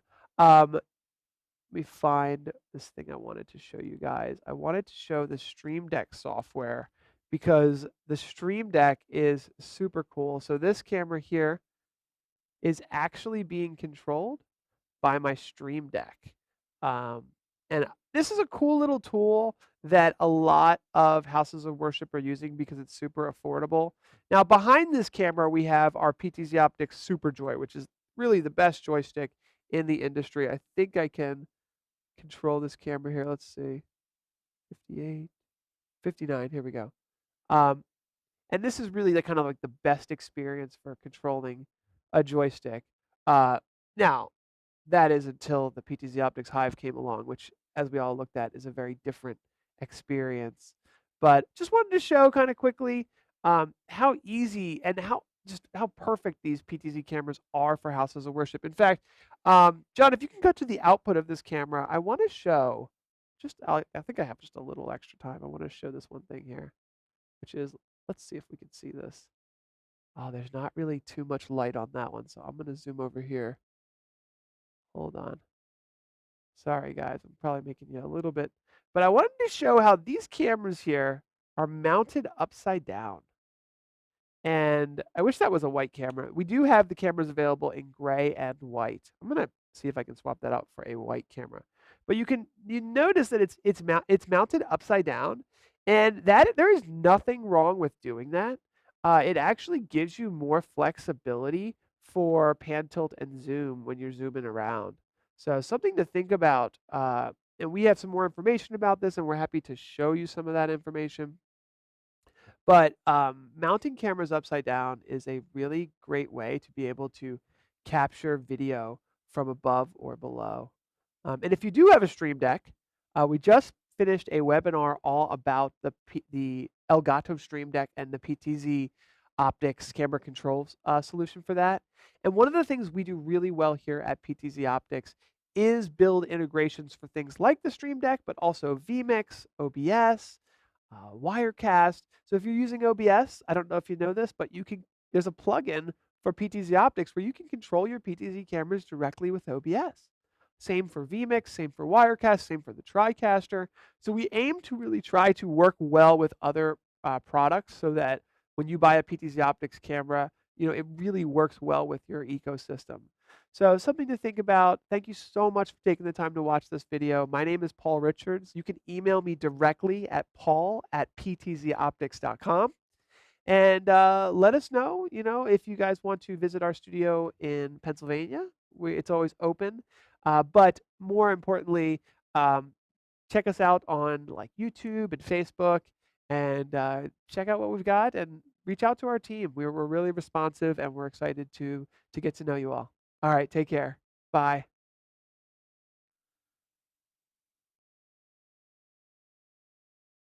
Hey guys, Carl Barnhill from 1230 Media here. I've served as a volunteer and staff member at several churches, ministries, and organizations around the country. I've served as a student pastor, as a media director, creative director, and other leadership roles. I've led a bunch of volunteer teams, and I've been a volunteer myself. Since 2004, I've volunteered and served as the lead volunteer coordinator for the annual National Religious Broadcasters International Media Convention and Expo. That's a mouthful. We call it the NRB. It's the largest gathering of Christian communicators in the world. I've served on staff at two of the largest churches in the country. In both of these churches, I've led volunteer teams, and I was responsible in some capacity for also leading the teams that produced and executed weekly worship experiences and events. Why do I tell you all this? Because I have been in your shoes. I've been in places where I've had to try to lead volunteers, invite volunteers, try to grow the team from nothing, or try to maintain the team that was there, or try to train a team up. And so I've been in your shoes. I've felt the pains of nobody showing up, or I felt the pains of them declining on Planning Center when we've been talking about it for weeks. Why in the world are you declining? Why did something come up when you've known about it for months? All that kind of stuff. I've been there. And in this session, I'm going to give you 5 practical ways to grow your volunteer team, both in number and in spiritual growth. Now, guys, I've served in several capacities, but I am still learning. I have not arrived in any way, shape, or form. So what you're going to hear in this session today are 5 ideas, some things that worked in our ministry. I hope and pray that they work in your ministry, but I would love to hear from you also. You can email me. Carl@1230.media is my email address. You're welcome to email me. I would love to know what's working in your environment as well. So if you catch me in another workshop or on a podcast or somewhere else, I might be able to share what's going on in your ministry too. So, all right, so here are 5 practical ways to grow your volunteer team. Number 1 is pastor first. Now, your goal should be to create a community, not use people to perform tasks. This was something that I learned along the way. I would say, okay, we need somebody to do ProPresenter. We need somebody to hold the door and pass out the bulletins. Well, that's not the overarching goal that I found. I found that I'm almost tasked by God to create a mini church within a church, within my church or organization. I'm called to create a mini church, a mini community, a mini environment or culture. So with that in mind, with that mindset in mind, my job, my goal is to create a community, not have people perform tasks. So you and your core volunteer team leaders should not only lead the way in showing volunteers how much you love and appreciate them, but you should lead the way in serving the needs of your team members as well. You are called, I am called to pastor people. But I'm not a pastor. Yes, you are. But I don't hold the title of pastor on my church staff. You are called to minister. You are called to pastor. I don't care if you have the title or not. If you're looking for somebody to give you the charge, to give you the authority to pastor your people, hear it right here from me. You have the authority to pastor and minister to God's children. All right, so let's do it well. All right, so here are some ideas for helping you think about making people your top priority. Okay, number 1, and these are not gonna blow your mind. Okay, these are gonna be really, really simple things, but if we are intentional about them, it will show people that we care about them. We care more about who they are as a person and who they are as a child of God, growing in their relationship with Him more than what they do for our team. So we want to care about people more than we care about tasks. All right, so number 1, under pastor first. Pastor first is our big number 1, and then here's some points within that. 1, know their name and their story. Again, not rocket science here. So it's truly amazing the care that someone feels when you call them by name and remember details about their life. So when you meet a potential member of your team for the first time, ask them about their life. So here's some things that you can do. Find out where they're from, ask about their occupation, learn about their family, ask them about their salvation story, ask them about their baptism story, find out how they came to your church, ask them about things, get them talking. All right? After your time with them, you might write down some things that they shared. Now, does this feel a little stalkery? Maybe, but it's also a way that you can remember and take care of people. So if someone shares about their life, you might walk away and make some notes. You might make some notes in a planning center or your software, your management software, to say, okay, here's where they're from. Here is their occupation. And so the next time you visit with them, the next time they come in to serve, you can say, hey, I remember that you work in construction. Tell me about your construction job. I would love to learn more about what you do every day and how you're serving God in your construction business. Okay, with me, sometimes my memory, I have short-term memory.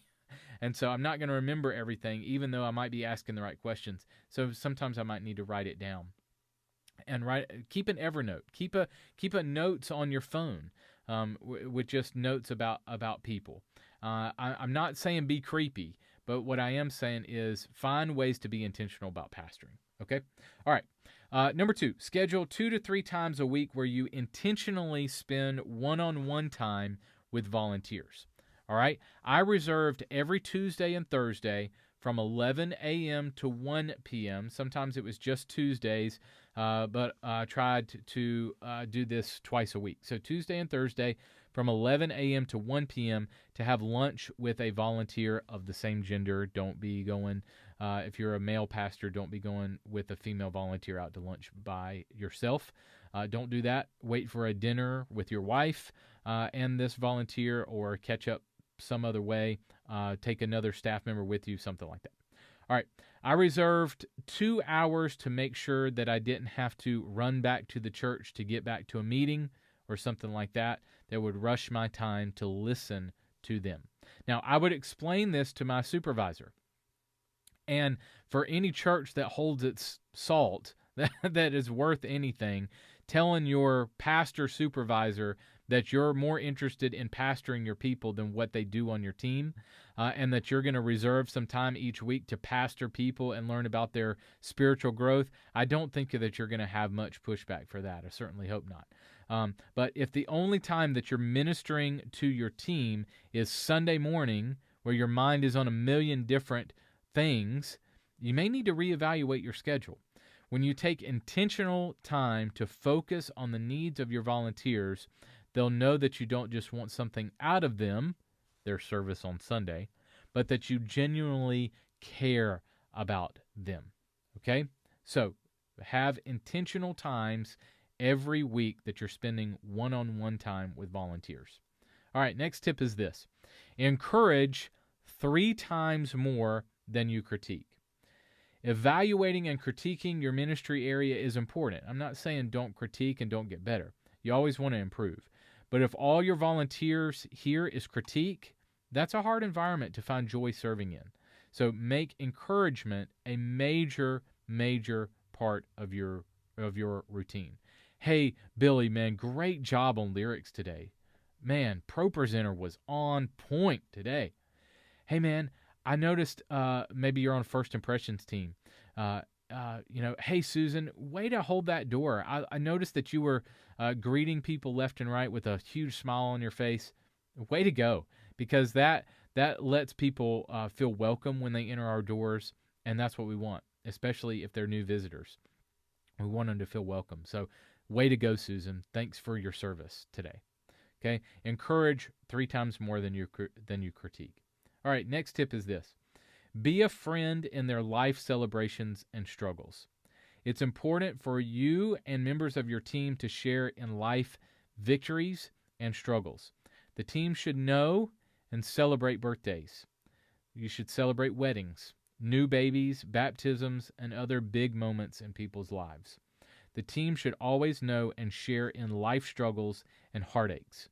I'm talking deaths and funerals, miscarriages, layoffs, major medical issues, things like that. People will remember your presence more than anything. So if you're after pastoring your people well, if you have birthdays in your database and send a card or send a note on birthdays, or if you know somebody is getting married and you attend their wedding, or their dad is in the hospital and you go and visit them, things like that. You're there and you celebrate when their kid gets baptized.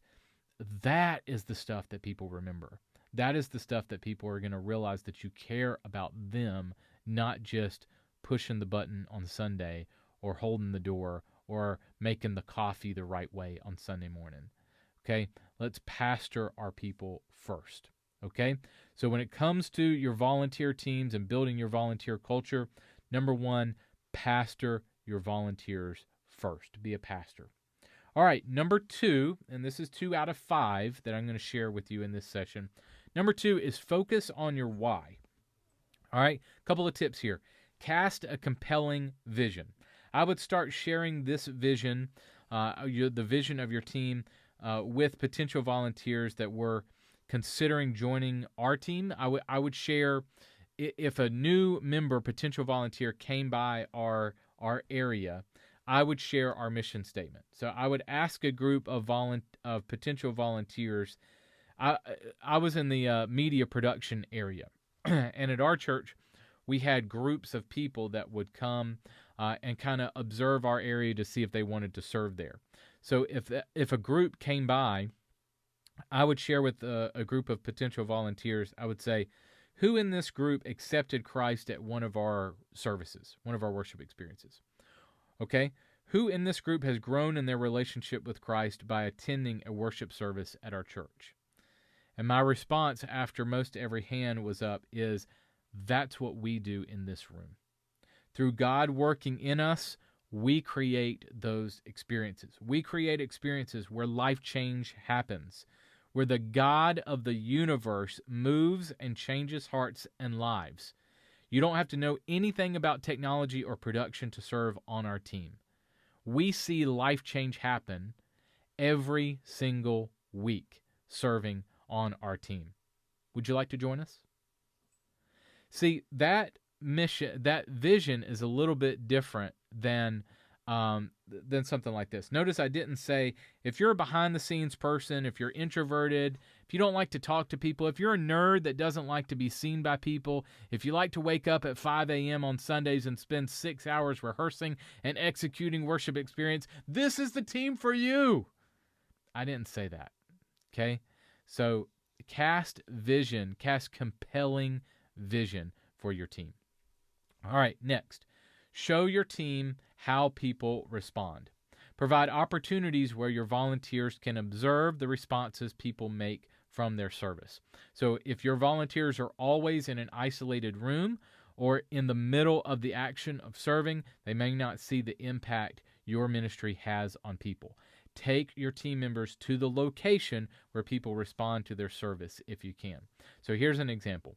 With my vision for our production team, that our team exists to create worship experiences where people meet Jesus and take their next step with Him, I could literally take volunteers to our care room on Sunday and have them watch people who responded to our invitation.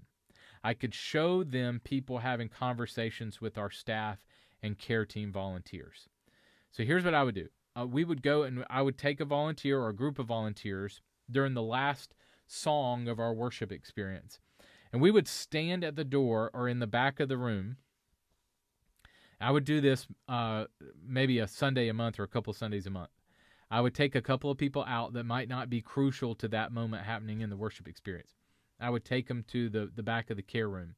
And our care room had glass on it, so we could stand outside and watch and look at people. And I said, this is the result of you serving. You running ProPresenter is so much bigger than pushing a button.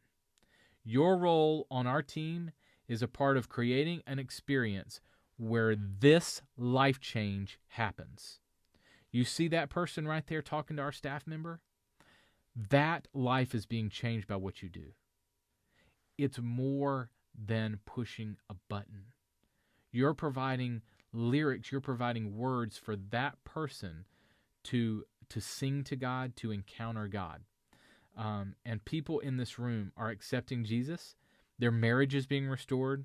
They're being set free. People are meeting Jesus. They're getting saved. People's lives are being changed because of how you are serving on our team. God is using your service for His glory. You are a part of this happening right here. So find ways to directly show your team members how people are responding to the ministry your team is providing. Maybe you don't have that opportunity. Maybe you can't see within the care room. Maybe it's a testimony. Maybe you have somebody come and share with your team, hey, I was a new member to the church. I was visiting, and because the First Impressions team, because they made such a great first impression, and I was welcomed so much as I was going in the door and out of the door back to my car, because that happened, I now call this church my home. This is my church because of the service that your team had. So find ways to show how people respond to your service or to the service of your volunteers. All right, third tip is this: celebrate numbers. Don't be afraid to celebrate numbers. At the church that I have served at, both the mega churches that I served at, we celebrated numbers. We celebrated how many salvations we saw every Sunday. We celebrated the number of care conversations our campus saw. We celebrated the number of baptisms, the number of people that signed up for counseling, for financial freedom classes, and more. Why did we do that? Because we believed that every number had a name. And every name had a story, and every story mattered to God. Is it all about numbers? Should we worship the numbers? No, of course not. But numbers are something that we can look at as a praise of what God is doing in our midst. We celebrated the results that God, in His kindness, allowed us to witness. The early church praised God for the favor in numbers that they saw as the Lord added to their number every day. This isn't a foreign concept. This is biblical. Paul wrote about numbers, and other people in the New Testament talked about how we saw 3,000 people come to the Lord that day.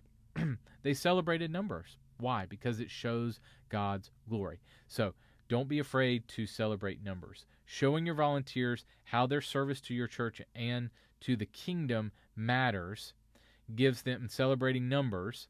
And letting them be a part of what you're doing and making sure that they know the why, focusing on the why of what you're doing, not the what you're doing. Showing them that, focusing on that, allows them to have ownership in what you guys are trying to accomplish together as a team. All right, we're on to big number 3, and that is create a clear on-ramp for new volunteers.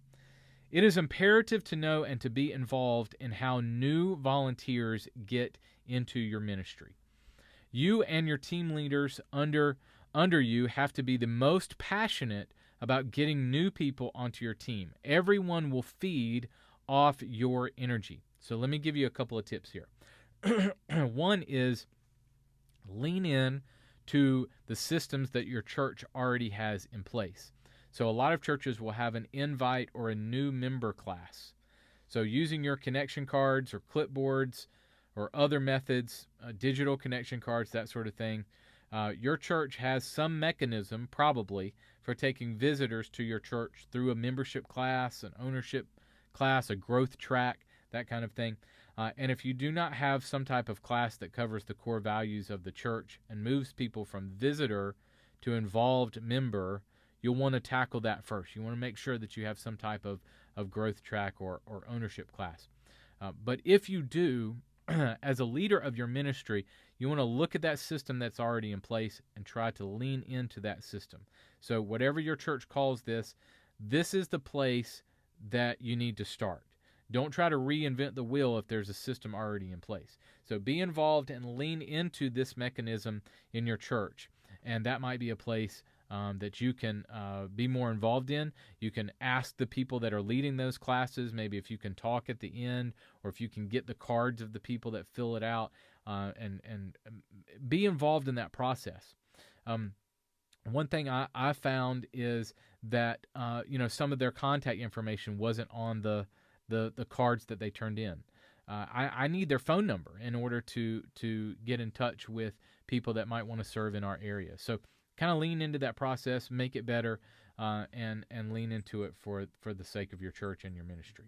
All right, second tip here is invite, don't recruit. So you might try changing the language in your culture to invite instead of the word recruit. It's the idea of shoulder tapping someone. So people will feel included and wanted if you invite them or tap them on the shoulder to join the mission of your team. There are a lot of people not volunteering simply because they're unaware of the opportunity or they haven't been invited in. So stop using terms like, we need you to serve. This is a fundamental shift in the language that you use. So instead of using terms like, instead try these terms. We've created opportunities, or I want to invite you to join us. Okay, use that language more. Or I would argue to completely disregard the language of recruiting or need and move more toward language of inviting or creating opportunities. We have opportunities, okay? So here's some ways to invite more volunteers to your team, all right? One is prayer. Now, this might sound really simple, but it works. Pray to God, asking Him for the right people to join your team. Next is new member class. We talked about this a little bit. This is a great way to share with new people in your church about the serving opportunities that they can be a part of. Next, small groups. Find out from your small group's pastor when certain groups meet during the week. You might contact the leaders of these groups and ask if you can visit for 15 minutes of their next meeting. Share with them the serving opportunities available to them. Or you might give your small group's pastor a card with a list of serving opportunities and ask them to share about a new opportunity every single week so that people in small groups can get involved. Because usually people involved in small groups are going to be a little bit more committed because they're having to make a commitment to disciple themselves and their family. So try that. 4 is on-stage push. Now this is a host announcement. So your host during your announcement time could use that time to talk about a specific serving area or opportunities available in your church. Number 5 is an announcement slide. You can make a pre-service graphic highlighting your team and the opportunities available to people. You can run it in your pre- or post-service announcement loops on your screen in your worship experience. This is kind of the most common way, one of the most common ways to invite volunteers. Honestly, I don't see too much traction with this approach because it kind of gets, people see it over and over and it doesn't really click. But I think that mixed with these other opportunities and ways to invite people, I think all that. So you might be invited and then you're sitting in the seat and you see the number on the screen to contact somebody or to text somebody or whatever. So all of it working in conjunction might help you. All right, another way to invite volunteers is team t-shirts and gear. Now, there's some great benefits to having some of your own team gear. You can make a t-shirt with a quirky statement on it that might get people interested in serving on your team. When I was served in production or church media, we would have shirts that say, "You don't have to be a nerd to serve in production," or "I'm proof you don't have to be a nerd to serve in production. Join me at," and we'd give a URL or a phone number or something. All right, next way is ministry fair. Now, this is a classic way that you can let people know about the ministries in your church. So you can do a get-together, a night where you have food and games and have different tables set up. Maybe this is an opportunity. Maybe you don't do it like a serving fair only. Maybe this is in conjunction with a fall festival event or a Christmas get-together. Maybe you have tables of opportunities that people can serve and get involved. All right, next way is the personal invite or the shoulder tap. This is simply you and your volunteers asking someone to check out your team. So be sure to make this a simple ask with no big commitment. People kind of get shied away if you say, you have to commit for a certain amount of time, long periods of time or long periods of months at a time or something like that. So kind of short commitments might be good. All right, another way is your church website or a landing page.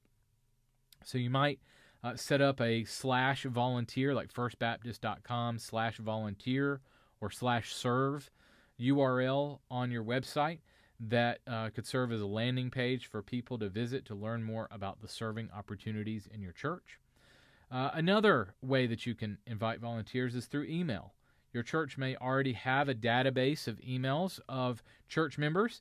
You could ask your leadership to send an email to your entire congregation, casting vision and sharing the serving opportunities your ministry has available. Another way is through internships. You could establish an internship program at your church where interns could learn from church staff members the work of ministry. Another way is the bulletin. You can take a section of your bulletin or your connection card or your handout to cast vision for the opportunities that you have available in your ministry. A couple more. The handout. Now, this is different from a section in your bulletin. This could be a separate printed piece that can either be handed out in your worship experience or other places. It might be an insert in your bulletin or might be an insert on your web page of some kind. So the handout or the banner, maybe like a web banner. 14 is social media. Use social media to invite people into your team. Number 15. This is 18 ways that you can invite people to your team. Okay, so this is number 15. Is preach on serving. You might have a sermon series once a year or so on serving, with a big push on the opportunities available in your ministries. So maybe if you did a 4-week series on serving, and after every sermon each week, you have tables set up in the lobby where people can sign up to serve in different areas. 16 is invite cards.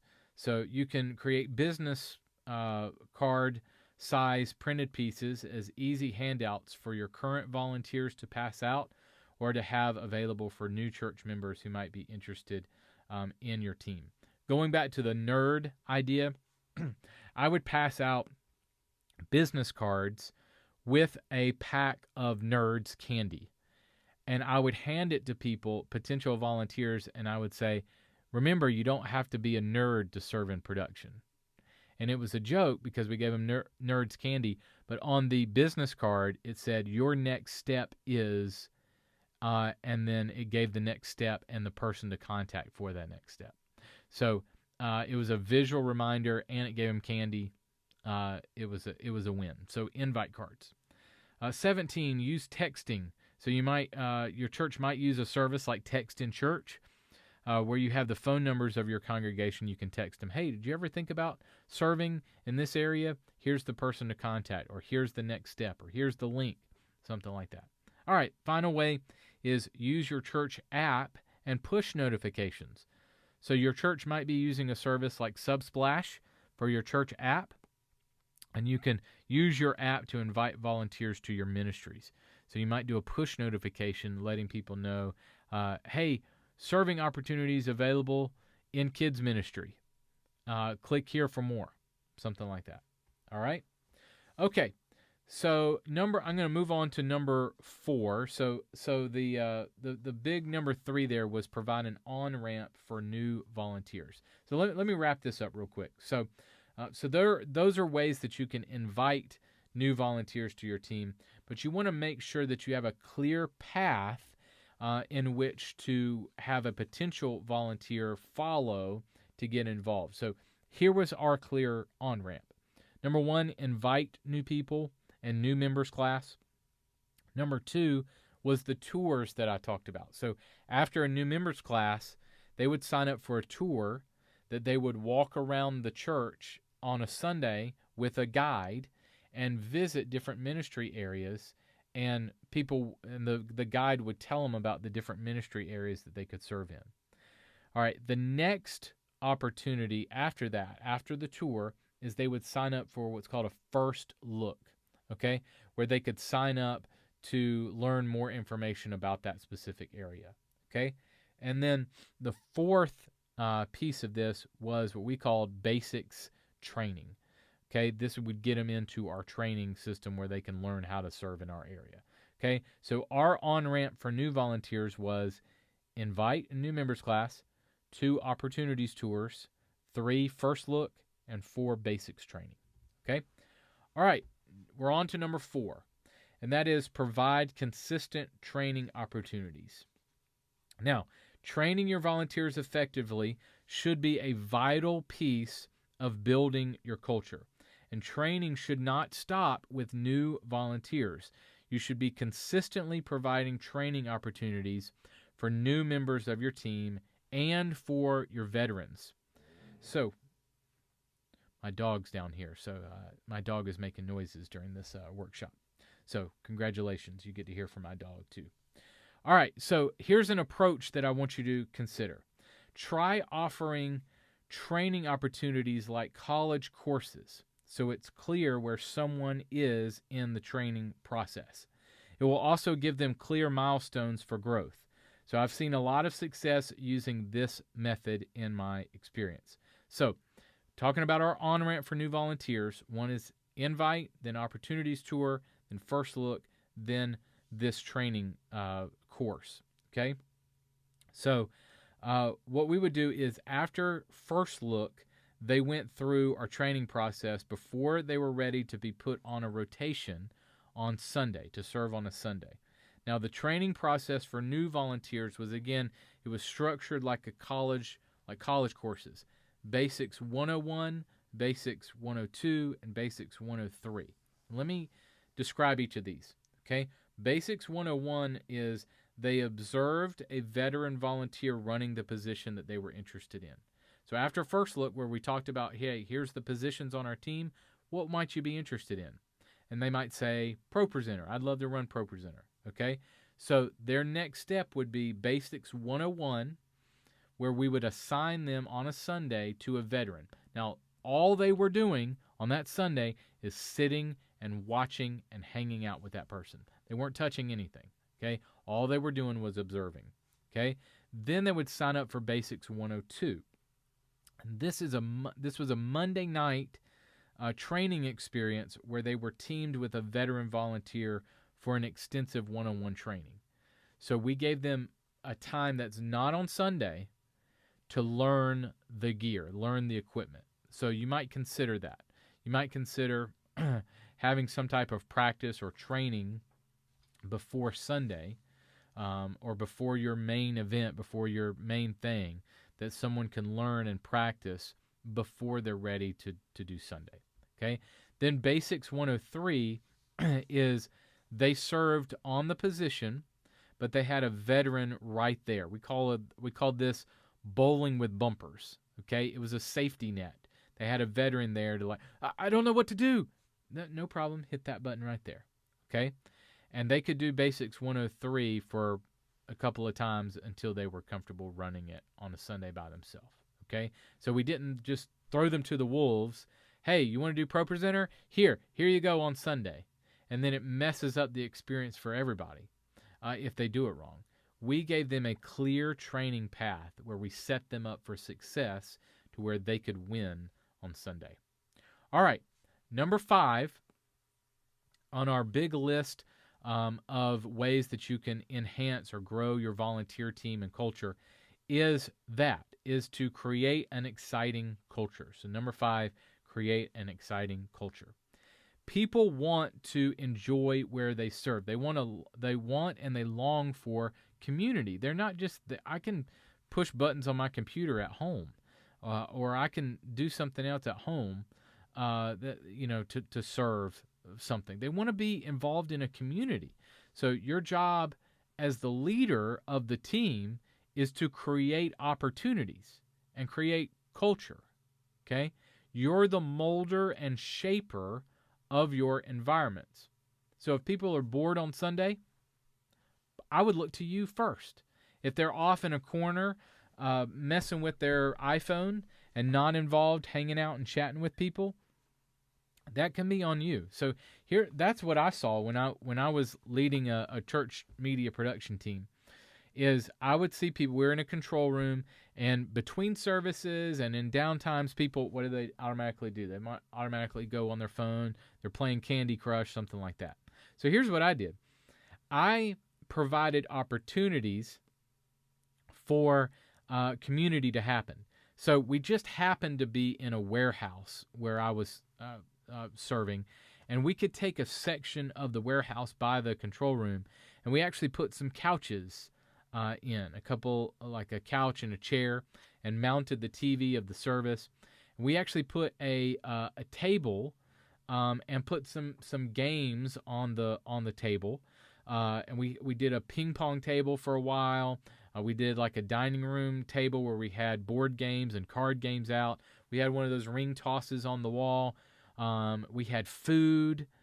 We had all kinds of stuff that would get people out of the control room, because if I didn't provide that, then of course, I mean, there's all they have to do is sit there and the default was pull out their phone.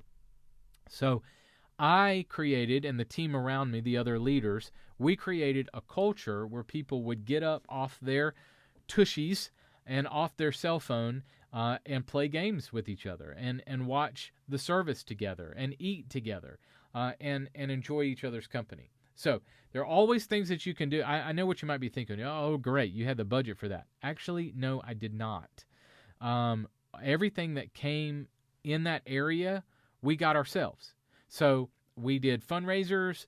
I put it out there. Hey, anybody getting rid of an old refrigerator? Anybody got a microwave sitting around that we can put in the control area in our space? Anybody? We need a table, like a dining room table. And I prayed for it. And this was crazy. We had a lawyer serve on our team that came to me one day and said, hey, do you got an hour? Okay. Come get in the car with me. Okay. We go to a furniture store, and he walks in the furniture store and goes, you said you needed a dining room table, right? Yeah. Pick one. What? Pick one? Yeah. So lawyer guy buys us a table for our space. And that came from praying for, God, I want to create a culture where people will get off their phones, and I want to create a culture where people will talk to each other, and that we can pastor and we can form a great community together. So that did not come from my budget. That came from me praying for, and I wasn't praying for God give me a lawyer with a table that would provide a table for us. I was just praying for culture, and that happened. And so don't be surprised what God does when you start praying for things like this to happen. All right. So your environment should be a place where your team members know that the team member leaders that you have in place and their fellow volunteers care more about them than the task that they perform.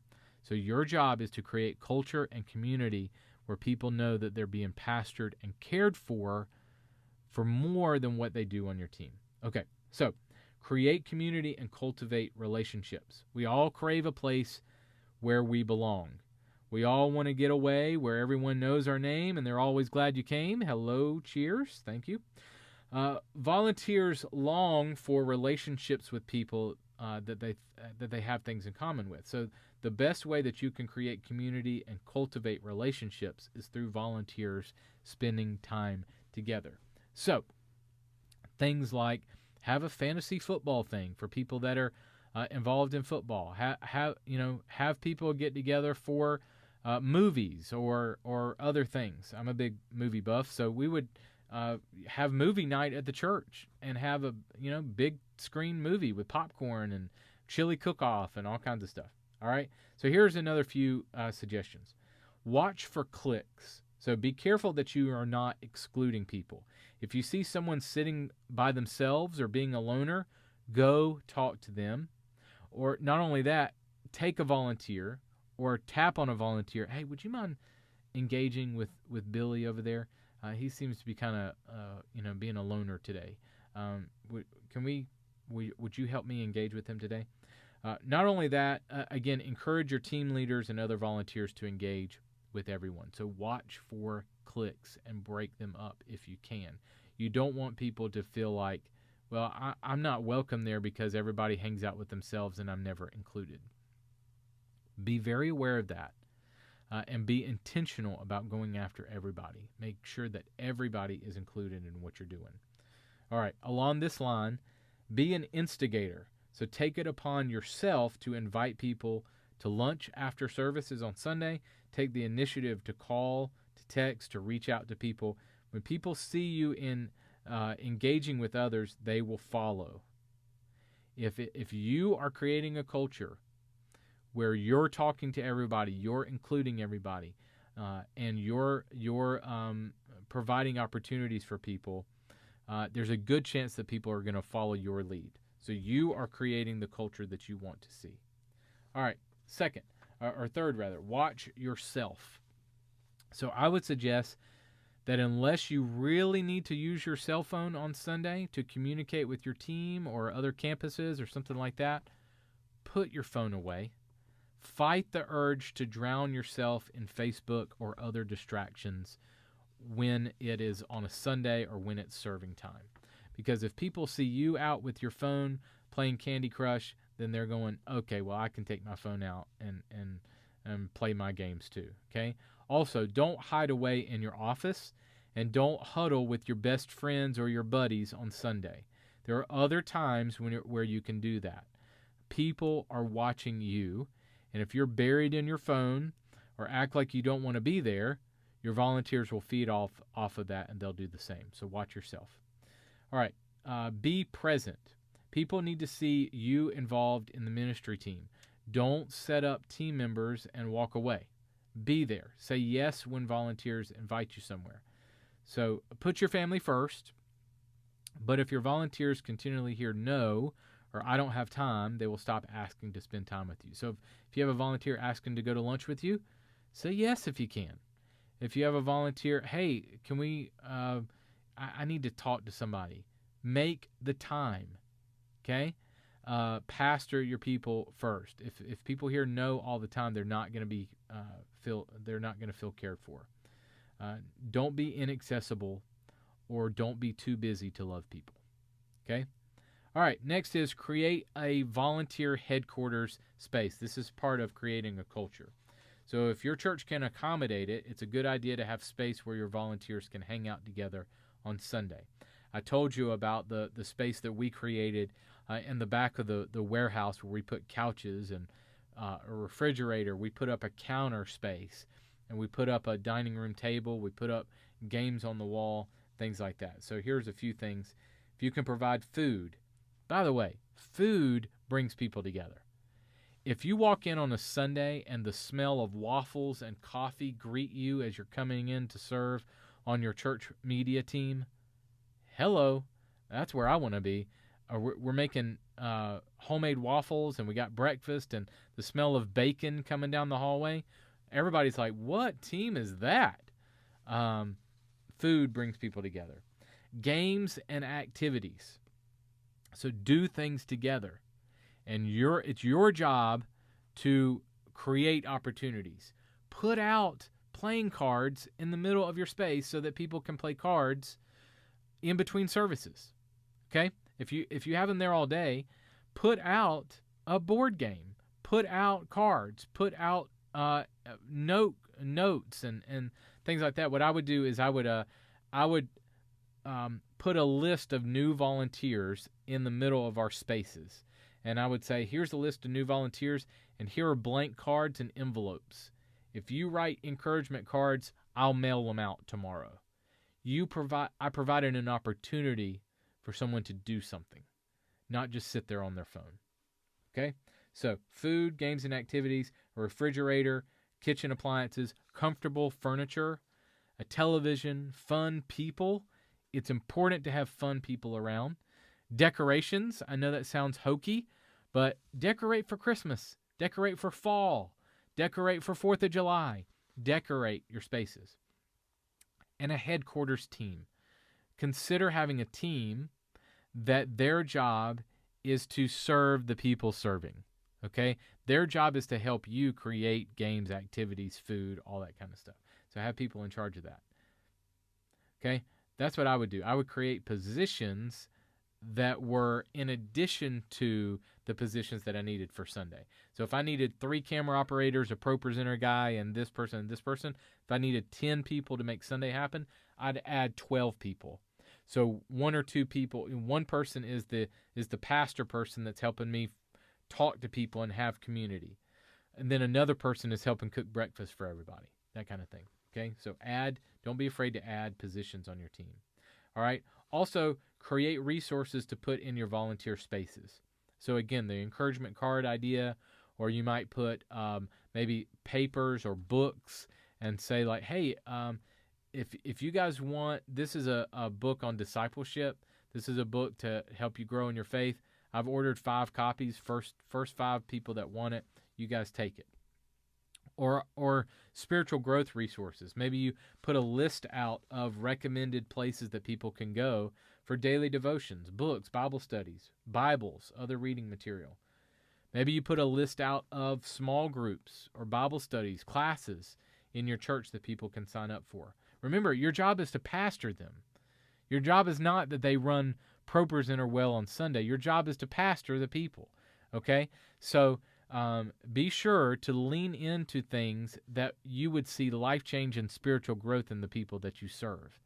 So that ProPresenter operator, when they leave you, they are grounded in their faith. Say it's a teenager or college student. When they leave your ministry area to go off to college or to go to, I want them to remember you and how you pastored them well, how you showed the love of Jesus in their life, that you help ground them in their faith, that you help disciple them. All right? So those are just some ideas for some resources that you can have in your spaces. All right? Well, those are some just a few tips for doubling your volunteer team, for seeing not only numerical but spiritual growth in your volunteer team. So here's how you can reach me if you have any questions about what I've shared today in this session, or I would love to hear what's going on in your church. All right? Here's my direct phone number, 803-673-9041. 803-673-9041. You are welcome to text me anytime if you have a question or problem in your church. I would love to help you. My social media handle is @CarlBarnhill, and my email is carl@1230.media. That's all spelled out. Carl, C-A-R-L, at the word 12, the word 30.media. I want you to know as I leave you today that what you're doing at your church